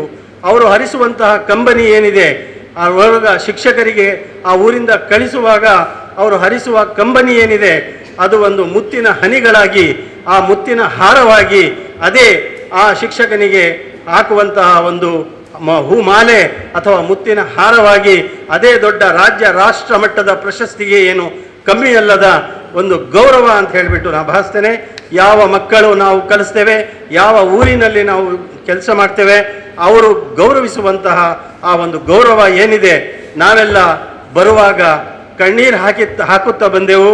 ಆಗ ನಮ್ಮ ಕುಟುಂಬವು ನಗುತ್ತಾ ನಮ್ಮನ್ನು ಸ್ವೀಕರಿಸಿತು. ನಾವು ಹೋಗುವಾಗ ನಮ್ಮ ಸಾರ್ಥಕ ಬದುಕನ್ನು ನೆನಪಿಸಿಕೊಂಡು ನಗುತ್ತಾ ಈ ಲೋಕದಿಂದ ಇಹಲೋಕವನ್ನು ತ್ಯಜಿಸುವಾಗ ನಮ್ಮವರು ಕಣ್ಣೀರು ಹಾಕುತ್ತಿದ್ದರು. ಅಂತಹ ಒಬ್ಬ ಶಿಕ್ಷಕನಾಗಬೇಕು. ಅವನು ಕೊನೆಯವರೆಗೂ ಕೂಡ, ಎಲ್ಲಿಯವರೆಗೆ ಅಂತಂದರೆ ಆ ಶಿಕ್ಷಕ ಮರಣ ಹೊಂದಿದಾಗ ಕೂಡ ಅವರನ್ನು ನೆನಪಿಸಿಕೊಂಡು ಆ ವಿದ್ಯಾರ್ಥಿಗಳು ಆ ಶವ ಸಂಸ್ಕಾರಕ್ಕೆ ಬರಬೇಕು, ಮತ್ತು ಊರವರು ಶವ ಸಂಸ್ಕಾರಕ್ಕೆ ಬರಬೇಕು. ಆಗಲೂ ಕೂಡ ತನ್ನ ಶಿಕ್ಷಕನನ್ನು ನೆನಪಿಸಿಕೊಳ್ಬೇಕು. ಇಂತಹ ಒಂದು ಆದರ್ಶವನ್ನು ಅವನು ಬೆಳೆಸಬೇಕು. ಕೇವಲ ಕೆಲವು ವರ್ಷಗಳು ಮಾತ್ರ ತಾನು ಶಿಕ್ಷಕ ಅಥವಾ 2 ಬೆಲ್ಲುಗಳ ಮಧ್ಯೆ ಮಾತ್ರ ನಾನು ಶಿಕ್ಷಕ ಅನ್ನೋದು ಖಂಡಿತ ನನ್ನ ಅನುಭವದಲ್ಲಿ ಅದು ಇಲ್ಲ. ಶಿಕ್ಷಕ 24/7 ಅವರ್ಸ್ ಅವನು ಶಿಕ್ಷಕ ಅವನು ಕುಟುಂಬಕ್ಕೂ ಶಿಕ್ಷಕ ಅವನು ಸಮಾಜಕ್ಕೂ ಕೂಡ ಶಿಕ್ಷಕ ಅವನು ಊರಿಗೂ ಕೂಡ ಶಿಕ್ಷಕ. ಈ ರೀತಿಯ ಒಂದು ಆದರ್ಶ ಶಿಕ್ಷಕರಾಗಬೇಕು. ಯಾಕೆಂದರೆ ಶಿಕ್ಷಕ ಅನ್ನುವಂಥ ವೃತ್ತಿ ಅಷ್ಟು ಸುಲಭದ ವೃತ್ತಿಯಲ್ಲ. ಇದು ಎಲ್ಲ ವೃತ್ತಿಗಳಿಗಿಂತಲೂ ಶ್ರೇಷ್ಠವಾದ ವೃತ್ತಿ. ಆದರೆ ದುರದೃಷ್ಟ ಏನು ಅಂತಂದರೆ, ಶಿಕ್ಷಕರಾದ ನಾವೇ ನಮ್ಮ ಮಕ್ಕಳು ಡಾಕ್ಟರ್, ಇಂಜಿನಿಯರ್ ಆಗಬೇಕು ಅಂತ ಬಯಸ್ತೇವೆ ಹೊರತು ನನ್ನ ಮಕ್ಕಳು ಕೂಡ ಶಿಕ್ಷಕರಾಗಬೇಕು ಅಂತ ಬಯಸೋದಿಲ್ಲ. ಇದು ಒಂದು ದುಃಖದ, ಖೇದದ ಸಂಗತಿ. ಮಕ್ಕಳು ನಮ್ಮಂತೆಯೇ ಆಗಲಿ, ಅವರು ಶಿಕ್ಷಕರಾಗಿ ಬೆಳೆಯಲಿ, ಊರವರಿಗೆ, ಮಕ್ಕಳಿಗೆ ಒಂದು ಉತ್ತಮ ಮಾರ್ಗದರ್ಶನ ಕೊಡಲಿ ಅಂತಕ್ಕಂತಹ ಆಸೆ ಆಕಾಂಕ್ಷೆಯೊಂದಿಗೆ ಇರಬೇಕು. ಯಾರೆಲ್ಲ ನಾವು ಈ ಶಿಕ್ಷಕ ಕ್ಷೇತ್ರಕ್ಕೆ, ನಾವು ಶಿಕ್ಷಣ ಕ್ಷೇತ್ರಕ್ಕೆ ಬಂದಿದ್ದೇವೆ, ನಾವೇ ಖಂಡಿತವಾಗಿಯೂ ಭಾಗ್ಯವಂತರು. ನಮಗೆ ಯಾವುದೇ ಆಸ್ತಿ, ಯಾವುದೇ ಬಂಗಲೆ, ಯಾವುದೇ ಭೌತಿಕವಾಗಿರ್ತಕ್ಕಂಥ ಸಂಪತ್ತು ಇಲ್ಲದಿದ್ದರೂ ಕೂಡ ಅಪಾರವಾಗಿರ್ತಕ್ಕಂತಹ ಒಂದು ಗೌರವ ನಮಗೆ ಈ ಸಮಾಜ ದೇವರು ನಮಗೆ ಕರುಣಿಸಿದ್ದಾನೆ. ಆದ್ದರಿಂದ ಲಖದ್ ಕಾನ ಲಕುಂ ಫೀ ರಸೂಲುಲ್ಲಾಹಿ ಉಸ್ವತುನ್ ಹಸನ, ಅಂತಿಮ ಪ್ರವಾದಿ ಹಜರತ್ ಮುಹಮ್ಮದ್ ಮುಸ್ತಫಾ ಸಲ್ಲಮರ ಬದುಕು ನಮಗೆ ಮಾದರಿಯಾಗಲಿ. ವಾಖಿರು ದಾವಾನ ಅಲ್ಹಮ್ದುಲಿಲ್ಲಾಹಿ ರಬ್ಬಿಲ್ ಆಲಮೀನ್. ಅಸ್ಸಲಾಮು ಅಲೈಕುಂ. ಆದರ್ಶ ಶಿಕ್ಷಕನು ವಿದ್ಯಾ ಕೇಂದ್ರದಲ್ಲಿ ಹಾಗೂ ಸಮಾಜದಲ್ಲಿ ನಿರ್ವಹಿಸಬೇಕಾದಂತಹ ಕರ್ತವ್ಯಗಳೇನು ಎಂಬುದರ ಬಗ್ಗೆ ಬೆಳಕು ಚೆಲ್ಲಿದಂತಹ ಜನಾಬ್ ಅಮಾನುಲ್ಲಾ ಖಾನ್, ನಿವೃತ್ತ ಶಿಕ್ಷಕರು, ಸರ್ಕಾರಿ ಪ್ರೌಢಶಾಲೆ ಸಜೀಪ ಮೂಡ, ಇವರಿಗೆ ತುಂಬ ಹೃದಯದ ಧನ್ಯವಾದಗಳು. ಈ ಹಿಂದಿನ ಸಮಾರಂಭದಲ್ಲಿ ನಾವು ಅಮಾನುಲ್ಲಾ ಖಾನ್ ಅವರನ್ನು ಕೂಡ ನಾವು ಸನ್ಮಾನಿಸಿದ್ದೇವೆ. ಇದೀಗ ನಮ್ಮ ಈ ವಿಚಾರಗೋಷ್ಠಿಯ ಈ ಕಾರ್ಯಕ್ರಮ ಮುಕ್ತಾಯಗೊಂಡು ಇದೀಗ ಮುಂದಿನ ಕಾರ್ಯಕ್ರಮಕ್ಕೆ ಹೋಗ್ತಾ ಇದ್ದೇನೆ. ಇದರ ಮಧ್ಯೆ ನಾನು ಒಂದು ನೆನಪಿಸ್ತಾ ಇದ್ದೇನೆ, ತಮ್ಮಲ್ಲಿ ಎಲ್ಲರೂ ಕೂಡ ತಮ್ಮ ಹೆಸರನ್ನು ನೋಂದಾಯಿಸಿರಬಹುದು, ರಿಜಿಸ್ಟ್ರೇಷನ್ ಮಾಡಿರಬಹುದು. ಯಾರಾದರೂ ತಮ್ಮ ಹೆಸರನ್ನು ನೋಂದಾಯಿಸದಿದ್ದರೆ ನೋಂದಾಯಿಸಬಹುದು. ವೇದಿಕೆಯಲ್ಲಿದ್ದವರು ಕೂಡ, ಯಾಕೆ ಅಂತ ಹೇಳಿದರೆ ಕೊನೆಯಲ್ಲಿ ಅದೃಷ್ಟ ಚೀಟಿ ಎತ್ತುವಿಕೆ ಇದೆ. 1,000 ರೂಪಾಯಿ ಗಳಿಸುವಂತಹ ಭಾಗ್ಯಶಾಲಿ ಯಾರು ಎಂಬುದನ್ನು ನಿರ್ಧರಿಸುವಂತಹ ಒಂದು ಸಂದರ್ಭ ಇದೆ. ಆದ ಕಾರಣ ಇದು ಎಲ್ಲರಿಗೂ ಕೂಡ, ಶಿಕ್ಷಕೇತರರು ಕೂಡ ಇದರಲ್ಲಿ ಪಾಲ್ಗೊಳ್ಬಹುದು. ಇದೀಗ ಇದು ಮಧ್ಯೆ ಒಂದು ಚಿಕ್ಕ ಉರ್ದು ಹಾಡನ್ನ ಇಲ್ಲಿ ಪ್ರಸ್ತುತಪಡಿಸಲಿದ್ದಾರೆ ಉಮೈರ್ ಹಸನ್ ಅವರು, ಶಿಕ್ಷಕರು ಹಿರಾ ಶಾಲೆ. ಉರ್ದು ನಾತಿಗಾಗಿ ನಾನು ಅವರನ್ನು ವೇದಿಕೆಗೆ ಆಹ್ವಾನಿಸ್ತಾ ಇದ್ದೇನೆ. सारे नबियों के ओहदे बड़े हैं, लेकिन आका का मनसब जुदा है. वो इमाम सफ़े अंबिया है, उनका रुतबा बड़ों से बड़ा है. कोई लफ्ज़ों में कैसे बता दे उनके रुतबे की हद है तो क्या है. कोई लफ्ज़ों में कैसे बता दे उनके रुतबे की हद है तो क्या है.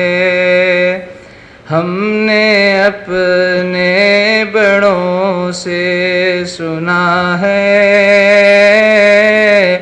सिर्फ अल्लाह उनसे बड़ा है.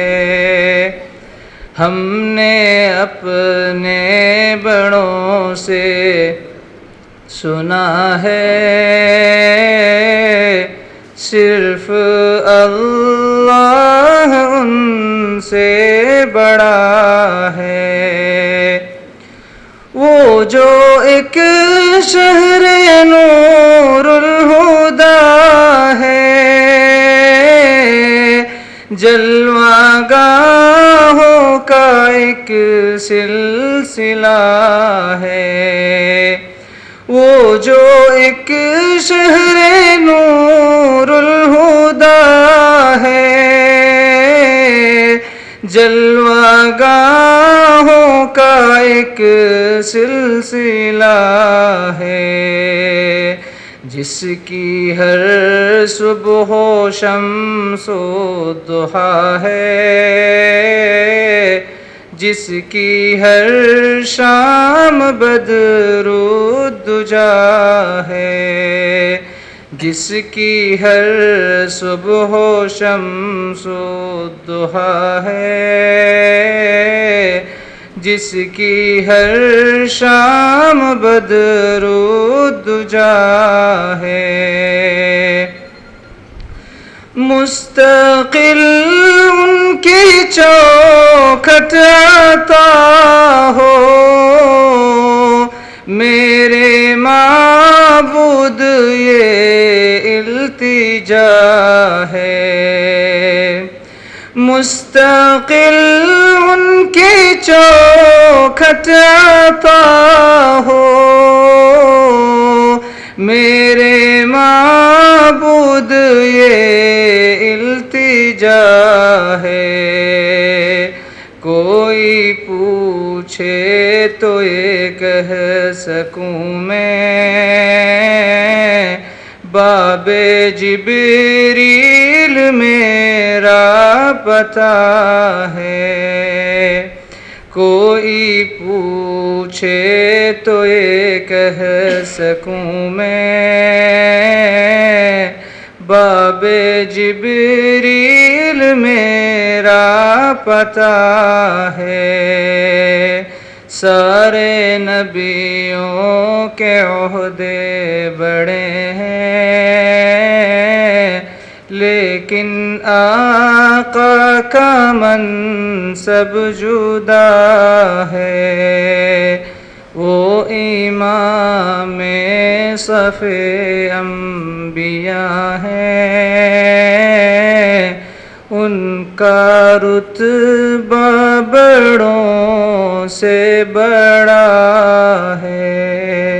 जज़ाकल्लाह खैर। ಸುಮಧುರ ಕಂಠದೊಂದಿಗೆ ಹಾಡಿದಂತಹ ಉಮೈರ್ ಹಸನ್ ಅವರಿಗೆ ಧನ್ಯವಾದಗಳು. ಜಜಾಕಲ್ಲಾಹ್ ಖೈರ್. ಇದೀಗ ಮುಖ್ಯ ಅತಿಥಿಗಳ ಭಾಷಣದ ಕಡೆಗೆ ನಾವು ಸಾಗ್ತಾ ಇದ್ದೇವೆ. ಎಲ್ಲ ಅತಿಥಿಗಳು ಬಹಳ ಸಂಕ್ಷಿಪ್ತವಾಗಿ ತಮ್ಮ ವಿಚಾರಗಳನ್ನು ತಮ್ಮ ಮುಂದೆ ಹಂಚಲಿದ್ದಾರೆ. ಎಲ್ಲರೂ ಕೂಡ ಉತ್ತಮ ಭಾಷಣಗಾರರು, ಆದರೆ ಅವರಿಗೆ ನೀಡಿದಂತಹ ಸಮಯ ಬಹಳ ಕಮ್ಮಿ ಇದೆ. ಅದರ ಅವಧಿಯೊಳಗೆ ಅವರು ತಮ್ಮ ಮಾತುಗಳನ್ನು ಮುಗಿಸ್ತಾರೆ ಎಂಬ ಭರವಸೆಯೊಂದಿಗೆ ಇದೀಗ ನಾನು ಪ್ರಪ್ರಥಮವಾಗಿ ಜನಾಬ್ ಕೆ ಶಾಹುಲ್ ಹಮೀದ್ ಅವರು, ಇವರು ಅಧ್ಯಕ್ಷರು ಜಮಿಯತುಲ್ ಫಲಾಹ್ ದಕ್ಷಿಣ ಕನ್ನಡ ಮತ್ತು ಉಡುಪಿ ಜಿಲ್ಲೆ. ಅದೇ ರೀತಿ ಇವರು ಮಾಜಿ ಜಿಲ್ಲಾ ಪಂಚಾಯತ್ ಸದಸ್ಯರು ಕೂಡ ಆಗಿದ್ದಾರೆ. ಶಿಕ್ಷಣ ಸ್ಥಾಯಿ ಸಮಿತಿಯ ಸದಸ್ಯರು ಕೂಡ ಆಗಿರ್ತಕ್ಕಂತಹ ಜನಾಬ್ ಕೆ ಶಾಹುಲ್ ಹಮೀದ್ ಅವರನ್ನ ನಾನು ಆಹ್ವಾನಿಸ್ತಾ ಇದ್ದೇನೆ ಭಾಷಣ ಪೀಠದ ಕಡೆಗೆ. ಅಸ್ಸಲಾಮು ಅಲೈಕುಮ್ ವರಹಮತುಲ್ಲಾಹಿ ವಬರಕಾತುಹು. ಅಲ್ಹಮ್ದುಲಿಲ್ಲಾಹಿ ರಬ್ಬಿಲ್ ಆಲಮೀನ್, ಅಸ್ಸಲಾತು ವಸ್ಸಲಾಮು ಅಲಾ ಅಶ್ರಫಿಲ್ ಮುರ್ಸಲೀನ್ ವ ಅಲಾ ಆಲಿಹಿ ವ ಸಹ್ಬಿಹಿ ಅಜ್ಮഈನ್, ಅಮ್ಮಾ ಬಾದ್. ದಕ್ಷಿಣ ಕನ್ನಡ ಜಿಲ್ಲಾ ಐಟಾದ ವತಿಯಿಂದ ಹಮ್ಮಿಕೊಳ್ಳಲಾಗಿರುವಂಥ ಈ ಜಿಲ್ಲಾ ಶೈಕ್ಷಣಿಕ ಸಮಾವೇಶ,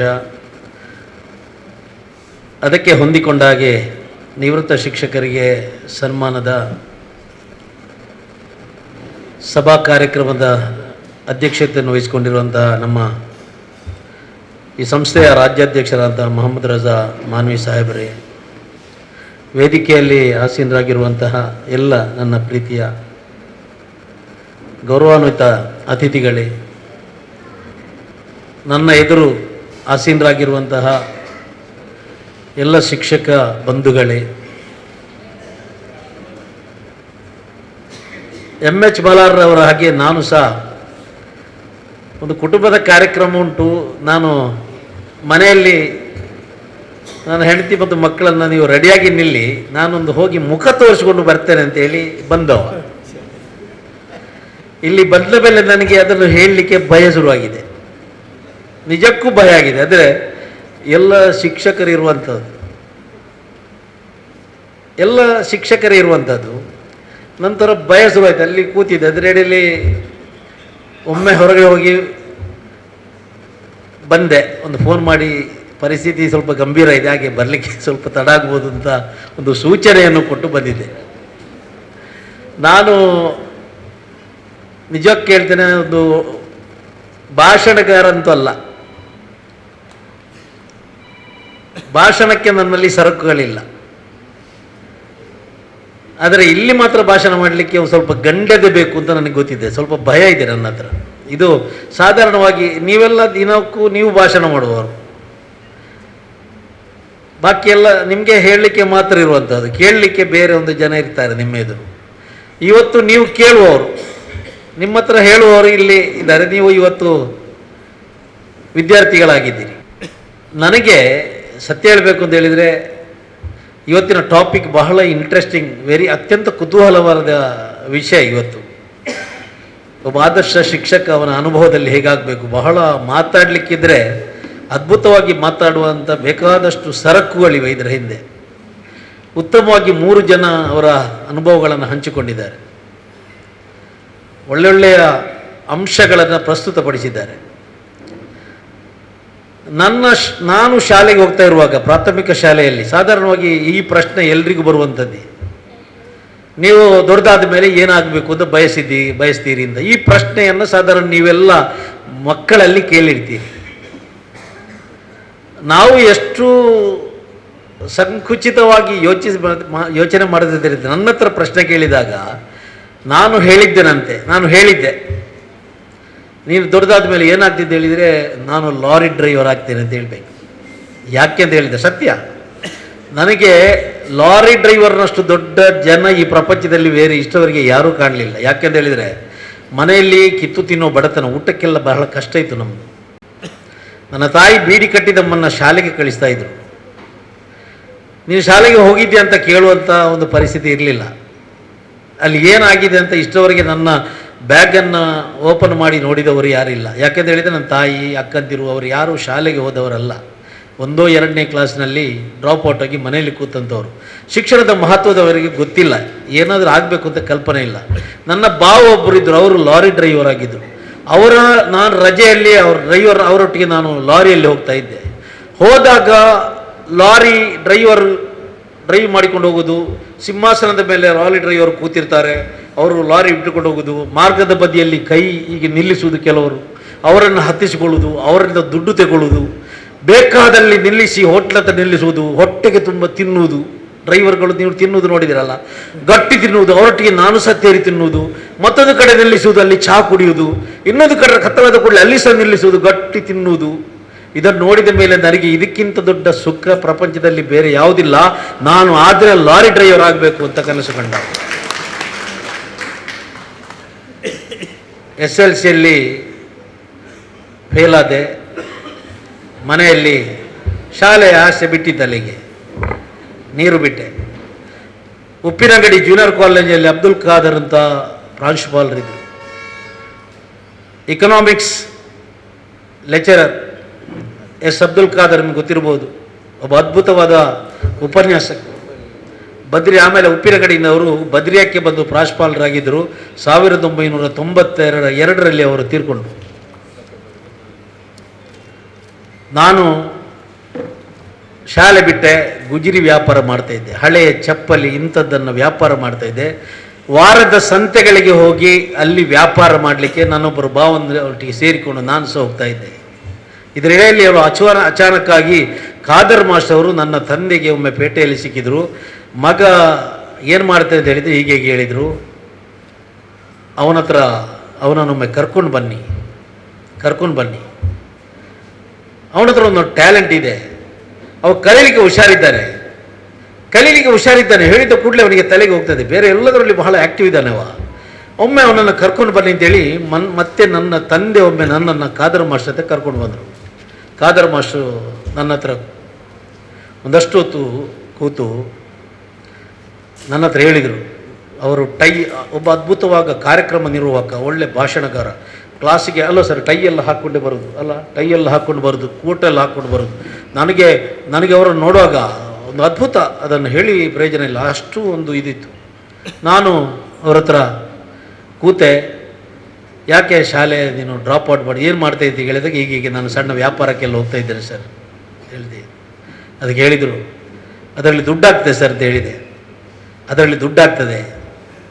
ಅವ್ರು ಹೇಳಿದರು ಒಂದು ಮಾತು ನನಗೆ ಇವತ್ತಿಗೆ ನೆನಪಿದೆ, ದುಡ್ಡು ಎಷ್ಟು ಬೇಕಾದರೆ ಆಗ್ಬೋದಪ್ಪ,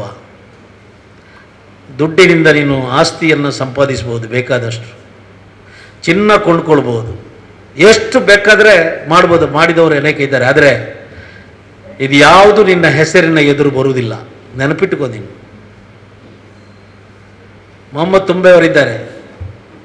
ಮೊಹಮ್ಮದ್ ತುಂಬೆ ಅವರು ದುಡಿದು ಒಳ್ಳೆ ಕೋಟಿಗಟ್ಟಲೆ ಸಂಪಾದನೆ ಮಾಡಿದರೆ ಇಟ್ಕೊಳ್ಳಿ, ಕಪಟಲ್ಲಿ ಇಟ್ಟಿದ್ದಾರೆ.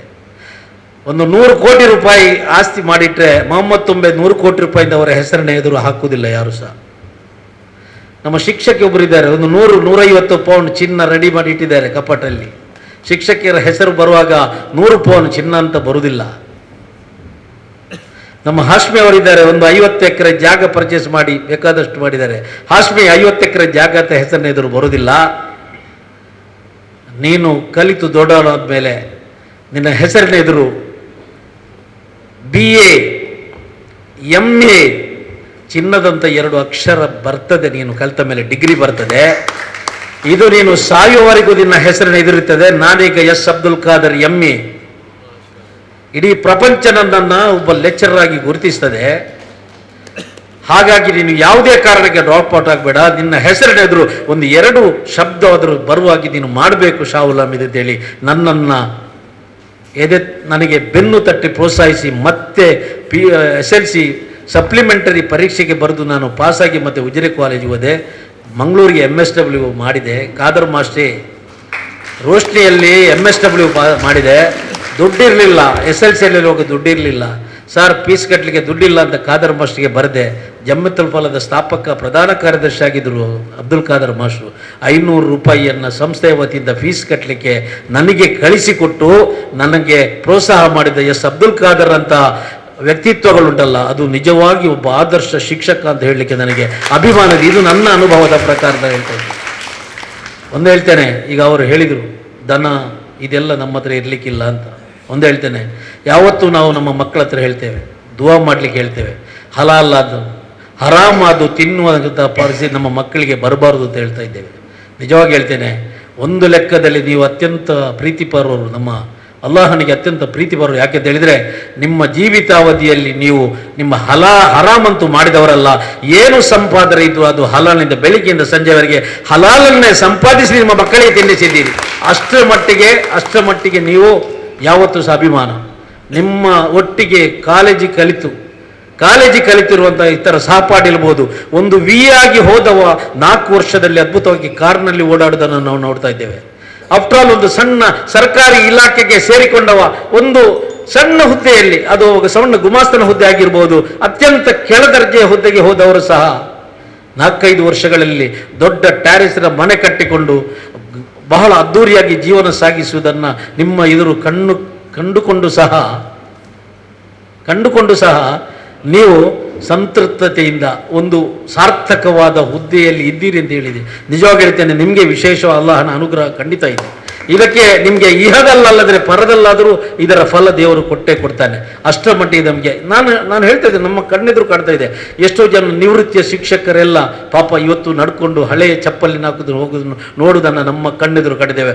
35 ವರ್ಷಗಳ ಸುದೀರ್ಘ ಜೀವನದಲ್ಲಿ 1 ಪೈಸೆಯ ಲಂಚ ಇಲ್ಲದೆ, ಭ್ರಷ್ಟಾಚಾರ ಇಲ್ಲದೆ, ನಿಸ್ಪೃಹದಿಂದ ಸೇವೆ ಸಲ್ಲಿಸಿ ಅದ್ಭುತವಾಗಿ ಇವತ್ತು ರಿಟೈರ್ಮೆಂಟ್ ಲೈಫನ್ನು ಕಾಣುತ್ತಿರೋದು ಎಷ್ಟೋ ಜನರಿದ್ದಾರೆ. ಅವರು ಅಮಾನುಲ್ಲಾ ಖಾನ್ ಹೇಳಿದರು, ನಿವೃತ್ತಿಯ ನಂತರ ನಾವು ನಮ್ಮ ಮಕ್ಕಳಿಗೆ ಹೇಳುವಂಥದ್ದು, ನೀವು ಶಿಕ್ಷಕ ಆಗೋದು ಬೇಡ ಅಂತ ಅಲ್ವಾ, ನಮ್ಮ ಮಕ್ಕಳು ಇಂಜಿನಿಯರ್ ಆಗಬೇಕು, ಡಾಕ್ಟರ್ ಆಗಬೇಕು ಅಂತ ನೀವು ಹೇಳ್ತಾ ಇದ್ದೀರಿ ಅಂತ ಹೇಳಿದಿರಿ ನೀವು. ಅಲ್ಲ ಸರ್, ಯಾಕೆಂತ ಹೇಳಿದರೆ ನೀವು 35 ವರ್ಷ ದುಡಿದು ಒಂದು ಕಾರ್ ತಗೊಳ್ಳಿಕ್ಕೆ ಆಗಲಿಲ್ಲ, ಒಂದು ಮನೆ ಕೊಡಲಿಕ್ಕೆ ಸಾಧ್ಯ ಆಗಲಿಲ್ಲ. ನನ್ನ ಮಕ್ಕಳಿಗೆ ಆಗೋದು ಬೇಡ ಅಂತ ಇರಬಹುದು. ಆದರೆ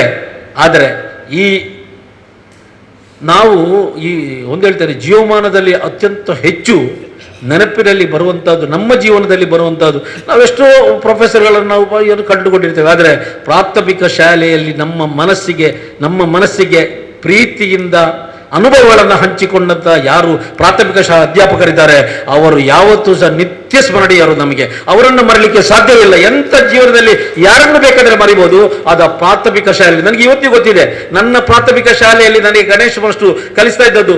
ನನಗೆ ಜನವರಿಯಲ್ಲಿ ಎಷ್ಟು ದಿನ, ಫೆಬ್ರವರಿಯಲ್ಲಿ ಎಷ್ಟು ದಿನ, ತಿಂಗಳಿಗೆ ಎಷ್ಟು ದಿನ ನನಗೆ ಗೊತ್ತಿಲ್ಲ. ಟೋಟಲಿ ಕನ್ಫ್ಯೂಷನ್, 30-31 ಗೊಂದಲ. ಹೀಗೆ ನನ್ನ ಮುಷ್ಟಿಯನ್ನು ಹಿಡಿದು ಈಗ ಹೀಗೆ ಇಡಿ, ಇದು ಜನವರಿ, ಒಂದು ಕುಟ್ಟಿ ಹಾಕಿದಕ್ಕೆ ಇದು ಜನವರಿ, ಕೆಳಗೆ ಹೋದರೆ ಫೆಬ್ರವರಿ, ಮತ್ತೆ ಮೇಲೆ ಬಂದರೆ ಮಾರ್ಚ್, ಏಪ್ರಿಲ್, ಈ ರೀತಿ ನಮಗೆ ಮನಸ್ಸಿಗೆ ತಟ್ಟುವಾಗೆ ಕಲಿಸುವುದುಂಟಲ್ಲ. ಇವತ್ತಿಗೂ ಸಹ ಸೆಪ್ಟೆಂಬರ್ ಅಲ್ಲಿ ಎಷ್ಟು ದಿನ ಅಂತ ಹೇಳಿದ್ರೆ ಕೈ ಹೋಗುದು ಇಲ್ಲಿಗೆ ಜನವರಿ, ಫೆಬ್ರವರಿ, ಮಾರ್ಚ್, ಏಪ್ರಿಲ್ ಅಂತ ನಾವು ನೋಡ್ತೇವೆ ಅಲ್ವಾ. ಹೌದು, ಇಂಗ್ಲಿಷ್ ಅಂತ ಹೇಳಿದ್ರೆ ನನಗೆ ಅರ್ಥವೇ ಆಗದ ಸಬ್ಜೆಕ್ಟ್, ಭಯಂಕರ ಕಷ್ಟ.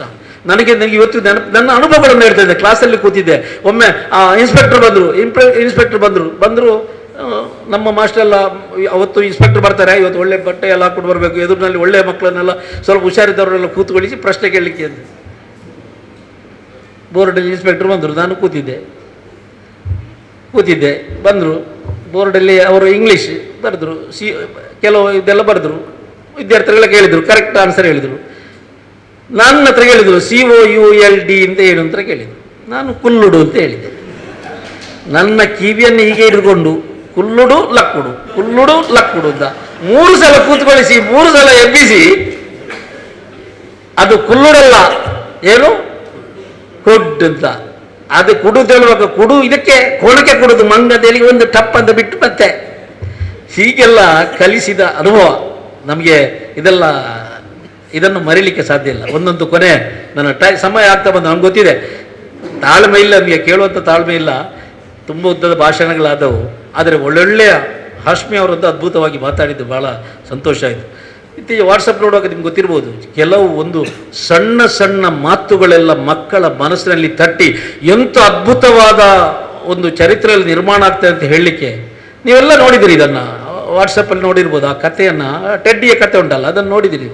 ಆದರೆ ಆ ಟೆಡ್ಡಿ ಎಂಬ ಬಾಲಕನ ಕಥೆಯನ್ನು ಅದು ಎಷ್ಟು ಸತ್ಯವೋ ಕಟ್ಟುಕತೆಯೋ ಗೊತ್ತಿಲ್ಲ, ಆದರೆ ಅದರ ಎಫೆಕ್ಟ್ ಎಷ್ಟಾಯಿತು ಅಂತ ಹೇಳಿದರೆ ನಿಮ್ಗೆ ಗೊತ್ತಿರ್ಬೋದು. ಗೊತ್ತಿಲ್ಲದವ್ರಿಗೆ ಒಂದು ಸಣ್ಣ ನಾನು ಅದನ್ನು ಮಾತು ಮುಗಿಸ್ತೇನೆ. ಆ ಟೆಡ್ಡಿ ಹುಡುಗ ಬಾಲಕ ಕ್ಲಾಸಲ್ಲಿ ಇರ್ತಾನೆ, ಹಿಂದಿನ ಬೆಂಚಲ್ಲಿ ಕೂತಿರ್ತಾನೆ. ಕ್ಲಾಸಲ್ಲಿ ಮಕ್ಕಳೆಲ್ಲ ಟೀಚರ್ ಬರ್ತಾರೆ, ಅವರ ಹೆಸರು ಥಾಮ್ಸನ್ ಟೀಚರ್. ಟೀಚರ್ ಕ್ಲಾಸ್ಗೆ ಬಂದೊಳ್ಳೆ ಮಕ್ಕಳೆಲ್ಲ ಎದ್ದು ನಿಲ್ತಾರೆ, ಗುಡ್ ಮಾರ್ನಿಂಗ್ ಮ್ಯಾಮ್ ಅಂತ ಹೇಳ್ತಾರೆ, ಸಿಡೌನ್ ಅಂತ ಹೇಳ್ತಾರೆ. ಈ ಟೀಚರ್ ಅಂತ ಹೇಳಿದರೆ, ಈ ಥಾಮಸ್ ಟೀಚರ್ ಅಂತ ಹೇಳಿದರೆ ಮಕ್ಕಳಿಗೆಲ್ಲ ಬಹಳ ಪ್ರೀತಿ. ಹಿಂದಿನ ಬೆಂಚಲ್ಲೊಬ್ಬ ಕೂತಿರ್ತಾನೆ, ತಲೆ ಕೆದರಿದ ಕೂದಲು, ಹಳೆಯ ಬಟ್ಟೆ, ಹಿಂದಿನ ಬೆಂಚಲ್ಲಿ ಕೂತಿರ್ತಾನೆ, ಮಲಗಿರ್ತಾನೆ. ಅವ ಯಾವುದಕ್ಕೂ ರೆಸ್ಪಾಂಡ್ ಮಾಡೋದಿಲ್ಲ. ಆ ಹುಡುಗ ಯಾವುದಕ್ಕೂ ರೆಸ್ಪಾನ್ಸ್ ಮಾಡೋದಿಲ್ಲ. ಯಾಕೆ ಹೀಗೆ ಆಯಿತು ಅಂತ ಈ ಟೀಚರ್ ಒಂದಿನ ಏನಾಗ್ತದಿಲ್ಲ, ಆಮೇಲೆ ಇನ್ಸ್ಪೆಕ್ಟರ್ ಬರ್ತಾರೆ ಶಾಲೆಗೆ. ಅಲ್ಲ, ಎಲ್ಲ ಮುಖ್ಯೋಪಾಧ್ಯಾಯರಿಗೆಲ್ಲ ಒಂದು ಇದು ಕೊಡ್ತಾರೆ, ಶಿಕ್ಷಕರಿಗೆ ತರಗತಿಯ ಟೀಚರ್ಗಳಿಗೆ ಒಂದು ಸೂಚನೆ ಕೊಡ್ತಾರೆ ಮುಖ್ಯೋಪಾಧ್ಯಾಯರು. ನಿಮ್ಮ ತರಗತಿಯ ಮಕ್ಕಳ ಪ್ರೋಗ್ರೆಸ್ ರಿಪೋರ್ಟ್ ಉಂಟಲ್ಲ, ಅವರ ಹಿಂದಿನ ಸಾಧನೆಗಳ ಬಗ್ಗೆ ಒಂದು ರಿಪೋರ್ಟ್ ಇಡಬೇಕು ಅಂತ ಒಂದು ಸೂಚನೆ ಕೊಡ್ತಾರೆ. ಆ ಪ್ರಕಾರ ಈ ಥಾಮ್ಸನ್ ಟೀಚರ್ಗೆ ಈ ಟೆಡ್ಡಿ ಎಂಬ ಬಾಲಕನ ಬಗ್ಗೆ ವಿವರ ಸಿಗ್ತದೆ. ಕಾರಣ ಇದೆ, ಒಂದು ದಿನ ಥಾಮ್ಸನ್ ಟೀಚರ್ ಹುಟ್ಟುಹಬ್ಬ. ಆ ಹುಟ್ಟುಹಬ್ಬಕ್ಕೆ ಮಕ್ಕಳೆಲ್ಲ ಗಿಫ್ಟ್ ತಗೊಂಡು ಬರ್ತಾರೆ. ಬೇರೆ ಬೇರೆ ಗಿಫ್ಟ್ ಎಲ್ಲ ತಗೊಂಡು ಬರ್ತಾರೆ. ಬಣ್ಣ ಬಣ್ಣದ ಕಾಗದದಲ್ಲಿ ಸುತ್ತಿ ಗಿಫ್ಟ್ ತಗೊಂಡು ಬರ್ತಾರೆ. ಈ ಟೆಡ್ಡಿ ಸಹ ಅದೇನೋ ಕಾಗದದಲ್ಲಿ ಕಟ್ಟಿಕೊಂಡು ಬಂದಿದ್ದ. ವಿದ್ಯಾರ್ಥಿಗಳೆಲ್ಲ ಹೋಗಿ ಟೀಚರ್ಗೆ ಹ್ಯಾಪಿ ಬರ್ತ್ಡೇ ಮ್ಯಾಮ್ ಅಂತೇಳಿ ವಿಶ್ ಮಾಡ್ತಾರೆ. ಬಹಳ ಖುಷಿ ಟೀಚರ್ಗೆ. ಥಾಮ್ಸನ್ ಟೀಚರ್ ಅಂತ ಹೇಳಿದ್ರೆ ಕ್ಲಾಸಲ್ಲಿ ಬಹಳ ಅಚ್ಚುಮೆಚ್ಚಿನ ಶಿಕ್ಷಕಿ, ಬಹಳ ಪ್ರೀತಿ ಎಲ್ಲರೂ ಸಹ ತಂದಿರ್ತಾರೆ. ಕೊನೆಗೆ ಈ ಟೆಡ್ಡಿ ಈ ಕಾಗದದಲ್ಲಿ ಸುತ್ತಿದ ಅದೇನನ್ನು ತಂದು ಟೀಚರ್ಗೆ ಕೊಡ್ತಾನೆ. ಇಡೀ ಮಕ್ಕಳೆಲ್ಲ ಗೊಳ್ಳ ಅಂತ ನಗ್ತಾರೆ, ಅಪಹಾಸ್ಯ ಮಾಡ್ತಾರೆ. ಹಳೆಯ ಕಾಗದದಲ್ಲಿ ಸುತ್ತಿಕೊಟ್ಟು ಏನೋ ತಂದು ಕೊಟ್ಟಿದ್ದಾನೆ ಅಂತ. ಆ ಟೀಚರ್ ನೋಡಿ, ಆ ಸಂದರ್ಭದಲ್ಲಿ ಆ ಟೀಚರ್ ಯಾವ ರೀತಿ ವರ್ತಿಸ್ತಾರೆ ಅಂತ ಹೇಳಿದ್ರೆ, ಆ ಕ್ಲಾಸಿನಲ್ಲಿ ಎಲ್ಲ ಮಕ್ಕಳ ಎದುರು ಅದನ್ನು ಓಪನ್ ಮಾಡ್ತಾರೆ. ಹಳೆಯ ಕಾಗದದಲ್ಲಿ ಸುತ್ತಿ ಅದರಲ್ಲಿ ಒಂದು ಸಣ್ಣ ಅರ್ಧ ಯೂಸ್ ಮಾಡಿದಂಥ ಒಂದು ಬಾಟ್ಲ್ ಪರ್ಫ್ಯೂಮ್ ಇರ್ತದೆ, ಒಂದು ಹಳೆಯ ಮುತ್ತಿನ ಸಾರ ಇರ್ತದೆ. ಟೆಡ್ಡಿ ಬಂದು ಹೇಳ್ತಾರೆ, ಮ್ಯಾಮ್ ಇದನ್ನು ನೀವು ಧರಿಸಬೇಕು. ಆ ಮುತ್ತಿನ ಹಾರವನ್ನು ಕ್ಲಾಸಲ್ಲಿ ಧರಿಸ್ತಾರೆ ಮತ್ತು ಆ ಪರ್ಫ್ಯೂಮನ್ನು ಸ್ಪ್ರೇ ಮಾಡಿಕೊಳ್ತಾರೆ. ಸ್ಪ್ರೇ ಮಾಡಿ ಕ್ಲಾಸಲ್ಲಿ ಹೇಳ್ತಾರೆ, ಇವತ್ತು ನನ್ನ ಹುಟ್ಟುಹಬ್ಬಕ್ಕೆ ನೀವೆಲ್ಲ ಅದ್ಭುತವಾದ ಉಡುಗೊರೆ ತಂದು ಕೊಟ್ಟಿದ್ದೀರಿ, ಆದರೆ ನನಗೆ ಇವತ್ತು ಅತ್ಯಂತ ಸಂತೋಷ ಕೊಟ್ಟದ್ದು ಟೆಡ್ಡಿ ಎಂಬ ಈ ಸ್ಟೂಡೆಂಟ್ ಕೊಟ್ಟಂಥ ಉಡುಗೊರೆ ಅಂತೇಳಿ ಅವನನ್ನು ಅಪ್ರಿಷಿಯೇಟ್ ಮಾಡ್ತಾರೆ. ಎಲ್ಲ ಚಪ್ಪಾಳೆ ಹೊಡಿತಾರೆ.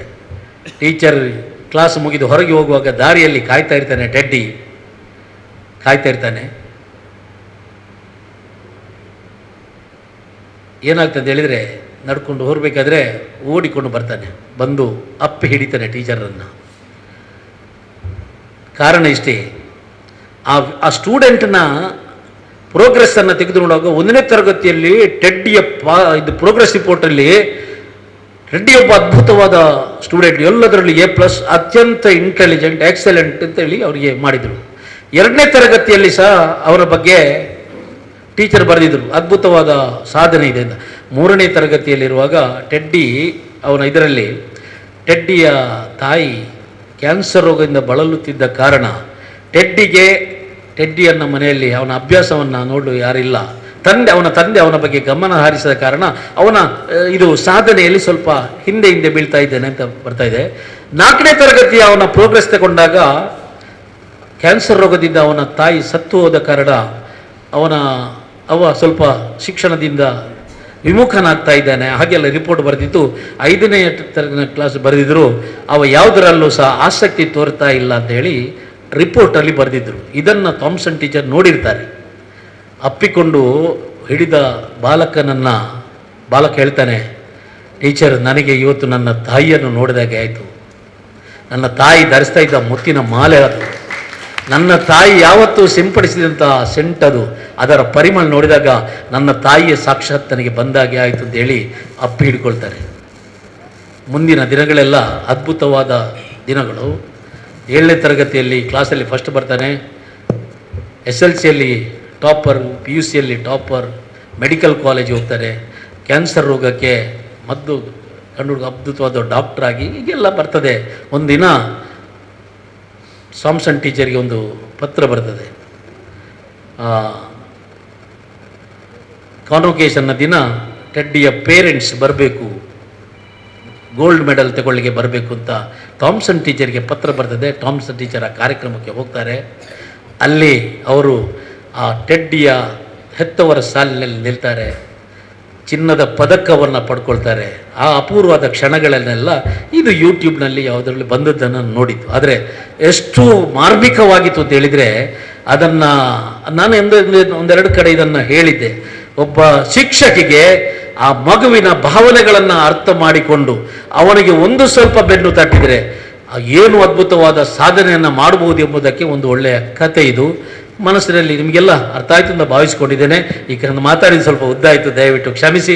ಒಂದು ಅದ್ಭುತವಾದ ಕಾರ್ಯಕ್ರಮದಲ್ಲಿ ನಿಮ್ಮೊಂದಿಗೆ ಭಾಗವಹಿಸಲಿಕ್ಕೆ ಅವಕಾಶ ಮಾಡಿಕೊಟ್ಟಂಥ ಐಟಾ ಸಂಸ್ಥೆ ಎಲ್ಲರಿಗೆ ಪೂರ್ವಕ ಧನ್ಯವಾದವನ್ನು ಸಲ್ಲಿಸಿ, ಏನಿತು ಭಾಷೆ ಕಲಿತೊಡೇನು ಹೃದಯ ಭಾಷೆ ಕಲಿಯದನ್ನಕ, ಏನಿತು ನುಡಿ ಸಡಗರ ತೋರ್ದಡೇನು ಎದೆಯ ಮಿಡಿತವರಿಯದನ್ನಕ, ಏನಿತು ಶೋಧನೆಗೈದಡೇನು ಹೃದಯ ಶೋಧಿತವಾಗದನ್ನಕ, ಏನಿತ್ತು ಸಾಧನೆಗೈದಡೇನು ಹೃದಯದ ಮಿಡಿತ ಸಾಧಿತವಾಗದನ್ನಕ, ಎಲ್ಲದಕ್ಕೂ ಜೀವಭಾವ ನೀನೆ ಕಾಣ ಹೃದಯೇಶ ಸೋಮೇಶ. ಮನಸ್ಸು ಹಾಗೂ ಸತತ ಪ್ರಯತ್ನ ಇದ್ದರೆ ಯಶಸ್ಸಿನ ಶಿಖರವನ್ನು ಏರಲು ಭಾಷಣ ಮಾಡಿದಂತಹ ಜನಾಬ್ KK ಶಾಹುಲ್ ಹಮೀದ್ ಅವರಿಗೆ ಕೃತಜ್ಞತೆಗಳು. ಹೀಗಾಗಿ ಡಾಕ್ಟರ್ N. ಇಸ್ಮಾಯಿಲ್ ಅವರನ್ನು ನಾನು ಭಾಷಣ ಪೀಠದ ಕಡೆಗೆ ಆಹ್ವಾನಿಸ್ತಾ ಇದ್ದೇನೆ. ಈ ಅವಕಾಶವನ್ನು ಮಾಡಿಕೊಟ್ಟವರು ಡಾಕ್ಟರ್ N. ಇಸ್ಮಾಯಿಲ್ ಅವರು ಐಟಾದ ಬೆನ್ನೆಲುಬು ಅಂತ ಹೇಳಿ ಹೇಳ್ಬೋದು. ಅವರನ್ನು ನಾನು ಅವರ ಮಾತುಗಳಿಗಾಗಿ ಭಾಷಣ ಪೀಠದ ಕಡೆಗೆ ಆಹ್ವಾನಿಸ್ತಾ ಇದ್ದೇನೆ. ಮುಬಿಯನ್ ಮನೆಗೆ ಬಂದಿದ್ದಾಗ ಅವರಿಗೆ ನಿಲ್ಲಕ್ಕೆ ಟೈಮ್ ಇರಲಿಲ್ಲ. ಒಂದು ಮಾತು ನನ್ನಲ್ಲಿ ಹೇಳಿದ್ರೆ, ನನ್ನ ಮಗಳು ಮತ್ತು ಹೆಂಡತಿ ಒಟ್ಟಿಗಿದ್ವಿ ನಾವು, 10 ನಿಮಿಷ ನಿಮಗೆ ಸಮಯ ಕೊಟ್ಟಿದ್ದೇವೆ ಸರ್ ಅಂತ. ಅದನ್ನು ನನ್ನ ಮಗಳು ಇವತ್ತು ಬೆಳಗ್ಗೆ ಹೊರಡುವಾಗಲೂ ನೆನಪು ಮಾಡಿಕೊಂಡ್ರು, 10 ನಿಮಿಷ ನಿಮಗೆ ಟೈಮ್ ಕೊಟ್ಟಿರೋದವರು. ಆದ್ದರಿಂದ ನೋಡಿ ಅಂತ. ಬೇರೆ ಕಾರಣಕ್ಕೆ ಮನೆಯಿಂದ ಹೊರಡಲಿಕ್ಕೆ ಸ್ವಲ್ಪ ತಡ ಆಯಿತು, ಅದು ಬೇರೆ ವಿಚಾರ.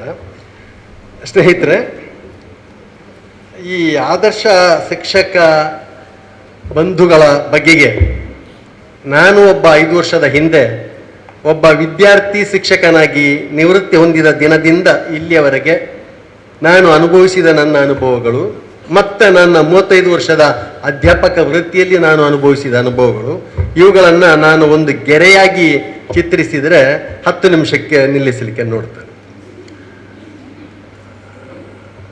ನನಗೆ 2 ಸಂದರ್ಭಗಳು ಇಲ್ಲಿ ಹೇಳಲೇಬೇಕಾದ ವೇದಿಕೆಯ ಬಗೆಗೆ. ಒಂದು ಶಾಹುಲ್ ಹಮೀದ್ ಅವರು ಹೇಳಿದಂತಹ ಪ್ರೊಫೆಸರ್ ಅಬ್ದುಲ್ ಖಾದರ್ ಅವರ ವಿಷಯ. ನಿಜಕ್ಕೂ ನಾನು ಯಾವತ್ತೂ ಕೂಡ ಅವರ ಮಾತನ್ನು ನೆನಪಿಸಿಕೊಂಡೇ ನಾನು ಮಾತಾಡೋದು ಕ್ರಮ. ನನಗೆ ಅವರು, ನಾನು ಪಾಠ ಮಾಡ್ತಾ ಇದ್ದ ಕಾಲೇಜಿನಲ್ಲಿ ಪ್ರಿನ್ಸಿಪಾಲರ್ ಆಗಿದ್ದರು ಮತ್ತು ನನಗೆ ಒಬ್ಬ ಆದರ್ಶ ಅಣ್ಣನೂ ಕೂಡ ಆಗಿದ್ದರು ಅವರು. ಆ ಕಾರಣಕ್ಕೆ ಅದಕ್ಕೆ ಇವರ ಶಾಹುಲ್ ಹಮೀದ್ ಅವರು ನನಗೆ ಖಾದರನ್ನು ಮತ್ತೆ ನೆನಪಿಸಿಕೊಟ್ಟದ್ದು ಒಂದು. ಎರಡನೇದು, ಅಮಾನುಲ್ಲಾ ಸಾಹೇಬರು ಕೇಳಿಪಟ್ಟೆ ನಾನು. ಅವರು ನನಗಿಂತ ಸ್ವಲ್ಪ ದಿನಗಳ ಮೊದಲೇನೋ ನಿವೃತ್ತರಾಗಿದ್ದರು. ಒಬ್ಬ ಆದರ್ಶ ಅಧ್ಯಾಪಕ ಹೇಗಿರಬೇಕು ಎನ್ನುವುದನ್ನು ಅವರು ಉದ್ದಕ್ಕೂ ಮಾತಾಡಿದರು. ಅವರು 10 ನಿಮಿಷದ ಅವಧಿಯಲ್ಲಿ ಮಾತಾಡಿದ್ರು ನೋಡಿ. ಅಲ್ಲಿ ಅವರಿಗೆ ಸನ್ಮಾನ ಮಾಡುವಾಗ, ಅವರು ನಿವೃತ್ತರಾದಾಗ ಸುಮಾರು 1-2 ಕಿಲೋಮೀಟರ್ ಅಷ್ಟು ದೂರದಲ್ಲಿ ಅವರನ್ನು ಓಪನ್ ತೆರೆದ ಜೀಪಿನಲ್ಲಿ ಕೂರಿಸಿ ಮಲ್ಲಿಗೆ ಹಾರವನ್ನು ಹಾಕಿ ಅವರನ್ನು ಮೆರವಣಿಗೆಯಲ್ಲಿ ತಂದ್ರಂತೆ ಅವರು ಹೇಳಿದ್ದಲ್ಲ ಕೇಳಿದ್ದು ನಾನು. ಆಗ ಮಲ್ಲಿಗೆ ಹಾರ ಎಲ್ಲಿಂದ ಸಾಹೇಬ್ರೆ ಅಂತ ಕೇಳಿದ್ದಕ್ಕೆ ಅವರಲ್ಲೆಲ್ಲ ಅಲ್ಲೇ ಪ್ರಿನ್ಸಿಪಾಲ್ರಲ್ಲಿ ಕೇಳಿದ್ದಕ್ಕೆ, ಅದು ನಮ್ಮ ಟೀಚರ್ಗಳು ಮನೆಯಲ್ಲೇ ನೆಟ್ಟ ಮಲ್ಲಿಗೆ ಅದನ್ನು ಅವರೇ ಹಾರ ಮಾಡಿ ತಂದು ಮೇಸ್ಟ್ರಿಗೆ ಹಾಕಿದ್ದಾರೆ. ಸರ್, ನಾನು ಹೇಳಿದ್ದು ನೆನಪು ಮಾಡಿ ಸರಿಯಾ? ಇದು ಈ ವಿಚಾರ. ಈ ಅಮಾನುಲ್ಲಾ ಅವರು, ನಾನು ಐಟದ ಬಗ್ಗೆ ಮುಬೀನ್ ಹೇಳಿದ್ರಲ್ಲ, ನಾನು ಇಲ್ಲಿ ಅತ್ಯಂತ ಗೌರವದಿಂದ ನೆನಪು ಮಾಡಬೇಕಾದ 4-5 ಜನ ನನ್ನ ಸ್ನೇಹಿತರು, ರಹಮತುಲ್ಲಾ ಅವರು, ಅಮಾನುಲ್ಲಾ ಖಾನ್ ಸಾಹೇಬರು, ನಮ್ಮ ಅಮ್ಜರ್ ಅವರು, ಅನೀಫ್ ಮಾಸ್ಟರ್ ಮತ್ತೆ ಮುಬೀನ್ ಅವರು. ಇವರು ಕೆ ಅನ್ನು ನಾನು ನೆನಪು ಮಾಡೋದಿಲ್ಲ, ಯಾಕೆಂದ್ರೆ ಅವರು ಒಂದು ಕಾಲಕ್ಕೆ ಮತ್ತೆ ಯಾವತ್ತು ನನ್ನೊಟ್ಟಿಗೆ ನನಗೆ ಬೇಕಾದವರು, ಅವರಿಗೂ ನಾನು ಸ್ವಲ್ಪ ಬೇಕಾದವರು. ಆ ಕಾರಣಕ್ಕಾಗಿ ನಾನು ನೆನಪು ಮಾಡೋದಿಲ್ಲ. ಇವರು ವರ್ಷದಲ್ಲಿ 4-5 ಸಲ ಬದ್ರಿಯಾಕೆ ಬಂದು ನಮ್ಮನ್ನು ಎಚ್ಚರಿಸ್ತಾ ಇದ್ರು. ಅವರ ಪ್ರತಿ 5-6 ಜನ ಸ್ನೇಹಿತರ ಪ್ರತಿ ಹೆಜ್ಜೆಗಳಲ್ಲಿ ನಾನು ಒಂದು ಸಂಸ್ಥೆಯ, ಒಂದು ಅಧ್ಯಾಪಕ ವೃಂದದ, ಒಂದು ವಿದ್ಯಾರ್ಥಿ ಸಮುದಾಯದ ಏಳಿಗೆಯ ಕನಸುಗಳನ್ನು ಅವರು ನಮ್ಮ ಮುಂದೆ ಬಿತ್ತುತ್ತಾ ಇದ್ರು. ಅದು ನಮ್ಮ ಹೃದಯದಲ್ಲಿ ನಾಟಿಕೊಳ್ತಾ ಇತ್ತು. ಆ ಕಾರಣಕ್ಕಾಗಿ ನಾನು ಅವರನ್ನು ಮರೆಯಲಾಗದ ವ್ಯಕ್ತಿತ್ವ ಅಂತೂ ನಾನು ಗುರುತಿಸಿಕೊಂಡಿದ್ದೇನೆ. ಅದಕ್ಕಾಗಿ ನಾನು ಒಂದು ಸಲೀಟು ಹೊಡೆಯುವುದಾದರೆ, ಈ 6-7 ಜನ ನನ್ನ ಐಟದ ಸ್ನೇಹಿತರು, ಅವರೊಟ್ಟಿಗೆ ಉಸ್ತಾದಿದ್ರು ಇದ್ದಾರೆ, ಇವರನ್ನೆಲ್ಲರನ್ನು ಕೂಡ ಮತ್ತೊಮ್ಮೆ ನೆನೆಯಬೇಕಾಗುತ್ತೆ. ಬದ್ರಿಯಾ ಅವರಿಗೆ ತೆರೆದದ್ದು, ಆ ಕಾಲದಲ್ಲಿ ತೆರೆದಿದ್ದದ್ದು, ಪ್ರತಿ ವರ್ಷವೂ ಕಾರ್ಯಕ್ರಮ ಮಾಡ್ತಾ ಇದ್ದದ್ದು ಯಾತಕ್ಕೆ ಅಂದರೆ ಈ ಕಾರಣಕ್ಕಾಗಿ. ಅವರು ಹೃದಯವನ್ನು ಕದ್ದಂಥ ರೀತಿ ನಮ್ಗೆ ಇಷ್ಟ ಆಗ್ತಾ ಇತ್ತು. ಆ ಕಾರಣಕ್ಕಾಗಿ ಈ ಆದರ್ಶ ಅಧ್ಯಾಪಕರ ವಿಚಾರವಾಗಿ ನಾನು ಹೆಚ್ಚು ಮಾತಾಡೋದಿಲ್ಲ, ಯಾಕೆಂದರೆ ನಾನು ಆ ಮಟ್ಟದ ಆದರ್ಶ ಅಧ್ಯಾಪಕ ಆಗಿದ್ದನ ಎನ್ನುವುದರ ಬಗ್ಗೆ ನನಗೆ ಇನ್ನೂ ಕೂಡ ಸಂಶಯ ಇದೆ, ಅನುಮಾನಗಳಿವೆ. ಆ ಕಾರಣಕ್ಕಾಗಿ ನಾನು ಮಾತಾಡೋದು. ವೈಯಕ್ತಿಕವಾಗಿ ಖಾಸಗಿ ಬದುಕಿನಲ್ಲಿ ನಾವು ಸ್ವಲ್ಪ ಏರುಪೇರುಗಳನ್ನು ಕಂಡಿದ್ರು, ತಪ್ಪಿದ್ರು. ಸಾಮೂಹಿಕವಾಗಿ ಒಬ್ಬ ಅಧ್ಯಾಪಕನಾಗಿ ಒಂದು ವಿದ್ಯಾಸಂಸ್ಥೆಯನ್ನು ನಡೆಸಿಕೊಂಡು ಹೋಗೋದು, 100 ಜನ ವಿದ್ಯಾರ್ಥಿಗಳನ್ನು ಕಟ್ಟಿಕೊಂಡು ಹೋಗುವ ಈ ದಿನಗಳಲ್ಲಿ ನಾವು ಯಶಸ್ವಿ ಆಗಿದ್ದೇವೆ ಅನ್ನುವಂಥ ಚಿಕ್ಕ ತೃಪ್ತಿ ನನ್ನಲ್ಲೂ ಇದೆ, ನನ್ನೊಟ್ಟಿಗೆ ಕೆಲಸ ಮಾಡಿದಂಥ ಬಹಳಷ್ಟು ಜನರಿಗೂ ಇದೆ. ನಾನು ಇರಾಕ್ಕೆ ತುಂಬ ಸಲ ಬಂದಿದ್ದೆ. ಅವರು ನನ್ನ ಇಲ್ಲಿಯ ಪ್ರಿನ್ಸಿಪಾಲ್ರು ಸ್ನೇಹಿತರು, ಅವರು ಆ ಕಾಲಕ್ಕೆ ವಿದ್ಯಾರ್ಥಿಗಳನ್ನು ಕಟ್ಟಿಕೊಂಡ ರೀತಿ ಕೂಡ ನಮಗೆ ಖುಷಿಯನ್ನು ಕೊಡ್ತಾ ಇತ್ತು.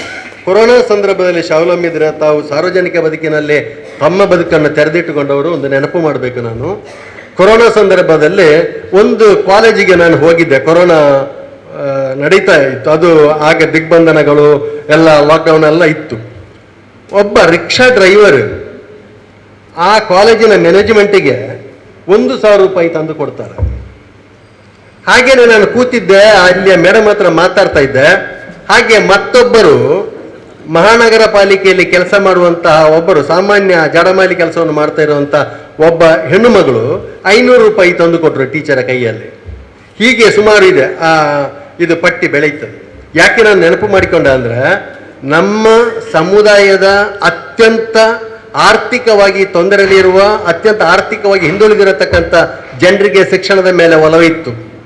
ಒಬ್ಬ ಶ್ರೀಮಂತರಲ್ಲಿಗೆ ಒಬ್ಬ ಮದುವೆ ಇದೆ ಮಗಳಿಗೆ, ನಿಮ್ಮ ಸಂಸ್ಥೆಯಲ್ಲಿ 1000 ಜನರ ಒಟ್ಟಿಗೆ ನಾನು ಸೇವೆ ಮಾಡಿದ್ದೇನೆ, 25 ವರ್ಷ ಸರ್ವಿಸ್ ಮಾಡಿದ್ದೇನೆ ಸರ್, ನನಗೇನಾದರೂ ಸಹಾಯ ಮಾಡಿ ಅಂತ ಒಬ್ಬರು ಮಹಾ ಸಾಹುಕಾರ ಹತ್ರ ಕೇಳಲಿಕ್ಕೆ ಹೋದ್ದಕ್ಕೆ ಅವರು ಒಂದು ಕವರು ತೆಗೆದು, ಇಷ್ಟು ದಪ್ಪದ ಕವರು ಮಾಡಿ, ಅದಕ್ಕೆ ಪಿನ್ ಮಾಡಿ, ತೆರೆದು ನೋಡಬೇಡ, ಮನೆಯಲ್ಲಿ ಕೊಂಡೋಗಿ ತೆರೆದು ನೋಡು ಅಂತ ಒಂದು ಕವರು ಕೊಡ್ತಾರೆ.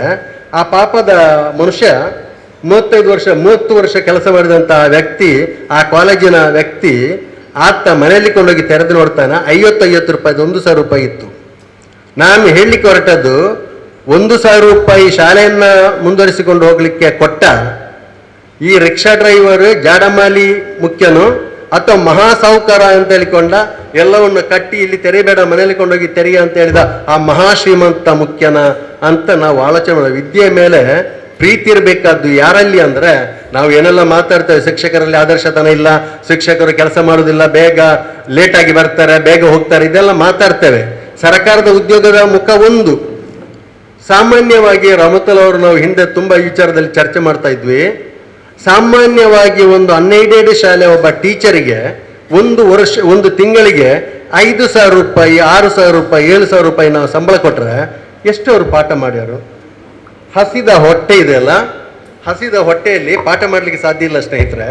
ಆದರೆ ನಾನು ಹೇಳ್ತಾ ಇರೋದು, ನೀವು ಪಾಠ ಮಾಡಬೇಡಿ, ನಮ್ಮ ಟೀಚರ್ಗಳಿಗೆ, ಅನ್ಎಯ್ಡೆಡ್ ಶಾಲೆಗಳ, ಖಾಸಗಿ ಶಾಲೆಗಳ ಟೀಚರ್ಗಳಿಗೆ ಸಂಬಳನೇ ಸಿಗ್ತಾ ಇಲ್ಲ, ನೀವು ಪಾಠ ಮಾಡಬೇಡಿ ಅಂತ ನಾನು ಹೇಳ್ತಾ ಇರೋದಲ್ಲ. ಆದರೆ ಆ ಟೀಚರ್ನ ನೋವನ್ನು, ಮನಸ್ಸಿನ ಆಳವನ್ನು ನಾವು ಆಲೋಚನೆ ಮಾಡಬೇಕಾದ ಸಂದರ್ಭ ನಮ್ಮಲ್ಲಿದೆ.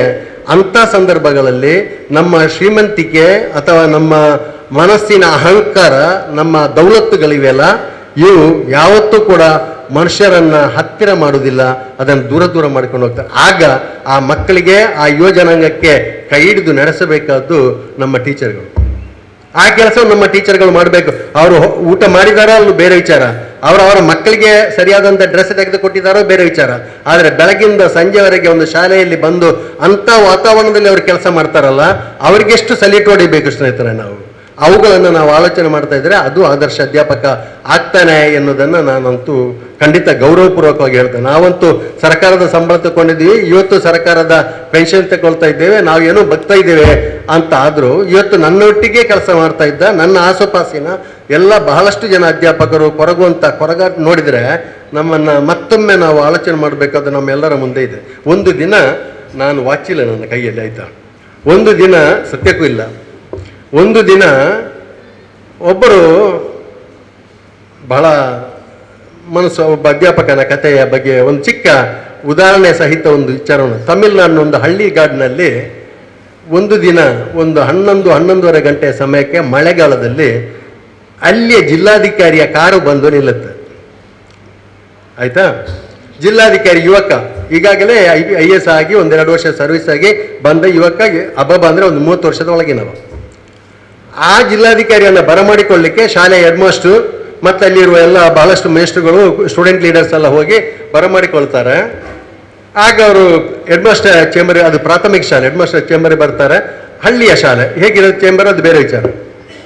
ಆಗ ಅವರು ಇಂಥ ಹೆಸರಿನ ಒಬ್ಬ, ಅವ್ರು ಕೂತ್ಕೊಳ್ಳೋದಿಲ್ಲ ಚೇಂಬರ್ನಲ್ಲಿ, ಒಂದು ಮಾತು ಹೇಳ್ತಾರೆ, ಇಂತಹ ಹೆಸರಿನ ಒಬ್ಬ ಮೇಸ್ಟ್ರು ಇದ್ರು ಇಲ್ಲಿ, ಅವರನ್ನು ಸ್ವಲ್ಪ ನೋಡ್ಬೇಕಿತ್ತಲ್ಲ ಸರ್ ಅಂತ ಹೇಳ್ತಾರೆ. ಆಗ ಆ ಮೇಸ್ಟ್ರು ಅಲ್ಲಿಗೆ ಹೆಡ್ ಮಾಸ್ಟ್ರು ಮತ್ತು ಮಕ್ಕಳು ಕರ್ಕೊಂಡು ಹೋಗ್ತಾರೆ. ಅವರು 6ನೇ ಕ್ಲಾಸಿನಲ್ಲಿ ಕೂತು ಪಾಠ ಮಾಡ್ತಾ ಇದ್ದಾರೆ. ಅವ್ರಿಗೆ ಹಬ್ಬ ಅಂದರೆ ರಿಟೈರ್ಮೆಂಟ್ಗೆ ಹತ್ತಿರದ ಕಾಲದಲ್ಲಿ ಇದ್ರು ಅವರು ಮೇಸ್ಟ್ರು. ಆಗ ಜಿಲ್ಲಾಧಿಕಾರಿ ಮನುಷ್ಯ ಬಂದಾತ 200 ರೂಪಾಯಿ ಕಿಸೆಯಿಂದ ತೆಗೆದು ಆ ಮೇಸ್ಟ್ರ ಕೈಗೆ ಕೊಟ್ಟು, ಜಿಲ್ಲಾಧಿಕಾರಿ ಬಂದಿದ್ದಾರೆ ಎನ್ನುವಾಗ ಆ ಮಾಸ್ಟ್ರು ಎದ್ದು ನಿಂತು ಗೌರವಿಸ್ತಾರೆ. ಆ ಜಿಲ್ಲಾಧಿಕಾರಿಯವರು ಆ ಮೇಸ್ಟ್ರ ಕಾಲಿಗೆ ಬೀಳ್ತಾರೆ, ಬಿದ್ದು ನಮಸ್ಕಾರ ಮಾಡಿ 200 ರೂಪಾಯಿಯನ್ನು ಪ್ಯಾಂಟಿ ಜೇಬಿಂದ ತೆಗೆದು ಆ ಮೇಸ್ಟ್ರಿಗೆ ಕೊಡ್ತಾರೆ. ನಿಮ್ಗೇನು ಅನಿಸಿರ್ಬೋದು ಈಗ? ಜಿಲ್ಲಾಧಿಕಾರಿ ಆ ಮೇಸ್ಟ್ರಿಗೆ ಕೊಟ್ಟ ಗೌರವ 200 ರೂಪಾಯಿ ಅಂತ ಅನಿಸಿತಾ, ಅಥವಾ ಇದರ ಹಿಂದೆ ಏನಾದರೂ ಒಂದು ಮೌಲ್ಯ ಇರಬಹುದು ಅಂತ ಅನಿಸ್ತಾ? ಏನು ಹೇಳ್ತೀರಿ ಮೇಡಮ್ ತಾವು? ಏನಾದರೂ ಒಂದು ಚಿಕ್ಕ ಮೌಲ್ಯ ಇರ್ಬೋದು ಅಂತ ಅನಿಸ್ತದಲ್ಲ, ಇಲ್ಲದ್ರೆ ನಾನು ಹೇಳ್ತಾ ಇರಲಿಲ್ಲ ಅಂತ. ಆ ಜಿಲ್ಲಾಧಿಕಾರಿ ಏನು ಮಾಡ್ತಾರೆ ಗೊತ್ತಾ? ಯಾಕೆ ನನಗೆ 2000 ರೂಪಾಯಿ ಸರ್ ಅಂತ ಈಗ ಬಹಳ ದೈನ್ಯವಾಗಿ ಕೇಳ್ತಾರೆ. ಅದಕ್ಕೆ ಆ ಜಿಲ್ಲಾಧಿಕಾರಿ ಹೇಳ್ತಾರೆ, ಸರ್ ನಾನು ಇಲ್ಲಿಯೇ ಓದಿದವ, ಎಲ್ಲ ಮೇಸ್ಟ್ರುಗಳು ಬೇರೆ ಆಗಿದ್ದಾರೆ, ಆದರೆ ನೀವು ಅದೇ ನೀವೇ ಇದ್ದೀರಿ. ಇಲ್ಲೇ ನಾನು 6ನೇ ಕ್ಲಾಸ್ ಓದ್ತಾ ಇರುವಾಗ ನೀವು ನನಗೆ 200 ರೂಪಾಯಿ ಸಾಲ ಅಂತ ಕೊಟ್ಟಿದ್ದೀರಿ, ಆ ಸಾಲವನ್ನು ನಾನು ನಿಮಗೆ ತಿರುಗಿಸ್ತಾ ಇದ್ದೇನೆ ಸರ್ ಅಂತ ಹೇಳ್ತಾರೆ. ಮೇಸ್ಟ್ರು ರಿಕಾಲ್ ಮಾಡ್ತಾರೆ ಅವರ ನೆನಪನ್ನ. ಆ ಮೇಸ್ಟ್ರು ಯಾವಾಗ ಕೊಟ್ಟೆ, ಯಾಕೆ, ಒಂದು ದಿನ ಇದೇ ರೀತಿ ಜೂನ್ ತಿಂಗಳಲ್ಲಿ ಮಳೆ ಬರ್ತಾ ಇತ್ತು. ಆಗ ನಾವು ಏನೋ ತರಳೆ ಮಾಡ್ತಾ ಇದ್ದೇವೆ ಹುಡುಗರೆಲ್ಲ ಕೂಡಿಕೊಂಡು, ನೀವು ನನಗೆ 200 ರೂಪಾಯಿ ಎಲ್ಲ ಮಕ್ಕಳಿಗೆ ನಾನು 200 ರೂಪಾಯಿ ಕೊಡ್ತೇನೆ, ನೀವು ಅದನ್ನು ಏನು ಬೇಕು ನಿಮಗೆ ಬೇಕಾದ ವಸ್ತುಗಳನ್ನು ಪರ್ಚೇಸ್ ಮಾಡಿ ತಗೊಳ್ಳಿಯಪ್ಪ ಅಂತ ಮೇಸ್ಟ್ರಿ ಹೇಳಿದ್ರಂತೆ. ಆ ಕಾಲದಲ್ಲಿ ಆ 200 ರೂಪಾಯಿ ಅಂದರೆ ಇವತ್ತಿಗೆ ಹೇಳೋದಾದ್ರೆ ಒಂದು 30-32 ವರ್ಷಗಳ ಹಿಂದಿನದು.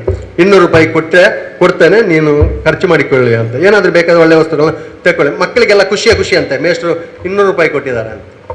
ಹಾಗೆ ಕೇಳಿದ್ರೆ ಒಬ್ಬಳು ಹೆಣ್ಮಗಳು ಹೇಳ್ತಾರೆ, ಕೇಳಿದ್ರಂತೆ, ಏನು ತಗೊಳ್ತೀಯಮ್ಮ ನೀನು 200 ರೂಪಾಯಲ್ಲಿ? ಅವಳು ಹೆಣ್ಮಗಳಿಗೆ ಬೇಕಾದನ್ನು ಹೇಳ್ತಾನೆ, ಹುಡುಗನಲ್ಲಿ ಕೇಳ್ತಾನೆ, ನಾವು ಬಾಲ್ ಬ್ಯಾಟ್ ಅದು ಇದೆಲ್ಲ ಹೇಳ್ತಾನೆ, ಇನ್ನೊಬ್ಬ ಏನೇನು ಈಗ 200 ರೂಪಾಯಿ ಬಗ್ಗೆ ಅವರಿಗೆ ತುಂಬ ಆಗ ಮೌಲ್ಯ ಇದೆ ಹೇಳ್ತಾನೆ. ಆದರೆ ಈ ಒಬ್ಬ ಹುಡುಗ ಮೂಲೆಯಲ್ಲಿ ಕೂತ್ಕೊಂಡು ಹಾಗೆ ಕಣ್ಣು ತೂಗ್ತಾ ಇದ್ದಂತೆ. ಈಗಾಗಲೇ ಒಬ್ಬರು ಕಣ್ಣು ತೂಗಿದ್ರಲ್ಲ, ಆಗ ಅವರು ಹೇಳಿದಂತೆ ಆ ಹುಡುಗ, ನೀನು ಯಾಕೆ ಮಾತಾಡೋದಿಲ್ಲ? ಇಲ್ಲ ಸರ್, ನೀವು 200 ರೂಪಾಯಿ ಕೊಟ್ಟರೆ ನಾನು ಕನ್ನಡಕ ತೆಕ್ಕೊಳ್ತೇನೆ. ಯಾಕೆ, ನೀನು ಇನ್ನೂ ಕೂಡ 12-13 ವರ್ಷದ ಹುಡುಗ, ನಿನಗೆ ಯಾಕೆ ಕನ್ನಡಕ? ಇಲ್ಲ, ನನ್ನ ಅಮ್ಮನಿಗೆ ಕಣ್ಣು ಕಾಣೋದಿಲ್ಲ, ಅದಕ್ಕಾಗಿ ನಾನು 200 ರೂಪಾಯಿ ಕನ್ನಡಕ ತಗೊಳ್ತೇನೆ.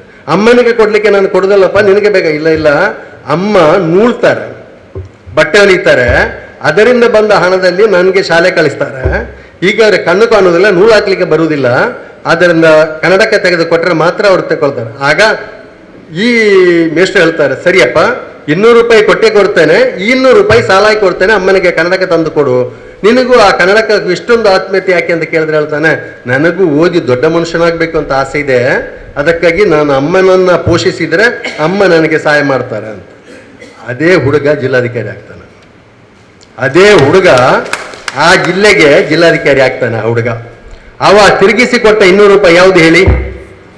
ಅಮ್ಮನಿಗೆ ಅಮ್ಮನ ಕನ್ನಡಕ ತೆಗೆಯಲಿಕ್ಕೆ ಸಾಲ ಕೊಟ್ಟಲ್ಲ ಅದು. ಆ ಅಮ್ಮನನ್ನ ನೀನು ಕರ್ಕೊಂಡು ಬಾ ಅಂತ ಹೇಳ್ತಾರೆ. ಅಮ್ಮ ತೀರಿಕೊಂಡಿದ್ದಾರೆ ಸರ್ ಅಂತ DC ಹೇಳ್ತಾರೆ. ತೀರಿಕೊಂಡಿದ್ದಾರೆ ಅವರು, ಜಿಲ್ಲಾ ಕಲೆಕ್ಟರ್ ತಮಿಳ್ನಾಡಿನಲ್ಲಿ ಅವರು ಇಲ್ಲ, ತೀರಿಕೊಂಡಿದ್ದಾರೆ. ಮೇಸ್ಟ್ರಿಗೂ ವಿದ್ಯಾರ್ಥಿಗಳಿಗೆ ಯಾವ ರೀತಿಯ ಸಂಬಂಧ ಇರ್ಬೋದು, ಯಾವ ರೀತಿಯಲ್ಲಿ ನಾವು ಅವರ ಸಂಬಂಧಗಳನ್ನು ಮತ್ತೆ ಮತ್ತೆ ವರ್ಧಿಸಿಕೊಳ್ಬೋದು ಅಲ್ವಾ? ಇದೆಲ್ಲ ಇಂಥ ಬಹಳಷ್ಟು ವಿಚಾರಗಳನ್ನು ನಾವು ನೋಡಿದ್ದೇವೆ ಸ್ನೇಹಿತರೆ.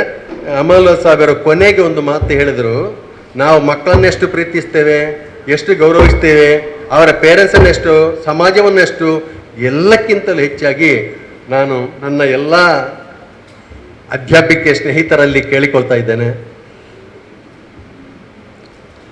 ನಾವು ಏನೂ ಆಗದಿದ್ರೂ ಆಗ್ಬೋದು, ನಮ್ಮ ಮನಸ್ಸು ಪರಿಶುದ್ಧವಾದ ಜಾತ್ಯತೀತ ಮನಸ್ಸು ಆಗಿರಬೇಕು. ನನ್ನ ಮನೆಯ ಮಗು ಹೇಗೋ ಪಕ್ಕದ ಮನೆಯ ಸರಸ್ವತಿಯ ಮಗು ಕೂಡ ಹಾಗೆ. ನನ್ನ ಮನೆಯ ಮಗು ಹೇಗೋ ಪಕ್ಕದಲ್ಲಿರುವಂಥ ರಾಧಾಕೃಷ್ಣ ಅವರದ್ದು ಮಗು ಕೂಡ ಹಾಗೆ ಅಂತ ನೋಡುವ ಮನೋಭಾವ ನಮ್ಮ ಶಿಕ್ಷಕರಲ್ಲಿ ಬರಬೇಕು. ಇದಕ್ಕೆ ಬೆಲೆ ಕಟ್ಟಲಿಕ್ಕೆ ಸಾಧ್ಯ ಇಲ್ಲ ಸ್ನೇಹಿತರೆ. ಇಂಥ ಮೌಲ್ಯಗಳಿಗೆ ಬೆಲೆ ಕಟ್ಟಲಿಕ್ಕೆ ಸಾಧ್ಯ ಇಲ್ಲ. ಒಂದು ಯಾವಾಗಲೂ ನಾನು ಹೇಳೋದುಂಟು, ಇಲ್ಲೂ ಹೇಳಿರ್ಬೋದು, ನಮ್ಮ ಮಕ್ಕಳನ್ನು ಯಾವತ್ತೂ ಗದರಿಸಿ ಬೆದರಿಸಿ ಎಲ್ಲ ಪಾಠ ಹೇಳಲಿಕ್ಕೆ ಆಗೋದಿಲ್ಲ. ಅವರಿಗೆ ಸ್ವಲ್ಪ ಸ್ವಲ್ಪ ಪ್ರೀತಿಯನ್ನು ಹಂಚಿಕೊಂಡು ಪಾಠ ಮಾಡಿ. ಇಡೀ ಒಂದೊಂದು ಹಿಡಿ ಪ್ರೀತಿಯನ್ನು ಒಬ್ಬೊಬ್ಬ ಹುಡುಗನಿಗೆ ಹಂಚಿಕೊಡಿ. ಆಗ ಒಬ್ಬೊಬ್ಬ ಹುಡುಗಿಯನ್ನು ಹಂಚಿಕೊಡಿ. ಮಕ್ಕಳು ಪ್ರಾಯದಲ್ಲಿ ಹಾಳಾಗ್ತಾರೆ, ಆ ಹಾಳಾಗುವುದನ್ನು ವೈಭವೀಕರಿಸಬೇಡಿ. ಆ ಮಗು ಒಳ್ಳೆದಾಗಿದ್ದರೆ ಅವನನ್ನು ಪುರಸ್ಕರಿಸಿ. ಈ ಥರದ ಎಲ್ಲರೂ ಈಗ ಮಾತಾಡಿದೇನು ಗೊತ್ತಾ, ನಮ್ಮಲ್ಲಿ ನೆಗೆಟಿವ್ ಎನಾಲಿಸಿಸ್ ಇರಲೇಬಾರದು, ಪಾಸಿಟಿವ್ ಎನಾಲಿಸಿಸ್ ಇರಬೇಕು. ಖಂಡಿತವಾಗಿಯೂ ನಾವು ಮಕ್ಕಳನ್ನು ನೋಡುವ, ನಾವು ಇತರರನ್ನು ನೋಡುವ, ನಾವು ಆರೋಗ್ಯವಂತ ಸಮಾಜವನ್ನು ನೋಡುವ ಎಲ್ಲರ ದೃಷ್ಟಿಯೂ ಕೂಡ ಅದು ಪಾಸಿಟಿವ್ ಆಗಿ ಇರಬೇಕು. ಧನಾತ್ಮಕವಾಗಿ ನಾವು ಆಲೋಚನೆ ಮಾಡಬೇಕು. ಮಗು ನಮ್ಮ ಸೊತ್ತು, ನಾನು ಪಾಠ ಹೇಳುವ ಮಗು ನನ್ನ ಸೊತ್ತು ಅಂತ ಇರಬೇಕು. ಅದಕ್ಕೆ ನನಗೆ ಅಮಾನುಲ್ಲಾ ಖಾನ್ ಇಷ್ಟ ಆಗುವುದು, ರಹಮತುಲ್ಲಾ ಇಷ್ಟ ಆದದ್ದು, ಅಮ್ಜರು ಇಷ್ಟ ಆದ್ದು, ಮತ್ತು ನಮ್ಮ ಅನೀಫ್ ಮಾಸ್ಟರ್ ಇಷ್ಟ. ಡಾಕ್ಟರ್ ಮುಬೀನ್ ಇನ್ನು ಚಿಕ್ಕವರು, ಅವ್ರ ಮುಂದಕ್ಕೆ ತುಂಬ ಇಷ್ಟ ಆಗ್ಬೋದು ಅಂತ ನಮಗೆ ಗೊತ್ತು. ಇವೆಲ್ಲಕ್ಕೆ ನನ್ನ ಸ್ನೇಹಿತರೆ, ನನ್ನೊಟ್ಟಿಗೆ ಕೆಲಸ ಮಾಡಿದ 4-5 ಜನ ಸ್ನೇಹಿತರು ನಮ್ಮೊಟ್ಟಿಗೆ ಕೂತಿದ್ದಾರೆ. ನಮ್ಮ ಎಲ್ಲರಿಗೂ ಕೂಡ ನಾನು ಅತ್ಯಂತ ಪ್ರೀತಿಯ ಈ ಆದರ್ಶ ಶಿಕ್ಷಕರನ್ನು ಒಂದು ಬದಿಗಿಟ್ಟರೆ, ಆರೋಗ್ಯಕರ ಸೌಭಾಗ್ಯವಂತರಾದಂತಹ ಉತ್ತಮ ನಡವಳಿಕೆಯನ್ನು ಇಟ್ಟುಕೊಳ್ಳುವಂಥ ಸಮಾಜವನ್ನು ಕಟ್ಟುವಂತಹ ಮಕ್ಕಳನ್ನು ಸೃಷ್ಟಿ ಮಾಡುವ, ಮಕ್ಕಳನ್ನು ಮುಂದುವರಕ್ಕೆ ಕೊಂಡೋಗ, ಸಮಾಜಕ್ಕೆ ಕೊಡುಗೆ ಕೊಡುವ ಎಲ್ಲ ಅಧ್ಯಾಪಕರಾಗಲಿ ನೀವು ಎಲ್ಲರಿಗೂ ಕೂಡ ಒಂದರೆ.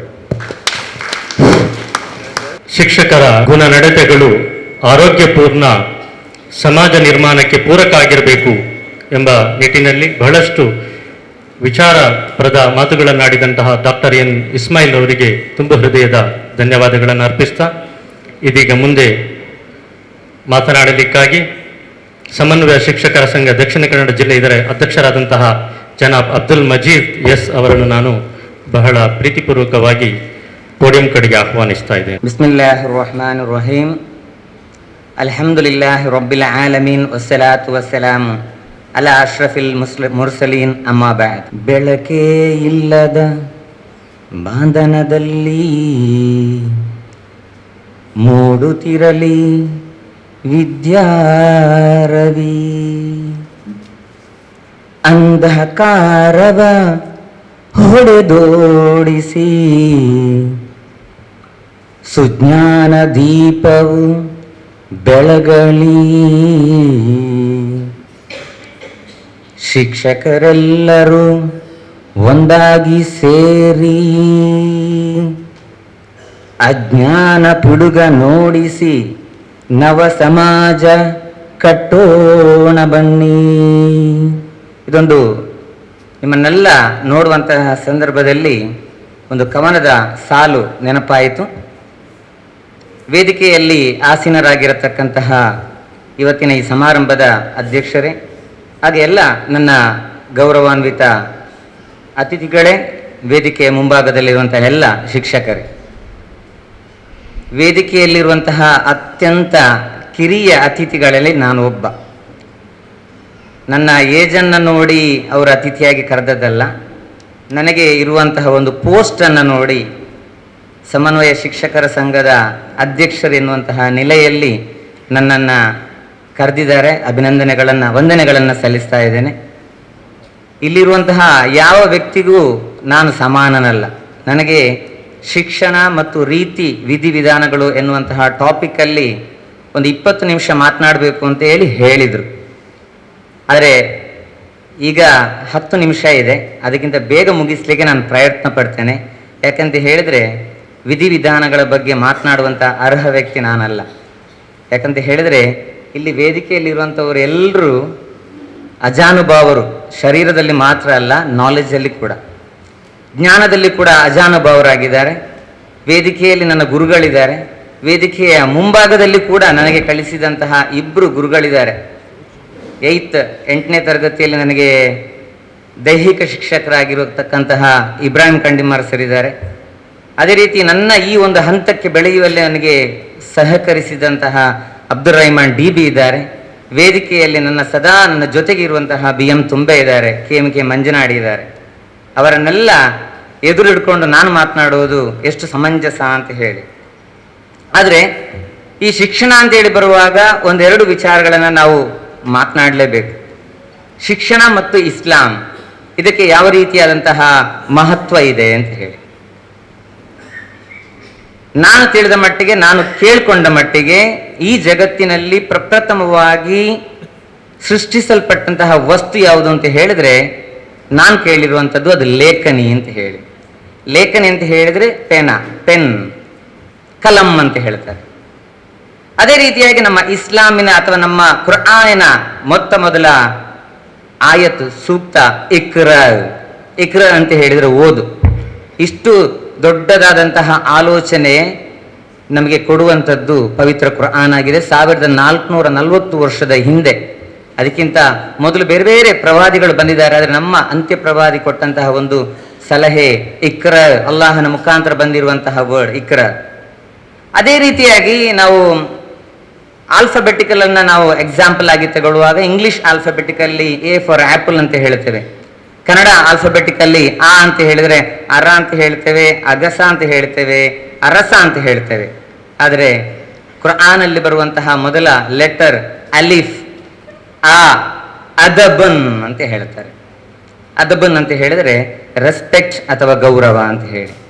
ನಮ್ಮ ಸಮುದಾಯದಲ್ಲಿ ಈಗ ಕೊರತೆಯಾಗಿರುವಂಥದ್ದು ಅದೇ ಅದಬ್ ಆಗಿದೆ. ನಾನು ಅದನ್ನು ವಿಶ್ಲೇಷಣೆ ಮಾಡಲಿಕ್ಕೆ ಹೋಗುವುದಿಲ್ಲ.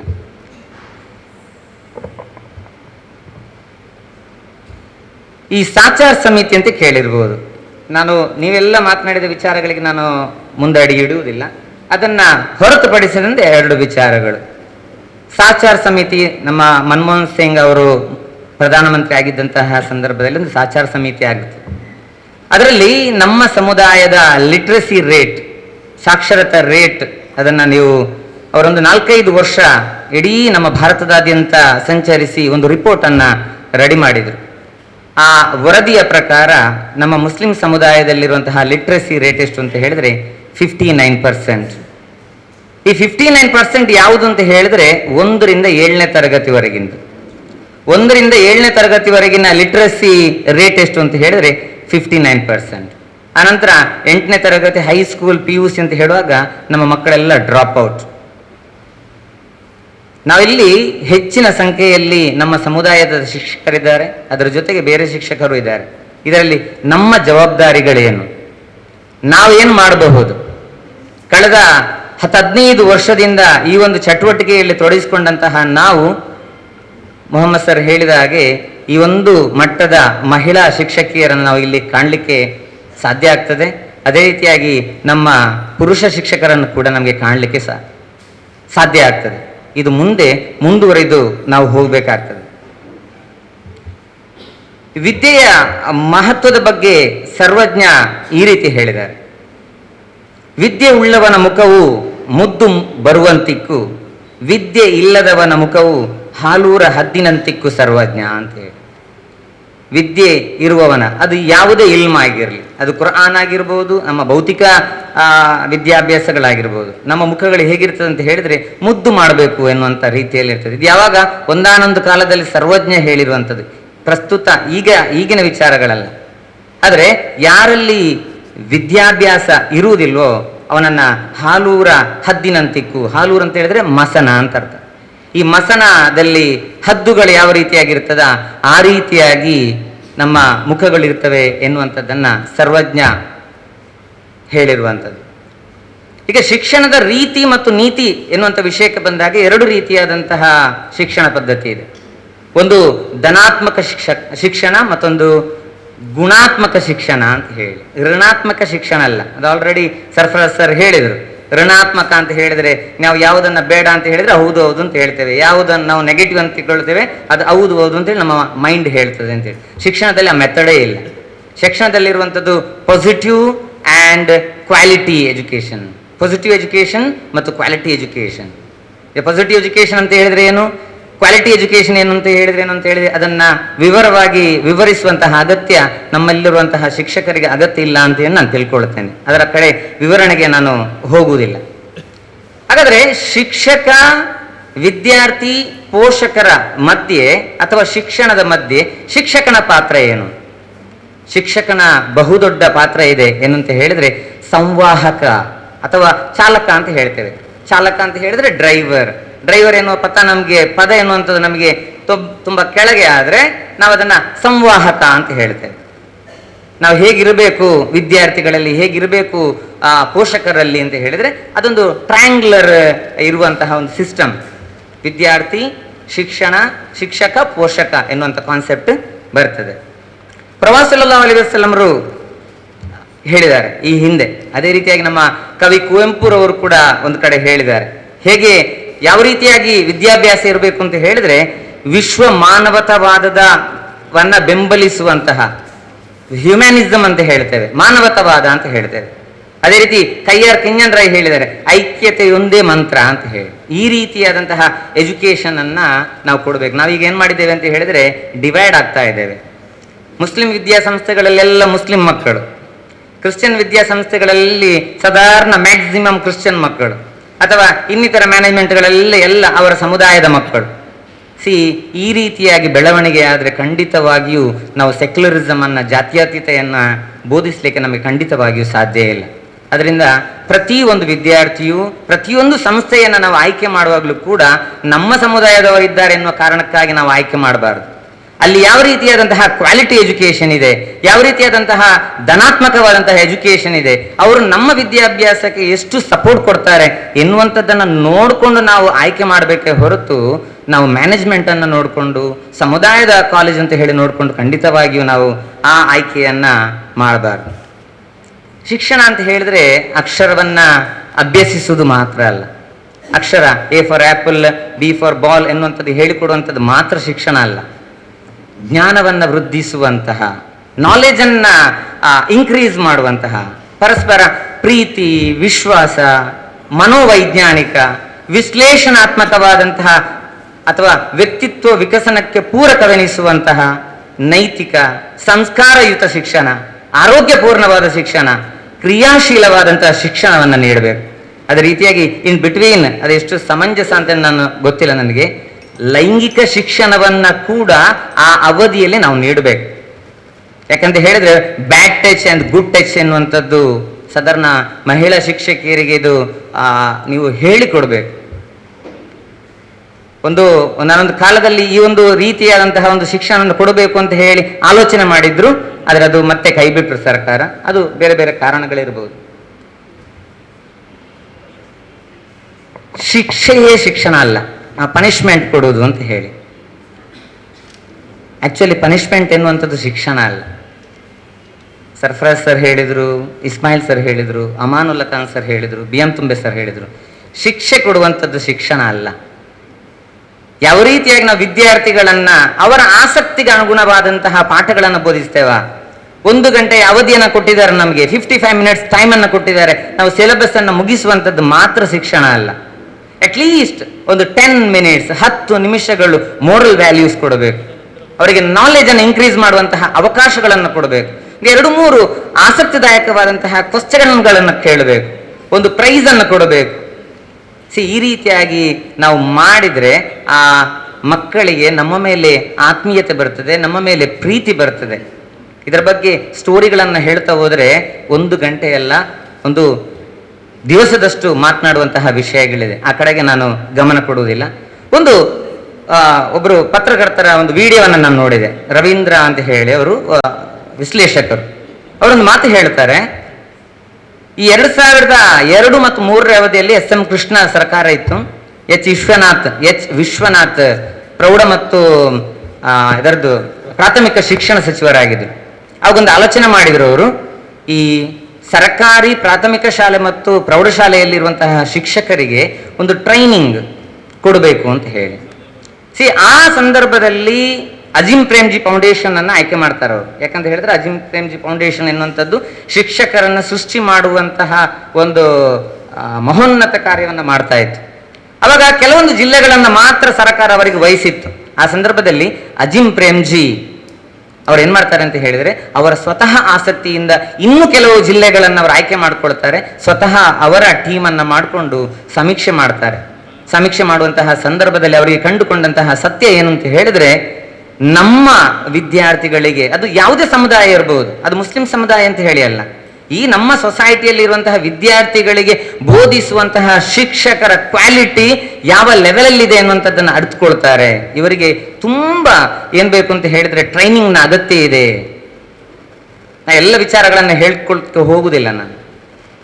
ಆ ಸಂದರ್ಭದಲ್ಲಿ ಅವರೊಂದು ಡಿಸೈಡ್ ಮಾಡ್ತಾರೆ ಏನು ಅಂತ ಹೇಳಿದ್ರೆ, ಇನ್ನೊಂದು 10 ವರ್ಷದಲ್ಲಿ ನಾನೊಂದು ಯೂನಿವರ್ಸಿಟಿಯನ್ನು ಆರಂಭ ಮಾಡ್ತೇನೆ, ಇನ್ನೊಂದು 10 ವರ್ಷದಲ್ಲಿ ನಾನೊಂದು ಯೂನಿವರ್ಸಿಟಿಯನ್ನು ಆರಂಭ ಮಾಡ್ತೇನೆ, ಅದಕ್ಕೆ 8,600 ಕೋಟಿ ರೂಪಾಯಿಯನ್ನ ವ್ಯಯಿಸಿ ಒಂದು ಯೂನಿವರ್ಸಿಟಿಯನ್ನು ಆರಂಭ ಮಾಡ್ತಾರೆ. 3 ಕೋರ್ಸ್ಗಳನ್ನು ಅವರು ಸಿಲೆಕ್ಟ್ ಮಾಡ್ತಾರೆ.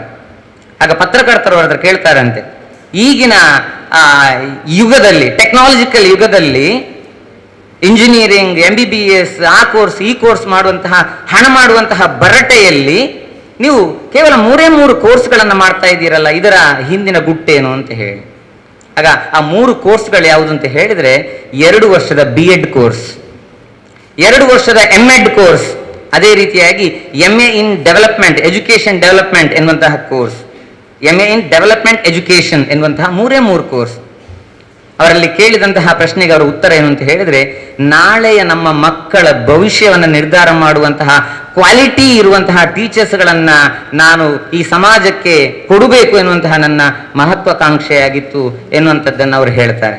ಇದೊಂದು ಹಂತಕ್ಕೆ ನಮ್ಮ ಮನಸ್ಸಿಗೆ ನಾಟ್ತದೆ. ಶಿಕ್ಷಕರು ಹೇಗಿರಬೇಕು ಎನ್ನುವಂತಹ ಆ ವಿಚಾರದಲ್ಲಿ ಒಂದು ಚಿಕ್ಕ ಉದಾಹರಣೆ ಏನು ಅಂತ ಹೇಳಿದ್ರೆ, ಒಂದು ಸ್ಕೂಲಲ್ಲಿ ಒಂದು ಟೀಚರ್ ಇದ್ರು, ಅದು ಮಾಸ್ಟರ್ ಅಂತ ತಿಳ್ಕೊಳ್ಳಿ, ಟೀಚರ್ ಅಂತ ತಿಳ್ಕೊಳ್ಳಿ. ಒಂದು ಉದಾಹರಣೆ, ಒಂದು ವಿದ್ಯಾರ್ಥಿಯ ವಾಚ್ ಕಳ್ಕೊಳ್ತದೆ, ಒಂದು ವಾಚ್ ಕಳೆದು ಹೋಗ್ತದೆ. ಆ ವಾಚ್ ಕಳೆದು ಹೋದಂತಹ ವಿದ್ಯಾರ್ಥಿ ತನ್ನ ಟೀಚರ್ ಅಲ್ಲಿ ಬಂದು ಹೇಳ್ತಾನೆ, ನನ್ನ ವಾಚ್ ಕಳೆದು ಹೋಗಿದೆ ಅಂತ ಹೇಳಿ. ಆಗ ಟೀಚರ್ ಏನ್ ಮಾಡ್ತಾರೆ ಅಂತ ಹೇಳಿದ್ರೆ, ಆ ಕಳೆದು ಹೋದಂತಹ ವಿದ್ಯಾರ್ಥಿಯನ್ನ ಸ್ಟಾಫ್ ರೂಮ್ ಅಲ್ಲಿ ಕೂತ್ಕೊಳ್ಳಿಸಿ ಅಲ್ಲಿರುವಂತಹ ಎಲ್ಲ ವಿದ್ಯಾರ್ಥಿಗಳಿಗೆ ಅವರವರ ಖರ್ಚಿಪ್ಪಲ್ಲಿ ಕಣ್ಣನ್ನು ಕಟ್ಟಲಿಕ್ಕೆ ಹೇಳ್ತಾರೆ.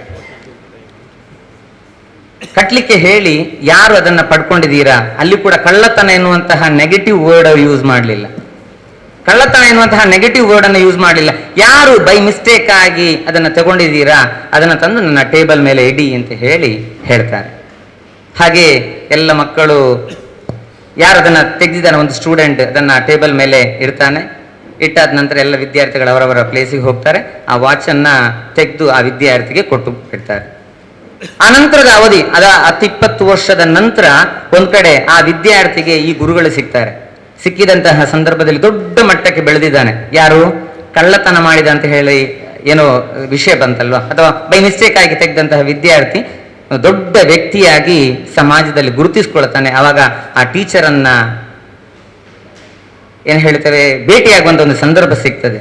ಆಗ ಅವನು ಹೋಗಿ ಆ ಟೀಚರ್ ಹತ್ರ ಮಾತಾಡ್ತಾನೆ. ಮಾತನಾಡಿಕೊಂಡು ಹೇಳ್ತಾನೆ, ಸರ್, ನೀವು ಅವತ್ತು ನನಗೊಂದು ಉಪಕಾರ ಮಾಡದಿದ್ರೆ ನಾನು ಇವತ್ತಿಗೆ ಈ ಮಟ್ಟಕ್ಕೆ ಬೆಳಲಿಕ್ಕೆ ಸಾಧ್ಯ ಇರ್ತಿರ್ಲಿಲ್ಲ ಅಂತೇಳಿ. ಆದ್ರೆ ಆಕ್ಚುಲಿ ಆ ಟೀಚರ್ಗೆ ಗುರ್ತ ಸಿಗ್ಲಿಲ್ಲ. ಆಗ ಅವರು, ಆ ಹುಡುಗ, ಆ ವಿದ್ಯಾರ್ಥಿ ಹೇಳ್ತಾನೆ, ಈ ರೀತಿಯಾಗಿ ಇನ್ಸಿಡೆಂಟ್ಗಳಾಗಿತ್ತು, ಆ ಸಂದರ್ಭದಲ್ಲಿ ನೀವು ಈ ರೀತಿಯಾಗಿ ನನ್ನನ್ನು ಬಚಾವ್ ಮಾಡಿದ್ರಿ ಅಂತ ಹೇಳಿ. ಅವರು ಹೌದಾ ಅಂತ ಕೇಳ್ತಾರೆ. ಹೌದಾ, ನಿಮ್ಗೆ ಗೊತ್ತಿಲ್ವಾ? ಇಲ್ಲ, ಯಾಕಂತ ಹೇಳಿದ್ರೆ ಉಳಿದ ವಿದ್ಯಾರ್ಥಿಗಳಾಗಿ ನಾನು ಕೂಡ ಕಣ್ಣಿಗೆ ಬಟ್ಟೆ ಕಟ್ಟಿದ್ದೆ ಅಂತ ಹೇಳಿ. ಇದು ಆದರ್ಶ ಶಿಕ್ಷಕ ಅಂತ ಹೇಳಿ.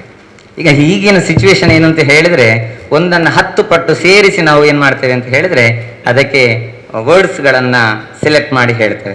ಕೊನೆಗೆ ಒಂದು ಮಾತು ನಮ್ಮ DVG ಅವರ ಮಾತನ್ನು ಹೇಳ್ತಾ ನನ್ನ ಮಾತನ್ನು ಕೊನೆಗೊಳಿಸ್ತೇನೆ.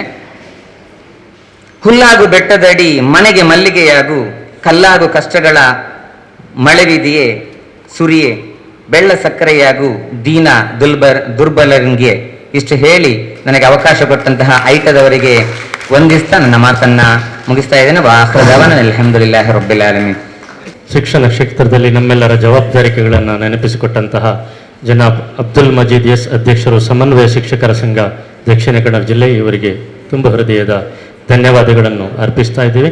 ಇದೀಗ ಅಧ್ಯಕ್ಷೀಯ ಭಾಷಣ ಬಹಳ ಸಂಕ್ಷಿಪ್ತವಾಗಿ ಮೊಹಮ್ಮದ್ ರಜಾ ಮಾನ್ವಿ ಅವರು ಅಧ್ಯಕ್ಷೀಯ ಭಾಷಣವನ್ನು ನಿರ್ವಹಿಸಲಿಕ್ಕಿದ್ದಾರೆ. ಅದರ ನಂತರ ಬಹಳ ಮಹತ್ವಪೂರ್ಣವಾದಂತಹ ಕಾರ್ಯಕ್ರಮ, ನಿವೃತ್ತ ಶಿಕ್ಷಕರಿಗೆ ಸನ್ಮಾನ ಕಾರ್ಯಕ್ರಮ ನಡೀಲಿಕ್ಕಿದೆ. ಶಾಲಾ ಇದೀಗ ಅಧ್ಯಕ್ಷೀಯ ಭಾಷಣ ಜನಾಬ್ ಮೊಹಮ್ಮದ್ ರಜಾ ಮಾನ್ವಿ, ರಾಜ್ಯಾಧ್ಯಕ್ಷರು ಐಟಾ ಕರ್ನಾಟಕ. ವೇದಿಕೆಯಲ್ಲಿ ಆಸೀನರಾದಂಥ ನನ್ನೆಲ್ಲ ಗಣ್ಯ ಅತಿಥಿಗಳೇ, ಕಾರ್ಯಕ್ರಮದಲ್ಲಿ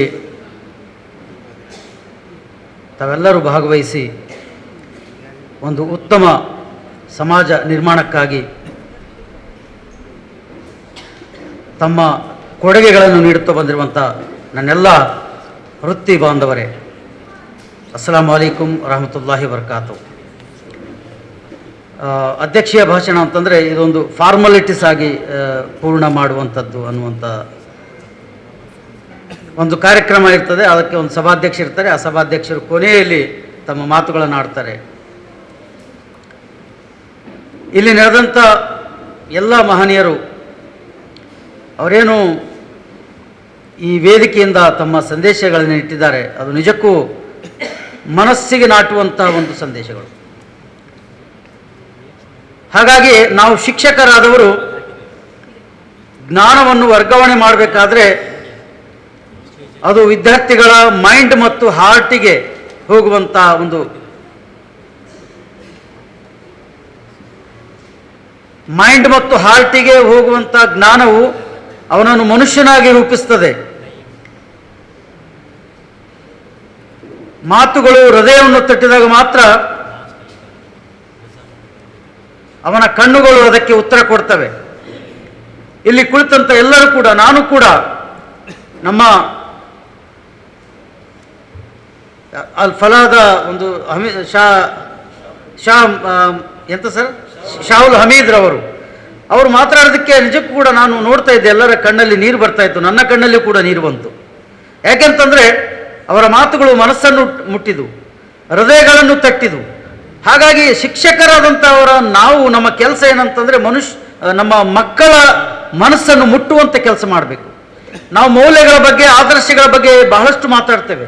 ಈ ವೇದಿಕೆಯಲ್ಲಿ ಇಷ್ಟರವರೆಗೆ ಮಾತಾಡಿದ್ದು ನಾವೆಲ್ಲರೂ ಕೂಡ ಮೌಲ್ಯಗಳ ಬಗ್ಗೆ ಕುರಿತಂತೆ. ಮೌಲ್ಯಗಳು ಅಂತಂದ್ರೆ ಏನು, ಆದರ್ಶ ಅಂತಂದ್ರೆ ಏನು?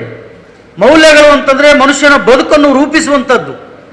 ಯಾವ ಮಾತುಗಳು, ಯಾವ ಪಾಠಗಳು ಮನುಷ್ಯನ ಬದುಕನ್ನು ರೂಪಿಸಲಿಕ್ಕೆ ಅವನಿಗೆ ಸಹಾಯ ಮಾಡ್ತದೆ, ಅದೇ ಮೌಲ್ಯಗಳು. ನಾವು ಮಕ್ಕಳನ್ನು ಪಾಠ ಮಾಡಬೇಕಾದ್ರೆ ಬೇರೆ ಬೇರೆ ವಿಷಯಗಳು, ಬೇರೆ ಬೇರೆ ವಿಷಯದ ಶಿಕ್ಷಕರು ಇರ್ತಾರೆ. ಒಬ್ಬ ಗಣಿತ ಶಿಕ್ಷಕ, ಒಬ್ಬ ಸಮಾಜ ಶಿಕ್ಷಕ, ಒಬ್ಬ ಕನ್ನಡ ಶಿಕ್ಷಕ, ಒಬ್ಬ ಭಾಷೆಯನ್ನು ಕಲಿಸುವಂಥ ಶಿಕ್ಷಕ. ಯಾವ ರೀತಿಯಾಗಿ ಮೌಲ್ಯಗಳನ್ನು ವರ್ಗಾವಣೆ ಮಾಡಬೇಕು, ಯಾವ ರೀತಿಯಾದಂಥ ಬದುಕನ್ನು ರೂಪಿಸಿಕೊಳ್ಳಲಿಕ್ಕೆ ಅವನಿಗೆ ಅವಕಾಶ ಮಾಡಿಕೊಡಬೇಕು ಅನ್ನುವುದರ ಕುರಿತಂತೆ ಬಹಳಷ್ಟು ಉದಾಹರಣೆಗಳೇ ಸಹಿತ ನಮ್ಮ ಅತಿಥಿಗಳು ಮಾತನಾಡಿದ್ದಾರೆ. ಶಾಹುಲ್ ಹಮೀದ್ ರವರಂತೂ ನಿಜಕ್ಕೂ ಕೂಡ ಅವರೊಬ್ಬ ಆ ಒಂದು ಘಟನೆಯನ್ನು ಏನು ಆರಂಭ ಮಾಡಿದ್ರು, ಡ್ರೈವರ್ ಆಗಬೇಕು ಅನ್ನುವಂಥ ವಿದ್ಯಾರ್ಥಿಯ ಏನು ಇತ್ತು, ಸ್ವತಃ ಅವರು ವಿದ್ಯಾರ್ಥಿಯಾಗಿ ನಿಜಕ್ಕೂ ನಾನು ಸ್ತಬ್ಧನಾಗಿ ಬಿಟ್ಟೆ ಅವರ ಮಾತುಗಳನ್ನು ಕೇಳ್ತಾ. ಅಂಥ ಒಂದು ಏನು ವಿಚಾರಗಳು ಮಕ್ಕಳಲ್ಲಿ ಟ್ರಾನ್ಸ್ಫರ್ ಆಗಬೇಕು. All India ideal teacher association ನಿಮಗೆ ಗೊತ್ತಿದೆ.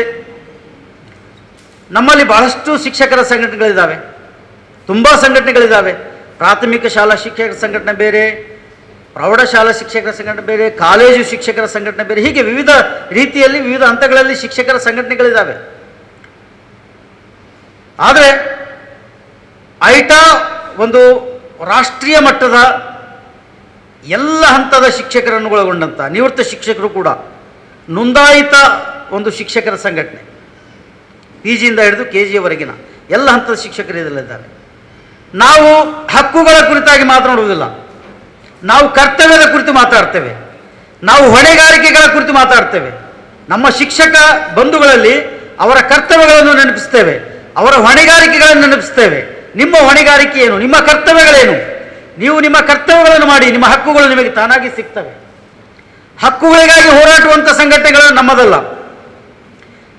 ನೋಡಿ, ನಾವು ಸಾಮಾನ್ಯವಾಗಿ 4 ಜನ ಶಿಕ್ಷಕರು ಕೂಡಿದಾಗ ನಾವು ಮಾತಾಡುವಂಥದ್ದು ಏನು ಅಂತಂದರೆ, ನಮ್ಮ EL, ನಮ್ಮ CL, ನಮ್ಮ ಇಂಕ್ರಿಮೆಂಟ್, ಇದೇ ನಮ್ಮ ಚರ್ಚೆಯ ವಿಷಯ ಆಗಿರ್ತದೆ. ನಾವು ಯಾವತ್ತೂ ಕೂಡ ನನ್ನ ವರ್ಗದಲ್ಲಿ ಆ ವಿದ್ಯಾರ್ಥಿಗಳನ್ನು ಹೇಗೆ ನಾವು ತಿದ್ದಬೇಕು, ವಿದ್ಯಾರ್ಥಿಗಳಿಗೆ ಮೌಲ್ಯಗಳನ್ನು ಹೇಗೆ ಕಲಿಸಬೇಕು, ವಿದ್ಯಾರ್ಥಿಗಳಿಗೆ ಪಾಠವನ್ನು ಯಾವ ರೀತಿಯಾಗಿ ಬೋಧನೆ ಮಾಡಬೇಕು, ಈ ವಿಷಯದ ಕುರಿತು ನಮ್ಮ ಚರ್ಚೆ ಆಗಿರುವುದಿಲ್ಲ. ನಮ್ಮ ಚರ್ಚೆ ವಿಷಯ ಆಗಿರ್ತದೆ EL, CL ಮತ್ತು ಇನ್ಕ್ರಿಮೆಂಟ್, ರಜೆಗಳು ಯಾವಾಗ ಬರ್ತದೆ, ಈ ವಿಷಯಗಳು ನಿಂತುಕೊಂಡು ನಮ್ಮ ಶಿಕ್ಷಕ ವರ್ಗ ಕೆಲಸ ಮಾಡಿದರೆ ಒಂದು ಮೌಲ್ಯಯುತವಾದಂಥ ಸಮಾಜ ನಿರ್ಮಾಣ ಆಗಲಿಕ್ಕೆ ಹೇಗೆ ಸಾಧ್ಯ? ನಮ್ಮ ಈ ಅಭಿಯಾನದ ಉದ್ದೇಶ ಬೋಧನಾ ಪ್ರಬುದ್ಧತೆ, ಪ್ರತಿಭಾ ಪೋಷಣೆ, ಸಾಮಾಜಿಕ ಬದಲಾವಣೆ, ಟ್ರಾನ್ಸ್ಫಾರ್ಮಿಂಗ್ ಸೊಸೈಟಿಯನ್ನು ನಾವು ಯಾವ ರೀತಿಯಾಗಿ ಮಾಡಬೇಕು, ಸಮಾಜದಲ್ಲಿ ಬದಲಾವಣೆ ತರಬೇಕು ನಿಜ, ಆದರೆ ಅದು ನಮ್ಮಿಂದ ಸಾಧ್ಯ. ವಿದ್ಯಾರ್ಥಿಗಳನ್ನು ತಿದ್ದುವುದರ ಮೂಲಕ, ವಿದ್ಯಾರ್ಥಿಗಳನ್ನು ಬದಲಾವಣೆ ಮಾಡುವುದರ ಮೂಲಕ ನಾವು ನಮ್ಮ ಸಮಾಜವನ್ನು ಬದಲಾವಣೆ ಮಾಡಬೇಕಾಗಿದೆ. ಶಿಕ್ಷಣ ಸಂಸ್ಥೆಗಳು ವ್ಯಾಪಾರ ಕೇಂದ್ರಗಳಾಗಿವೆ. ಶಿಕ್ಷಕರು ಸೇವೆ ಮಾಡುವಂಥವರು, ವ್ಯಾಪಾರದ ಸೇವೆ ಮಾಡ್ತಾ ಇದ್ದೀವಿ ನಾವು. ನಮ್ಮ ಪಾಲಕರು, ನಮ್ಮ ವಿದ್ಯಾರ್ಥಿಗಳು ಅದರ ಗ್ರಾಹಕರಾಗಿದ್ದಾರೆ.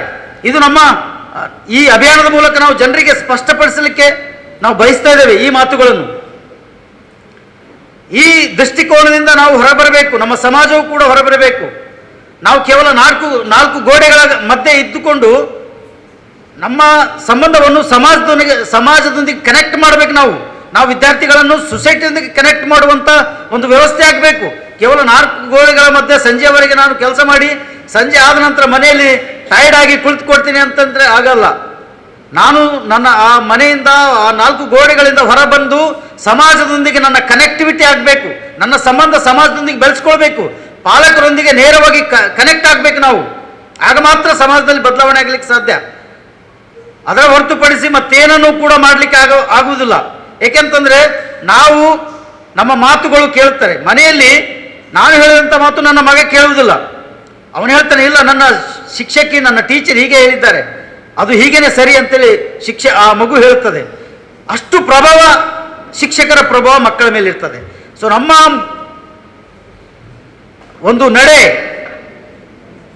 ನನ್ನ ಒಂದು ಮಾತು ಆ ವಿದ್ಯಾರ್ಥಿಯ ಒಂದು ಜೀವನದಲ್ಲಿ ಪ್ರಭಾವ ಬೀರ್ತದೆ ಅಂತಂದರೆ, ನಾನು ಆಡಿದಂಥ ಕೆಟ್ಟ ಮಾತುಗಳು, ನಾನು ಆಡಿದಂಥ ಒಳ್ಳೆಯ ನಡವಳಿಕೆ ಆ ವಿದ್ಯಾರ್ಥಿಗಳ ಮೇಲೆ ಹೇಗೆ ಪರಿಣಾಮ ಬೀರ್ತದೆ ಅನ್ನೋದರ ಕುರಿತಂತೆ ಈಗಾಗಲೇ ಬಹಳಷ್ಟು ಉದಾಹರಣೆಗಳ ಸಹಿತ ಮಾತುಗಳು ಬಂದಿದ್ದಾವೆ. ಸೊ ಹಾಗಾಗಿ ನಾನು ಒಬ್ಬ ಆದರ್ಶ ಶಿಕ್ಷಕನಾಗಿ ಯಾವ ರೀತಿಯಾಗಿ ನನ್ನ ಜೀವನವನ್ನು ಪಾಲಿಸಿಕೊಂಡು ಬರಬೇಕು, ನನ್ನದೇ ಆದಂಥ ಒಂದು ಆದರ್ಶಗಳು, ನನ್ನದೇ ಆದಂಥ ಒಂದು ಮೌಲ್ಯಗಳು, ಆ ಮೌಲ್ಯಗಳನ್ನು ವಿದ್ಯಾರ್ಥಿಗಳಿಗೆ ವರ್ಗಾವಣೆ ಮಾಡಲಿಕ್ಕಾಗಿ ನಾನು ಏನೆಲ್ಲ ಮಾಡಬೇಕು, ಈ ಒಂದು ಉದ್ದೇಶವನ್ನು ಇಟ್ಕೊಂಡು ಐಟಾ ಇಡೀ ರಾಷ್ಟ್ರಾದ್ಯಂತ ಕೆಲಸ ಮಾಡ್ತಾ ಇದೆ.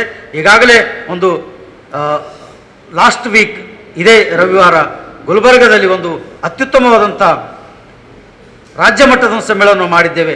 ಇವತ್ತು ಇಲ್ಲಿ ಆಗ್ತಾ ಇದೆ ಮತ್ತು ಹಿಂದೆ ಶಿವಮೊಗ್ಗದಲ್ಲಿಯೂ ಕೂಡ ಜಿಲ್ಲಾ ಸಮ್ಮೇಳನ ಆಗ್ತಾ ಇದೆ. ಹಾಗೆ ಮತ್ತೆ ಬೇರೆ ಬೇರೆ ಜಿಲ್ಲೆಗಳಲ್ಲಿ ಇಂಥ ಸಮ್ಮೇಳನಗಳ ಮೂಲಕ ಮತ್ತು ನಾವು ಶಿಕ್ಷಕರೊಂದಿಗೆ ಮತ್ತು ಈ ಶೈಕ್ಷಣಿಕ ಏನು ಮಾರ್ಗದರ್ಶನ ಮಾಡ್ತಾರೆ ಅವರೊಂದಿಗೆ ಭೇಟಿಯಾಗಿ ಅವರ ಜೊತೆಗೆ ಚರ್ಚೆಯನ್ನು ಮಾಡ್ತಾ ಇದ್ದೇವೆ. ನೀವೆಲ್ಲರೂ ಕೂಡಿಕೊಂಡು ಐಟಾವನ್ನು ಬಲಪಡಿಸಿ ಐಟಾ ಒಂದು ಶಕ್ತಿಯುತವಾದಂಥ ಒಂದು ಸಂಘಟನೆಯನ್ನು ಮಾಡಬೇಕು ಅಂತೇಳಿ ನಾವೆಲ್ಲರೂ ಕೂಡ ಈ ಶಿಕ್ಷಕರಲ್ಲಿ ನಾವು ವಿನಂತಿ ಮಾಡ್ಕೊಳ್ತಾ ಇದ್ದೇವೆ ಈ ಒಂದು ಅಭಿಯಾನದ ಮೂಲಕ. ಬಂಧುಗಳೇ, ನಮಗೆ ಬಹಳ ಕಾಂಪಿಟೇಷನ್ ಆಗಿದೆ. ಈಗ ನಮ್ಮ ಕಾಂಪಿಟೇಷನ್ ಯಾರು ಅಂತಂದರೆ ಯೂಟ್ಯೂಬ್ ಟೀಚರ್ಸ್. ನಾವು ಕಲಿಸಿದಂಥ ವಿಷಯಗಳನ್ನು ವಿದ್ಯಾರ್ಥಿ ಮನೆಯಲ್ಲಿ ಹೋಗಿ ಯೂಟ್ಯೂಬ್ನಲ್ಲಿ ಅದೇ ವಿಷಯವನ್ನು ನೋಡ್ತಾ ಇದ್ದಾನೆ. ಸೊ ಹಾಗಾಗಿ ನಾವು ಆ ಯೂಟ್ಯೂಬ್ ಟೀಚರಿಗೆ ಕಾಂಪಿಟೇಟರ್ ಆಗಿ ಕೆಲಸ ಮಾಡಬೇಕು. ನಮ್ಮ ಕಾಂಪಿಟೇಟರ್ ಯೂಟ್ಯೂಬ್ ಟೀಚರ್. ಈಗ ನಮ್ಮ ಜ್ಞಾನವನ್ನು ಎಷ್ಟು ನಾವು ಬೆಳೆಸ್ಕೊಳ್ಬೇಕು ಅನ್ನೋದರ ಕುರಿತಂತೆ ನಾನು ಹೇಳ್ತಾ ಇದ್ದೇನೆ. ಆರ್ಟಿಫಿಷಿಯಲ್ ಇಂಟೆಲಿಜೆನ್ಸ್ ಈಗ ಬಂದಿದೆ, AI ಅಂತೇಳಿ. ನಾನೇನೆಲ್ಲ ಕಲಿಸ್ತಾ ಇದ್ದೀನಿ ಅದು ಯಾವುದಕ್ಕೂ ಕೂಡ ಇಂದಿನ ಈ ಕಾಲದ ವಿದ್ಯಾರ್ಥಿಗೆ ಅದು ಯಾವುದು ಕೂಡ ತಾಗುವುದಿಲ್ಲ. ಯಾಕೆಂತಂದರೆ ನನಗಿಂತ ಹೆಚ್ಚು ನನ್ನ ವಿದ್ಯಾರ್ಥಿಗೆ ಗೊತ್ತಿದೆ. ಇಂದಿಗೂ ಕೂಡ PDF ಮಾಡಲಿಕ್ಕೆ ಬರದಂಥ ಇಮೇಲ್ ಓಪನ್ ಮಾಡಿದಂಥ ಎಷ್ಟೋ ಶಿಕ್ಷಕರು ನಮ್ಮಲ್ಲಿದ್ದಾರೆ. ಸೊ ಹಾಗಾಗಿ ನಮ್ಮನ್ನು ನಾವು ಬದಲಾವಣೆ ಮಾಡ್ಕೊಳ್ಳೋದಿದ್ರೆ ನಮ್ಮ ವಿದ್ಯಾರ್ಥಿಯು ನಮ್ಮನ್ನು ಕ್ಷಮಿಸಲಿಕ್ಕೆ ಸಾಧ್ಯವಿಲ್ಲ. ನಮ್ಮ ವಿದ್ಯಾರ್ಥಿ ವರ್ಗ ಇದೆಯಲ್ಲ, ಅದನ್ನು ನಾನು ನನ್ನ ಅದೇ ಹಳೆಯ ಕಾಲದ ನೋಟ್ಸು, ಆ ಹಳೆಯ ಕಾಲದ ಒಂದು 10 ವರ್ಷದಿಂದ ಬರೆದಿಟ್ಟಂಥ ಒಂದು ನೋಟ್ಸನ್ನು ನಾನು ಲೆಸನ್ ಪ್ಲಾನ್ ಆಗಿ ಮಾಡಿಕೊಂಡು ಅದೇ ಲೆಸನ್ ಪ್ಲಾನನ್ನು ಈಗಲೂ ಕೂಡ ನಾನು ಬೋಧನೆ ಮಾಡ್ತಾ ಇದ್ದೀನಿ ಅಂತಂದರೆ ನಮ್ಮಷ್ಟು ಮೂರ್ಖರು ಯಾರೂ ಇಲ್ಲ. ಕಾಲ ಬದಲಾವಣೆ ಆಗಿದೆ, ನಮ್ಮನ್ನು ನಾವು ಬದಲಾವಣೆ ಮಾಡ್ಕೊಳ್ಬೇಕು. ಆ ಬದಲಾವಣೆಗಾಗಿ ಐಟಾ ನಿಮ್ಮನ್ನು ಸಿದ್ಧಗೊಳಿಸ್ತಾ ಇದೆ. ಏನೆಲ್ಲ ಬದಲಾವಣೆಗಳಾಗಿದ್ದಾವೆ, ಏನೆಲ್ಲ ನಮ್ಮನ್ನು ನಾವು ಬದಲಾವಣೆ ಮಾಡ್ಕೊಳ್ಬೇಕು, ವಿವಿಧ ಸೆಮಿನಾರ್ಗಳ ಮೂಲಕ, ವಿವಿಧ ವರ್ಕ್ಶಾಪ್ಗಳ ಮೂಲಕ ಐಟಾ ಶಿಕ್ಷಕರನ್ನು ಸಿದ್ಧ ಮಾಡ್ತಾ ಇದೆ. ಸೊ ಈ ಎಲ್ಲ ಕಾರ್ಯಗಳಲ್ಲಿ ನಿಮ್ಮ ಸಹಕಾರ ಅಗತ್ಯ. ಈ ನಿಟ್ಟಿನಲ್ಲಿ ದಕ್ಷಿಣ ಕನ್ನಡ ಐಟಾ ಜಿಲ್ಲಾದ ಎಲ್ಲ ಹೊಣೆಗಾರರಿಗೆ ನಾನು ಅಭಿನಂದನೆಗಳು ಸಲ್ಲಿಸ್ತಾ ಇದ್ದೇನೆ. ಹಾಗೆ ತಾವು ಇಂಥ ಒಂದು ಒಳ್ಳೆಯ ಕಾರ್ಯಕ್ರಮಕ್ಕೆ, ಅದ್ಭುತವಾದಂಥ ವಿಚಾರಗಳು, ಅದ್ಭುತವಾದಂಥ ಕಾರ್ಯಕ್ರಮ ಇದು. ನಿಜಕ್ಕೂ ಕೂಡ ನಾನು ಎಷ್ಟು ಇಂಥ ಒಂದು ವೇದಿಕೆ ನನಗೆ ಎಲ್ಲೂ ಕೂಡ ಸಿಗೋದಿಲ್ಲ. ನನಗೆ ಈ ವೇದಿಕೆ ಅಧ್ಯಕ್ಷತೆ ಸ್ಥಾನ ವಹಿಸಲಿಕ್ಕಾಗಿ ಅನುವು ಮಾಡಿಕೊಟ್ಟಂಥ ಜಿಲ್ಲೆಯ ಎಲ್ಲ ಹೊಣೆಗಾರರಿಗೆ ನಾನು ನಿಜಕ್ಕೂ ಅಭಿನಂದಿಸ್ತಾ ಇದ್ದೇನೆ. ನಾನು ಧನ್ಯವಾದಗಳು ಅರ್ಪಿಸ್ತೇನೆ, ಕೃತಜ್ಞತೆಗಳನ್ನು ಅರ್ಪಿಸ್ತಾ ಇದ್ದೇನೆ. ಹಾಗೆ ಎಲ್ಲ ಯೂನಿಟ್ನ ಎಲ್ಲ ಶಾಖೆಗಳ ಅಧ್ಯಕ್ಷರು, ಸ್ಥಾನೀಯ ಅಧ್ಯಕ್ಷರು, ಎಲ್ಲ ಸದಸ್ಯರು ಕೂಡ ಇದಕ್ಕೆ ಇಂಥ ಒಂದು ಅದ್ಭುತ ಕ್ಷಣಕ್ಕೆ ನೀವೆಲ್ಲ ಸಾಕ್ಷಿಯಾಗಿದ್ದೀರಿ. ಅಲ್ಲಾಹನು ನಮ್ಮೆಲ್ಲರಿಗೂ ಕೂಡ ನಮ್ಮನ್ನು ನಾವು ಬದಲಾವಣೆ ಮಾಡಲಿಕ್ಕಾಗಿ ಮತ್ತು ಸಮಾಜವನ್ನು ಪರಿವರ್ತನೆ ಮಾಡಲಿಕ್ಕಾಗಿ ನಮ್ಮಲ್ಲಿ ಆ ಶಕ್ತಿ ತುಂಬಲಿ ಮತ್ತು ಐಟಾ ಇದಕ್ಕೆ ವೇದಿಕೆ ಆಗಲಿ ಅನ್ನುವಂಥ ಪ್ರಾರ್ಥನೆಯೊಂದಿಗೆ ನನ್ನ ಮಾತನ್ನು ಮುಗಿಸ್ತೇನೆ. ಸರ್ವಸ್ತುತಿಯು ಸರ್ವ ಲೋಕಗಳ ಪಾಲಕನಾದ ಅಲ್ಲಾಹನಿಗೆ ಮೀಸಲು. ವಾಕಿರು ದಾವನ ಅಲ್ಹಮ್ದುಲಿಲ್ಲಾಹಿ ರಬ್ಬಿಲ್ ಆಲಮೀನ್. ಐಟಾ ನಡೆಸುತ್ತಿರುವಂತಹ ರಾಷ್ಟ್ರ ಮಟ್ಟದ ಅಭಿಯಾನದ ಉದ್ದೇಶವನ್ನು ವಿವರಿಸ್ತಾ ಅಧ್ಯಕ್ಷೀಯ ನುಡಿಗಳನ್ನಾಡಿದಂತಹ ಮೊಹಮ್ಮದ್ ರಜಾ ಮಾನ್ವಿಯವರಿಗೆ ತುಂಬ ಹೃದಯದ ಧನ್ಯವಾದಗಳನ್ನು ಸಲ್ಲಿಸ್ತಾ ಇದ್ದೇನೆ. ಇದೀಗ ಒಂದು ನಿಮಿಷ ಒಂದು ಪ್ರಕಟಣೆ ಇದೆ ಜನಾಬ್ ಅಮಾನುಲ್ಲಾ ಖಾನ್ ಅವರಿಂದ. ಒಂದು ನಿಮಿಷ. 2024 ಜೂನ್ ಒಂದು ನೈಋತ್ಯ ಕ್ಷೇತ್ರದ ಪದವೀಧರ ಚುನಾವಣೆ ನಡೀಲಿಕ್ಕಿದೆ. ಪದವೀಧರರ ಚುನಾವಣೆ MLCಗಾಗಿ, ಮೆಂಬರ್ ಆಫ್ ಲೆಜಿಸ್ಲೇಟಿವ್ ಕೌನ್ಸಿಲ್. ಅದು ಕೊಡಗು, ದಕ್ಷಿಣ ಕನ್ನಡ, ಉಡುಪಿ, ಶಿವಮೊಗ್ಗ, ಚಿಕ್ಕಮಗಳೂರು ಹಾಗೂ ದಾವಣಗೆರೆ ಜಿಲ್ಲೆಯ ಚೆನ್ನಗಿರಿ, ನ್ಯಾಮತಿ, ಹೊನ್ನಾಳಿ ಅಂತಕ್ಕಂಥ 3 ತಾಲೂಕುಗಳು ಸೇರಿ. ಈಗ ಈ ಕಾರ್ಯಕ್ರಮದ ನಂತರ ನಮ್ಮ ಮೊಹಮ್ಮದ್ ತುಂಬೆ ಸಾರ್ ಅವರ ಹತ್ರ ಫಾರ್ಮ್ಸ್ ಇದೆ, ಫಾರಮ್ ನಂಬರ್ 18, ಅದನ್ನು ಕೊಂಡೋಗಿ ಅದನ್ನು ನಿಮ್ಮಲ್ಲಿ ಭರ್ತಿ ಮಾಡಿ ಇಟ್ಕೊಳ್ಳಿ. ಅದಕ್ಕೆ ಪೂರಕವಾದಂತಹ ದಾಖಲೆಗಳು ನಾನು ವಾಟ್ಸಪ್ಪಲ್ಲಿ ಕಳಿಸಿದ್ದೇವೆ, ಅದನ್ನು ನೋಡಿಕೊಂಡು ಅದನ್ನು ರೆಡಿ ಮಾಡ್ಕೊಳ್ಳಿ. ನಿಮ್ಮ ಶಾಲೆಯಿಂದ ಅದನ್ನು ನಾವು ಕಲೆಕ್ಟ್ ಮಾಡ್ತೇವೆ. ಪದವೀಧರರು ಅಂತಂದರೆ ಅದು ಪ್ರೈಮರಿ ಶಾಲೆಯಲ್ಲಿರಲಿ, ಕಾಲೇಜಲ್ಲಿರಲಿ, ಹೈಸ್ಕೂಲಲ್ಲಿರಲಿ, ಅದು ಶಿಕ್ಷಕರೇ ಆಗಬೇಕು ಅಂತಿಲ್ಲ, ಶಿಕ್ಷಕರು ಆಗಬೇಕು ಅಂತಿಲ್ಲ. BA, BSc, BCom ಮಾಡಿದಂತಹ ಎಲ್ಲ ಪುರುಷರು, ಮಹಿಳೆಯರು ಎಲ್ಲರೂ ಕೂಡ ಇದಕ್ಕೆ ಅರ್ಹರಾಗಿರುತ್ತಾರೆ. ದಯವಿಟ್ಟು ಇದನ್ನು ನೋಂದಾಯಿಸಿಕೊಳ್ಳಿ. ಈ ಸಲ ಒಂದು ನಾವು ಪ್ರಯತ್ನ ಮಾಡುವ. ಅದಕ್ಕಾಗಿ ನಾವು ಯಾಕಂದರೆ ರಾಜಕೀಯದಲ್ಲಿಯೂ ಕೂಡ ನಮ್ಮನ್ನು ನಾವು ತೊಡಗಿಸಿಕೊಳ್ಬೇಕು, ನಮ್ಮ ಹಕ್ಕನ್ನು ನಾವು ಚಲಾಯಿಸಬೇಕು. ಇದಕ್ಕೆ ಎಲ್ಲರ ಸಹಕಾರವನ್ನು ನಾನು ಈ ಸಂದರ್ಭದಲ್ಲಿ ಕೋರ್ತಾ ಇದ್ದೇನೆ. ನೀವು ಹೋಗುವಾಗ ಆ ಫಾರಮನ್ನು ಕಡ್ಡಾಯವಾಗಿ ಕೊಂಡೋಗಿ ಅದನ್ನು ಭರ್ತಿ ಮಾಡಿ ನಿಮ್ಮ ಹತ್ರ ಇಟ್ಕೊಳ್ಳಿ. ನಿಮ್ಮ ಶಾಲೆಗಳಿಗೆ ಬಂದು ಅದನ್ನು ನಾವು ಕಲೆಕ್ಟ್ ಮಾಡ್ತೇವೆ. ಧನ್ಯವಾದಗಳು. ಮತದಾನದ ಬಗ್ಗೆ ಹೇಳಿದ್ದಾರೆ. ಅದೇ ಸಮಯದಲ್ಲಿ ನಮಗೆ ಒಂದು ಅರ್ಹತೆ ಇದೆ ಶಿಕ್ಷಕ ಕ್ಷೇತ್ರಕ್ಕೆ. ನಾವು ತಪ್ಪು ತಿಳ್ಕೊಳ್ಳೋದು ಬೇಡ. ನಮಗೆ ಎಲ್ಲರಿಗೂ ಅವಕಾಶ ಇದೆ, ಅನುದಾನಿತ, ಅನುದಾನ ರಹಿತ, ಸರ್ಕಾರಿ ಎಲ್ಲ. ಯಾಕಂದರೆ ಕಳೆದ ಒಂದು ಸ್ಥಳದಲ್ಲಿ ನಾನು ಒಬ್ಬರ ಒಂದು MLCಗಾಗಿ ಕೆಲಸ ಮಾಡುವಾಗ ನಮ್ಮ ಇಲ್ಲಿಯ ಒಂದು ಮೆಡಿಕಲ್ ಕಾಲೇಜಿನ ಎಲ್ಲ ನರ್ಸಿನವರು ಬಂದು ಓಟ್ ಹಾಕಿದ್ದಾರೆ, ಅವರನ್ನು ರಿಜಿಸ್ಟ್ರೇಷನ್ ಮಾಡಿದ್ದಾರೆ. ಆದ್ದರಿಂದ ಓಟಿನ ದಿವಸ ನಾವು ಪರಿತಪಿಸಿ ಪ್ರಯೋಜನ ಇಲ್ಲ. ಓಟು ಹಾಕದಿದ್ದರೂ ಪರವಾಗಿಲ್ಲ, ರಿಜಿಸ್ಟರ್ ಮಾಡಿರಲಿ, ವೋಟರ್ ಲಿಸ್ಟ್ನಲ್ಲಿ ನಮ್ಮ ಹೆಸರು ಇರಲಿ. ಅದು ಇದ್ದಾಗ ನಾವು ಮತ್ತೆ ಬೇಕಾದಾಗ ಮಾಡಿಕೊಳ್ಬೋದು. ಆದ ಕಾರಣ ಓಟಿನ ದಿವಸ ನಮಗೆ ಆಸಕ್ತಿ ಬಂದಾಗ ನಮಗೆ ಓಟ್ ಹಾಕ್ಲಿಕ್ಕೆ ಉಂಟು ಅಂತ ಹೇಳಿದ್ರೆ ಓಟ್ ಹಾಕ್ಲಿಕ್ಕೆ ಆಗುವುದಿಲ್ಲ. ದಯವಿಟ್ಟು ಎಲ್ಲರೂ ಪದವೀಧರರು, ಅದೇ ರೀತಿಯಲ್ಲಿ ನೀವು ಮಾತ್ರ ಅಲ್ಲ, ನಿಮ್ಮ ಮನೆಯಲ್ಲಿ ಇರುವವರು ಪದವಿ ಪಡೆದವರು ಆ ಪದವಿ ಪ್ರಮಾಣ ಪತ್ರ ಇರಬೇಕು. ಬಹುಶಃ ಅದಕ್ಕೆ ಇಡ್ಲಿಕ್ಕೆ ಒಂದು ನಿಯಮ ಇದೆ. ಆ ಪದವಿ ಪ್ರಮಾಣ ಪತ್ರ ಇರುವವರು ನಿಮ್ಮ ಮನೆಯವರನ್ನು ಸಹ ರಿಜಿಸ್ಟ್ರೇಷನ್ ಮಾಡಿಸಿಕೊಳ್ಬೇಕು ಅಂತೇಳಿ ಕೇಳಿಕೊಳ್ತಾ ಇದ್ದೇವೆ. ನಮ್ಮಲ್ಲಿ ಸನ್ಮಾನ ಪಡಲಿಕ್ಕೆ 11 ಮಂದಿ ಇದ್ದಾರೆ. ಇಲ್ಲಿ ನಾವು ಒಂದು ವಿಚಾರವನ್ನು ಮಾಡಿಕೊಳ್ಬೇಕು ಅಂತ ಹೇಳಿದ್ರೆ 11 ಮಂದಿ ನಿವೃತ್ತರಾದಂತ ವಿಚಾರ ನಮಗೆ ಯಾರಿಗೂ ಗೊತ್ತಿಲ್ಲ. ಈ 11 ಮಂದಿಯನ್ನು ನಿವೃತ್ತರು ಎಂಬಂತ ದೃಷ್ಟಿಯಲ್ಲಿ ಗುರುತಿಸಿಕೊಂಡು ನಮಗೆ ಪರಿಚಯ ಮಾಡುವಂತ ಒಂದು ವ್ಯವಸ್ಥೆಯನ್ನು ಮಾಡಿದೆ ಆಯ್ತಾ. ಆದ್ದರಿಂದ ನಾವೆಲ್ಲರೂ ಆಯಟಕ್ಕೆ ತುಂಬ ಹೃದಯದ ಕೃತಜ್ಞತೆಯನ್ನ ಸಲ್ಲಿಸ್ತಾ ಇದ್ದೇನೆ. ಈಗಾಗಲೇ ನಮ್ಮಿಂದ ನಿವೃತ್ತಿಗೊಳ್ಳಲಿರುವವರು ಜನಾಬ್ ನೂರುಲ್ ಅಮೀನ್ ಸರ್ ಅವರು, Khamarunnisa madam, Yusuf D, Badesh Nadaf, B Abdul Khader, Ibrahim, Arif Ahmed Khan, Mohammed Hussain, Basheera Khanam, Iqbal, MH Malal ರವರು ಈಗಾಗಲೇ ಗೌರವವನ್ನು ಸ್ವೀಕರಿಸಿಕೊಂಡು ಹೋಗಿದ್ದಾರೆ. ದಯವಿಟ್ಟು ವೇದಿಕೆಗೆ ಬರಬೇಕು ಅಂತೇಳಿ ಕರೀತಾ ಇದ್ದೇವೆ. ಪ್ರಥಮವಾಗಿ ನೂರುಲ್ ಅಮೀನ್ ರವರು ಬಹುಶಃ ಒಂದು ಇಡೀ ಶಿಕ್ಷಕ ಕುಟುಂಬದಿಂದ ಬಂದವರು. ಹಿರಿಯರಿಗೆಲ್ಲ ಗೊತ್ತಿದೆ, ಬಂಟ್ವಾಳ ತಾಲೂಕಿನಲ್ಲಿ GM ಮಾಸ್ಟರ್ ಅವರ ಸುಪುತ್ರರಾಗಿ, GM ಮಾಸ್ಟರ್ ಅಂತ ಹೇಳಿದರೆ ಒಬ್ಬ ಶಿಕ್ಷಣ ರಂಗದಲ್ಲಿ ಹಿರಿಯ ಹುಲಿಯಾಗಿ ಎಲ್ಲರ ಆತ್ಮೀಯತೆಯನ್ನು ಪಡೆದವರಾಗಿದ್ದರು. ಅವರ ಸುಪುತ್ರರಾಗಿ 4/10/1954ರಲ್ಲಿ ಜನಿಸಿದ ಇವರು ಗೂಡಿನ ಬಳಿ ಶಾಲೆಯಲ್ಲಿ 36 ವರ್ಷಗಳವರೆಗಿನ ಸುದೀರ್ಘವಾದಂತ ಸೇವೆಯನ್ನ ನಗರಿ ಐಡೆಡ್ ಹೈರ್ ಪ್ರೈಮರಿ ಸ್ಕೂಲ್ ಮೊದಲಾದ ಕಡೆಗಳಲ್ಲಿ ನಿರ್ವಹಿಸಿ ನಿವೃತ್ತಿಯನ್ನು ಹೊಂದಿದ್ದಾರೆ. ಇವರು ನಿವೃತ್ತಿ ಹೊಂದಿ ಕೆಲವು ವರ್ಷಗಳಾಯಿತು. ಆದರೆ ಏನಂತ ಹೇಳಿದ್ರೆ ಇವರು ನನಗೆ ಸಾರ್ವಜನಿಕವಾದಂತಹ ಕಾರ್ಯಕ್ರಮಗಳಲ್ಲೆಲ್ಲ ಭಾಗವಹಿಸುವುದಿಲ್ಲ ಎಂಬಂತ ದೃಷ್ಟಿಯಿಂದ ನಾವು ಸ್ವಲ್ಪ ತಡವಾಗಿ ಅವರನ್ನ ಸನ್ಮಾನಿಸ್ತಾ ಇದ್ದೇವೆ.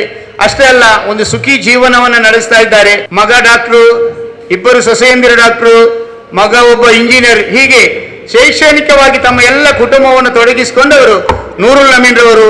ಇವರಿಗೆ ಭಗವಂತನು ದೀರ್ಘಾಯುಷ್ಯ ಆರೋಗ್ಯವನ್ನು ಕರುಣಿಸಲಿ ಅಂತೇಳಿ ನಾನು ಪ್ರಾರ್ಥಿಸ್ತಾ ಅವರಿಗೆ ನಾವೀಗ ಸನ್ಮಾನ ಮಾಡಲಿಕ್ಕಿದ್ದೇವೆ. ಎಲ್ಲರನ್ನು ಒಟ್ಟಿಗೆ ಸನ್ಮಾನ ಮಾಡ್ತೇವೆ.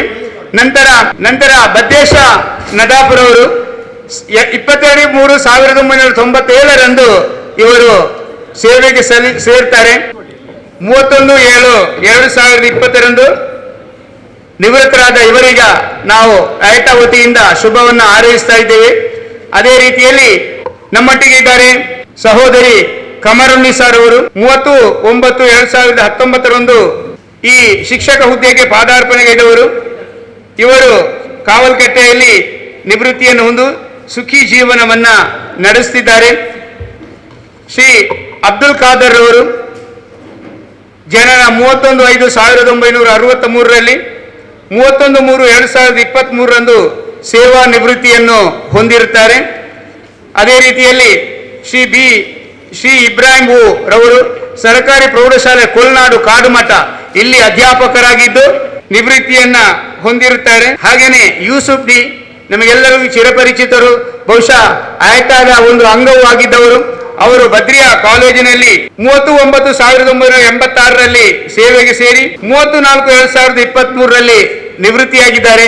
ಅವರು ನಮ್ಮ ಈಗಾಗಲೇ ತಿಳಿಸಿದಾಗೆ ನಮ್ಮ ಆಯಟದ ಒಂದು ಭಾಗವಾಗುವುದು, ನಮ್ಮ ಎಲ್ಲ ಮಾರ್ಗದರ್ಶಕರಾಗಿಯೂ ಕಾರ್ಯವನ್ನ ನಿರ್ವಹಿಸಿದ್ದಾರೆ. ಅದೇ ರೀತಿಯಲ್ಲಿ ಮೊಹಮ್ಮದ್ ಹುಸೇನ್ ರವರು ನಮ್ಮ ಎಲ್ಲ ಕಾರ್ಯಕ್ರಮಗಳಲ್ಲಿ ಭಾಗವಹಿಸ್ತಾ ಇದ್ದವರು. ಈಗ ಬೆಂಗರೆ ಶಾಲೆ ನಮ್ಮ ಬದ್ರಿಯಾ ಉರ್ದು ಶಾಲೆಯ ಅಧ್ಯಾಪಕರಾಗಿದ್ದವರು. ಇದೀಗ ಬಂದರಿನಲ್ಲಿ ಉರ್ದು ಅಧ್ಯಾಪಕರಾಗಿ ಕಾರ್ಯನಿರ್ವಹಿಸಿದವರು. ಅವರಿಗೂ ನಾವು ಶುಭವನ್ನ ಕೋರುತ್ತಾ, ಅದೇ ರೀತಿಯಲ್ಲಿ ನಮ್ಮ ಮಂಗಳೂರಿನಲ್ಲಿ ಬಹುಶಃ ನಮಗೆ ಕೇಂದ್ರ ಸ್ಥಾನವಾದಂಥ 2 ವಿದ್ಯಾಸಂಸ್ಥೆಗಳು, ಒಂದು ಬದ್ರಿಯಾ ವಿದ್ಯಾಸಂಸ್ಥೆ, ಇನ್ನೊಂದು ಬಂದರ್ ಶಾಲೆ. ಅದರಲ್ಲಿ ನಮ್ಮ ಬಸೀರಾ ಖಾನಂರವರು ಎಲ್ಲರಿಗೂ ಹೆಚ್ಚಿನವರಿಗೆ ಪರಿಚಯ ಇರಬಹುದು.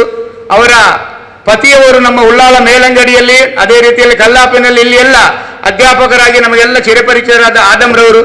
ಇದೀಗ ಶ್ರೀಮತಿ ಬಶೀರಾ ಖಾನಂರವರು ಪದವೀಧರ ಮುಖ್ಯ ಉಪಾಧ್ಯಾಯರಾಗಿ ಅಲ್ಲಿ ಬಂದರ್ ಶಾಲೆಯಲ್ಲಿ ನಿವೃತ್ತಿಯನ್ನು ಹೊಂದಿರುತ್ತಾರೆ. ಅವರಿಗೂ ನಾವು ಕೃತಜ್ಞತೆಯನ್ನ ಸಲ್ಲಿಸುವ ಮೂಲಕ ನಾವು ಸನ್ಮಾನ ಮಾಡಲಿಕ್ಕಿದ್ದೇವೆ.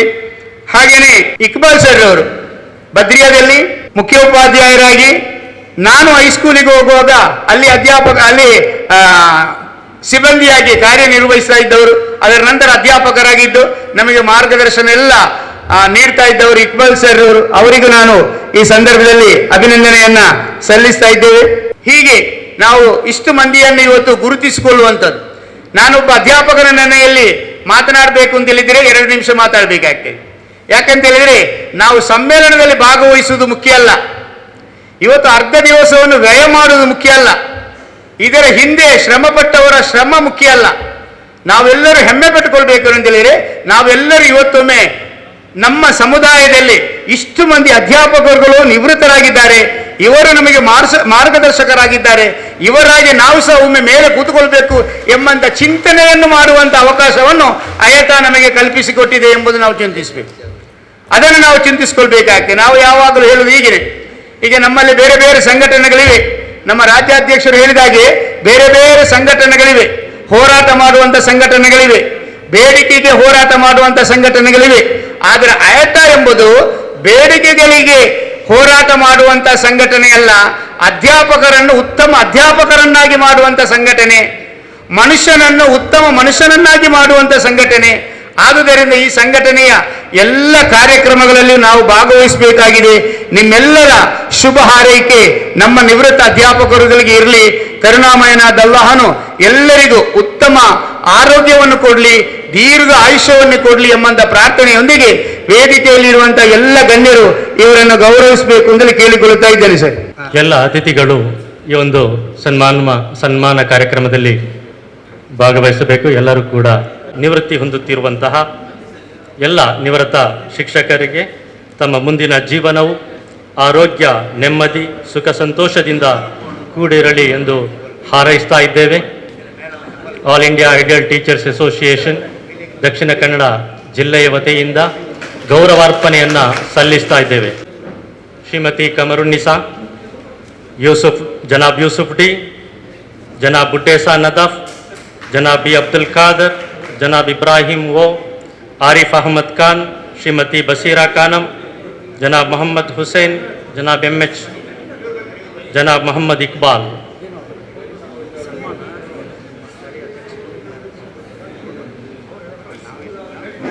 ಪ್ರತಿ ವರ್ಷ ಜಿಲ್ಲೆಯಲ್ಲಿ ನಿವೃತ್ತ ಶಿಕ್ಷಕರನ್ನು ನಾವು ಗುರುತಿಸಿ ಈ ರೀತಿ ಸನ್ಮಾನ ಕಾರ್ಯಕ್ರಮಗಳನ್ನು ನಡೆಸಿಕೊಂಡು ಬಂದಿದ್ದೇವೆ. ಅನೇಕ ನಿವೃತ್ತ ಶಿಕ್ಷಕರಿಗೆ ನಾವು ಸನ್ಮಾನವನ್ನು ಮಾಡಿದ್ದೇವೆ.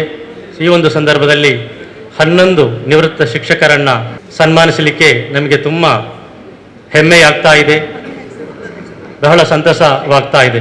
ಇವರೆಲ್ಲರೂ ಕೂಡ ಸಮಾಜದಲ್ಲಿ ಆದರ್ಶ ಶಿಕ್ಷಕರಾಗಿ ಗುರುತಿಸಿಕೊಂಡವರು, ಅತ್ಯುತ್ತಮ ಶಿಕ್ಷಕ ಎಂಬ ಬಿರುದಿಗೆ ಪಾತ್ರರಾದವರಾಗಿದ್ದಾರೆ. ಸಮಾಜದ ಪರಿವರ್ತನೆಯಲ್ಲಿ ಇವರ ಕೊಡುಗೆ ಬಹಳ ಅಪಾರವಾಗಿದೆ.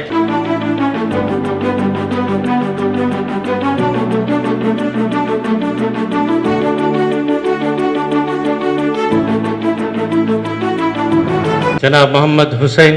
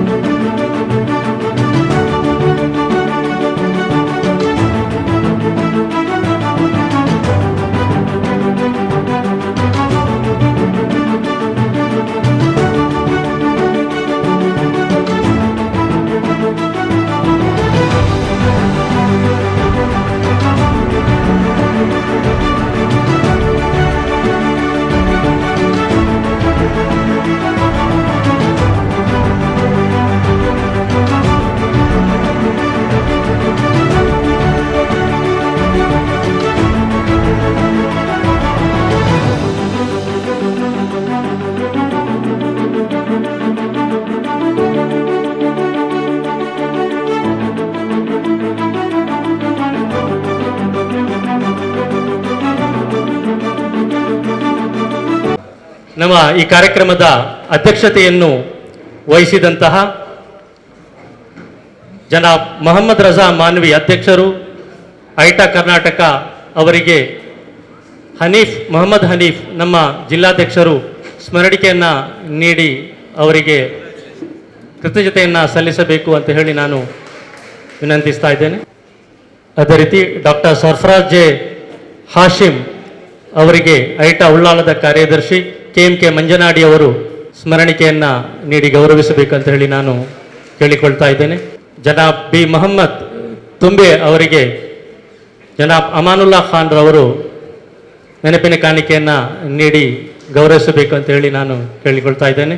ಜನಾಬ್ KK ಶಾಹುಲ್ ಹಮೀದ್ ಅವರಿಗೆ ಜನಾಬ್ ಹಮ್ಜಾ UN ಅಧ್ಯಕ್ಷರು ಐಟಾ ಮಂಗಳೂರು ಅವರು ನೆನಪಿನ ಕಾಣಿಕೆಯನ್ನು ನೀಡಿ ಗೌರವಿಸಬೇಕಂತೇಳಿ ವಿನಂತಿಸ್ತಾ ಇದ್ದೇನೆ. ಡಾಕ್ಟರ್ N ಇಸ್ಮಾಯಿಲ್ ನಿವೃತ್ತ ಪ್ರಾಂಶುಪಾಲರು ಭದ್ರ್ಯಾ ಪದವಿ ಪೂರ್ವ ಕಾಲೇಜು ಮಂಗಳೂರು ಇವರಿಗೆ ರಿಯಾಜ್ ರವರು ಅಧ್ಯಕ್ಷರು ಐಟಾ ಬಂಟ್ವಾಳ ಅವರು ಸ್ಮರಣಿಕೆ ನೀಡಿ ಗೌರವಿಸಬೇಕಂತ ಹೇಳಿ ವಿನಂತಿಸ್ತಾ ಇದ್ದೇನೆ. ಜನಾಬ್ ಅಬ್ದುಲ್ ಮಜೀದ್ ಎಸ್ ಇವರಿಗೆ ಜನಾಬ್ ನೂರುದ್ದೀನ್ ಸರ್ ಅವರು ಸ್ಮರಣಿಕೆಯನ್ನು ನೀಡಿ ಗೌರವಿಸಬೇಕಂತ ಹೇಳಿ ನಾನು ಕೇಳಿಕೊಳ್ತಾ ಇದ್ದೇನೆ. ಜನಾಬ್ H ಮಹಮೂದ್ ಅವರಿಗೆ ಅಮಾನುಲ್ಲಾ ಖಾನ್ ರವರು ಸ್ಮರಣಿಕೆಯನ್ನು ನೀಡಿ ಗೌರವಿಸಬೇಕಂತೇಳಿ ನಾನು ಕೇಳಿಕೊಳ್ತಾ ಇದ್ದೇನೆ. ಜನಾಬ್ ಅಬ್ದುಲ್ ಕರೀಂ ಕಾರ್ಯದರ್ಶಿ ಶಾಂತಿ ಎಜುಕೇಷನಲ್ ಟ್ರಸ್ಟ್ ಉಳ್ಳಾಲ ಇವರಿಗೆ ಜನಾಬ್ ಮೊಹಮ್ಮದ್ ಹನೀಫ್ ರವರು ಸ್ಮರಣಿಕೆಯನ್ನು ನೀಡಿ ಗೌರವಿಸಬೇಕಂತೇಳಿ ನಾನು ಕೇಳಿಕೊಳ್ತಾ ಇದ್ದೇನೆ. ಫಾತಿಮಾ ಮೆಹರೂನ್ ಪ್ರಾಂಶುಪಾಲರು ಹಿರಾ ಸಂಯುಕ್ತ ಪದವಿ ಪೂರ್ವ ಕಾಲೇಜು ಬಬ್ಬಕಟ್ಟೆ ಇವರಿಗೆ ಹಮ್ಜಾ UN ರವರು ನೆನಪಿನ ಕಾಣಿಕೆಯನ್ನು ನೀಡಿ ಗೌರವಿಸಬೇಕಂತೇಳಿ ನಾನು ವಿನಂತಿಸ್ತಾ ಇದ್ದೇನೆ. ಅದೇ ರೀತಿ ನಮ್ಮ ಮತ್ತೋರ್ವ ಅತಿಥಿ ಜನಾಬ್ ನಯೀಂ ಭಟ್ಕಳ್ ಅವರಿಗೂ ರಿಯಾಜ್ ರವರು ಸ್ಮರಣಿಕೆ ಅವರು ತಾಲೂಕು ಅಧ್ಯಕ್ಷ ಐಟಾ ಭಟ್ಕಳದ್ದು ನಮ್ಮ ಐಟಾ ಅಧ್ಯಕ್ಷರ ಜೊತೆಗೆ ಅವರು ಬಂದಿದ್ದಾರೆ. ನಮ್ಮ ವೇದಿಕೆಯಲ್ಲಿ ಅವರು ಆಸೀನರಿದ್ದಾರೆ. ಅವರಿಗೆ ನಾವು ಈ ಸಂದರ್ಭದಲ್ಲಿ ಗೌರವವನ್ನು ಸಲ್ಲಿಸ್ತಾ ಇದ್ದೇವೆ. ಅದೇ ರೀತಿ ನಾವು ನನ್ನ ಅರಿವಿನ ಪ್ರವಾದಿ ಎನ್ನುವಂತಹ ಈ ಒಂದು ಸಾಹಿತ್ಯವನ್ನು ಕೂಡ ಅತಿಥಿಗಳಿಗೆ ನೀಡಿದ್ದೇವೆ. ಅದೇ ರೀತಿ ತಮಗೆಲ್ಲರಿಗೂ ಕೂಡ ಇಲ್ಲಿ ಎಲ್ಲ ಭಾಗವಹಿಸಿದವರೆಲ್ಲರೂ ಕೂಡ ಇಲ್ಲಿಂದ ತೆರಳುವಾಗ ಅದನ್ನು ಪಡೆದುಕೊಂಡು ಹೋಗಬೇಕು. ಅದೇ ರೀತಿ ಪಾರ್ಟಿಸಿಪೆಂಟ್ ಸರ್ಟಿಫಿಕೇಟ್ ಕೂಡ ಇದೆ, ಅದನ್ನು ಕೂಡ ತಾವು ಸ್ವೀಕರಿಸಿಕೊಂಡು ಹೋಗಬೇಕು. ನಂತರ ಊಟದ ವ್ಯವಸ್ಥೆಯನ್ನು ಕೂಡ ನಾವು ಮಾಡಿದ್ದೇವೆ. ಇದೀಗ 1,000 ಗಳಿಸುವ ಅದೃಷ್ಟಶಾಲಿ ಚೀಟಿ ಎತ್ತುವಿಕೆ. ನಿಮ್ಮ ಅದೃಷ್ಟ ಆ ಬಾಕ್ಸ್ನಲ್ಲಿ ಬಂಧಿಸಲ್ಪಟ್ಟಿದೆ. ಇದೀಗ ನೋಡಬೇಕು ಯಾರು ಅದೃಷ್ಟವಂತರಂತೇಳಿ. ಎಲ್ಲ ವೇದಿಕೆಯಲ್ಲಿದ್ದವರ ನಿಮ್ಮ ಎಲ್ಲ ಹೆಸರನ್ನು ಹಾಕಲಾಗಿದೆ. ನಮ್ಮ ರಜಾ ಮಾನ್ವಿ ಸರ್ ಅವರ ಹೆಸರು ಕೂಡ ಇದೆ, ನಯೀಮ್ ರವರ ಹೆಸರು ಕೂಡ ಇದೆ, ಎಲ್ಲರ ಹೆಸರು ಕೂಡ ಇದೆ. ಜನಾಬ್ H ಮಹಮೂದ್ ಅವರ ಹೆಸರು ಕೂಡ ಇದೆ. ಎಲ್ಲರೂ ಯಾರಾದರೂ ಹೆಸರು ರಿಜಿಸ್ಟ್ರೇಷನ್ ಆಗದವರು ಅವರು ತಮ್ಮ ಹೆಸರನ್ನು ನೀಡಬಹುದು. ಯಾರಾದರೂ ಬಾಕಿ ಇದ್ದಾರಾ? ಯಾರು ಬಾಕಿ ಇಲ್ಲ ಅಂತೇಳಿ ಅನಿಸ್ತದೆ. ನೋಡಿ, all India ideal teachers association Dakshina Kannada ಜಿಲ್ಲೆ ರೂಪಾಯಿ 1,000 ಗಳಿಸುವ ಅದೃಷ್ಟಶಾಲಿ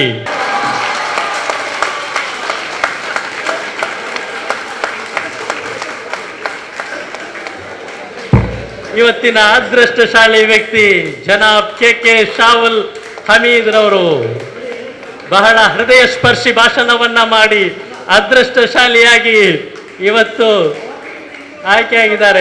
ಅದೃಷ್ಟವಂತ ಅವರ ಸಾಧನೆಯ ಹಾದಿ ಪ್ರತಿ ಸಂದರ್ಭದಲ್ಲೂ ಕೂಡ ಅವರಿಗೆ ಅದೃಷ್ಟ ಒಳಿದು ಬರ್ತಾ ಇದೆ. ಅಲ್ಹಮ್ದುಲಿಲ್ಲಾ, ದೇವನು ಮುಂದೆ ಕೂಡ ಈ ರೀತಿ ಅವರಿಗೆ ಕರುಣಿಸ್ತಾ ಇರಲಿ. ಇದರಲ್ಲಿ ಭಾಗವಹಿಸಿದಂತಹ ಚೀಟ್ ಹಾಕಿದಂತಹ ಎಲ್ಲರಿಗೂ ಕೂಡ ಅಭಿನಂದನೆಗಳು, ಕೃತಜ್ಞತೆಗಳು. ಶಾಹುಲ್ ಹಮೀದ್ ಅವರ ಗಳಿಸಿದಂತಹ 1,000 ರೂಪಾಯಿಯನ್ನು ನಮ್ಮ ಐಟಾ ರಾಜ್ಯಾಧ್ಯಕ್ಷರಾದಂತಹ ಜನಾಬ್ ಮೊಹಮ್ಮದ್ ರಜಾ ಮಾನ್ವಿ ಅವರು ಹಸ್ತಾಂತರಿಸಬೇಕಂತ ಹೇಳಿ ನಾನು ಈ ಸಂದರ್ಭದಲ್ಲಿ ವಿನಂತಿಸ್ತಾ ಇದ್ದೇನೆ. ಅಲ್ಲಾಹು ಅಕ್ಬರ್. ಅಲ್ಹಮ್ದುಲಿಲ್ಲಾ, ಅಲ್ಲಾಹನ ಅಪಾರ ಅನುಗ್ರಹವಾಗಿದೆ. ನಮ್ಮ ಈ ಒಂದು ಜಿಲ್ಲಾ ಸಮ್ಮೇಳನ ಯಶಸ್ವಿಯಾಗಿ ಮೂಡಿಬಂದಿದೆ. ಅದೇ ರೀತಿ ಈ ಕಾರ್ಯಕ್ರಮದ ಅಧ್ಯಕ್ಷತೆಯನ್ನು ವಹಿಸಿದಂತಹ ದೂರದ ಭಟ್ಕಳದಿಂದ ಆಗಮಿಸಿ ಇಲ್ಲಿ ಅಧ್ಯಕ್ಷೀಯ ನುಡಿಗಳನ್ನು ಆಡಿದಂತಹ ಜನಾಬ್ ಮೊಹಮ್ಮದ್ ರಜಾ ಮಾನ್ವಿ ಇವರಿಗೂ ಕೂಡ ತುಂಬ ಹೃದಯದ ಧನ್ಯವಾದಗಳನ್ನು ಸಲ್ಲಿಸ್ತಾ ಇದ್ದೇನೆ.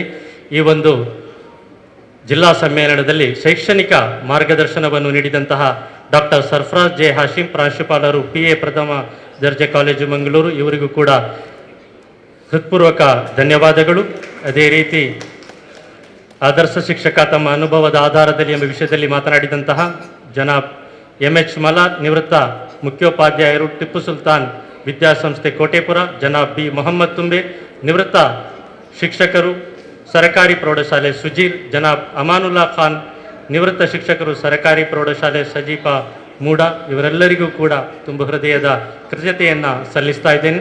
ಅದೇ ರೀತಿ ಮುಖ್ಯ ಅತಿಥಿಗಳಾಗಿ ಆಗಮಿಸಿ ಅತಿಥಿ ಭಾಷಣಗಳನ್ನು ಮಾಡಿದಂತಹ ಜನಾಬ್ KK ಶಾವುಲ್ ಹಮೀದ್, ಅಧ್ಯಕ್ಷರು ಜಮಿಯತುಲ್ ಫಲಾ ದಕ್ಷಿಣ ಕನ್ನಡ ಮತ್ತು ಉಡುಪಿ ಜಿಲ್ಲೆ, ಡಾಕ್ಟರ್ N ಇಸ್ಮಾಯಿಲ್, ನಿವೃತ್ತ ಪ್ರಾಂಶುಪಾಲರು, ಬದ್ರಿಯಾ ಪದವಿ ಪೂರ್ವ ಕಾಲೇಜು ಮಂಗಳೂರು, ಜನಾಬ್ ಅಬ್ದುಲ್ ಮಜೀದ್ S, ಅಧ್ಯಕ್ಷರು ಸಮನ್ವಯ ಶಿಕ್ಷಕರ ಸಂಘ ದಕ್ಷಿಣ ಕನ್ನಡ ಜಿಲ್ಲೆ, ಇವರೆಲ್ಲರಿಗೂ ಕೂಡ ಆತ್ಮೀಯ ಧನ್ಯವಾದಗಳನ್ನು ನಾನು ಸಲ್ಲಿಸ್ತಾ ಇದ್ದೇನೆ.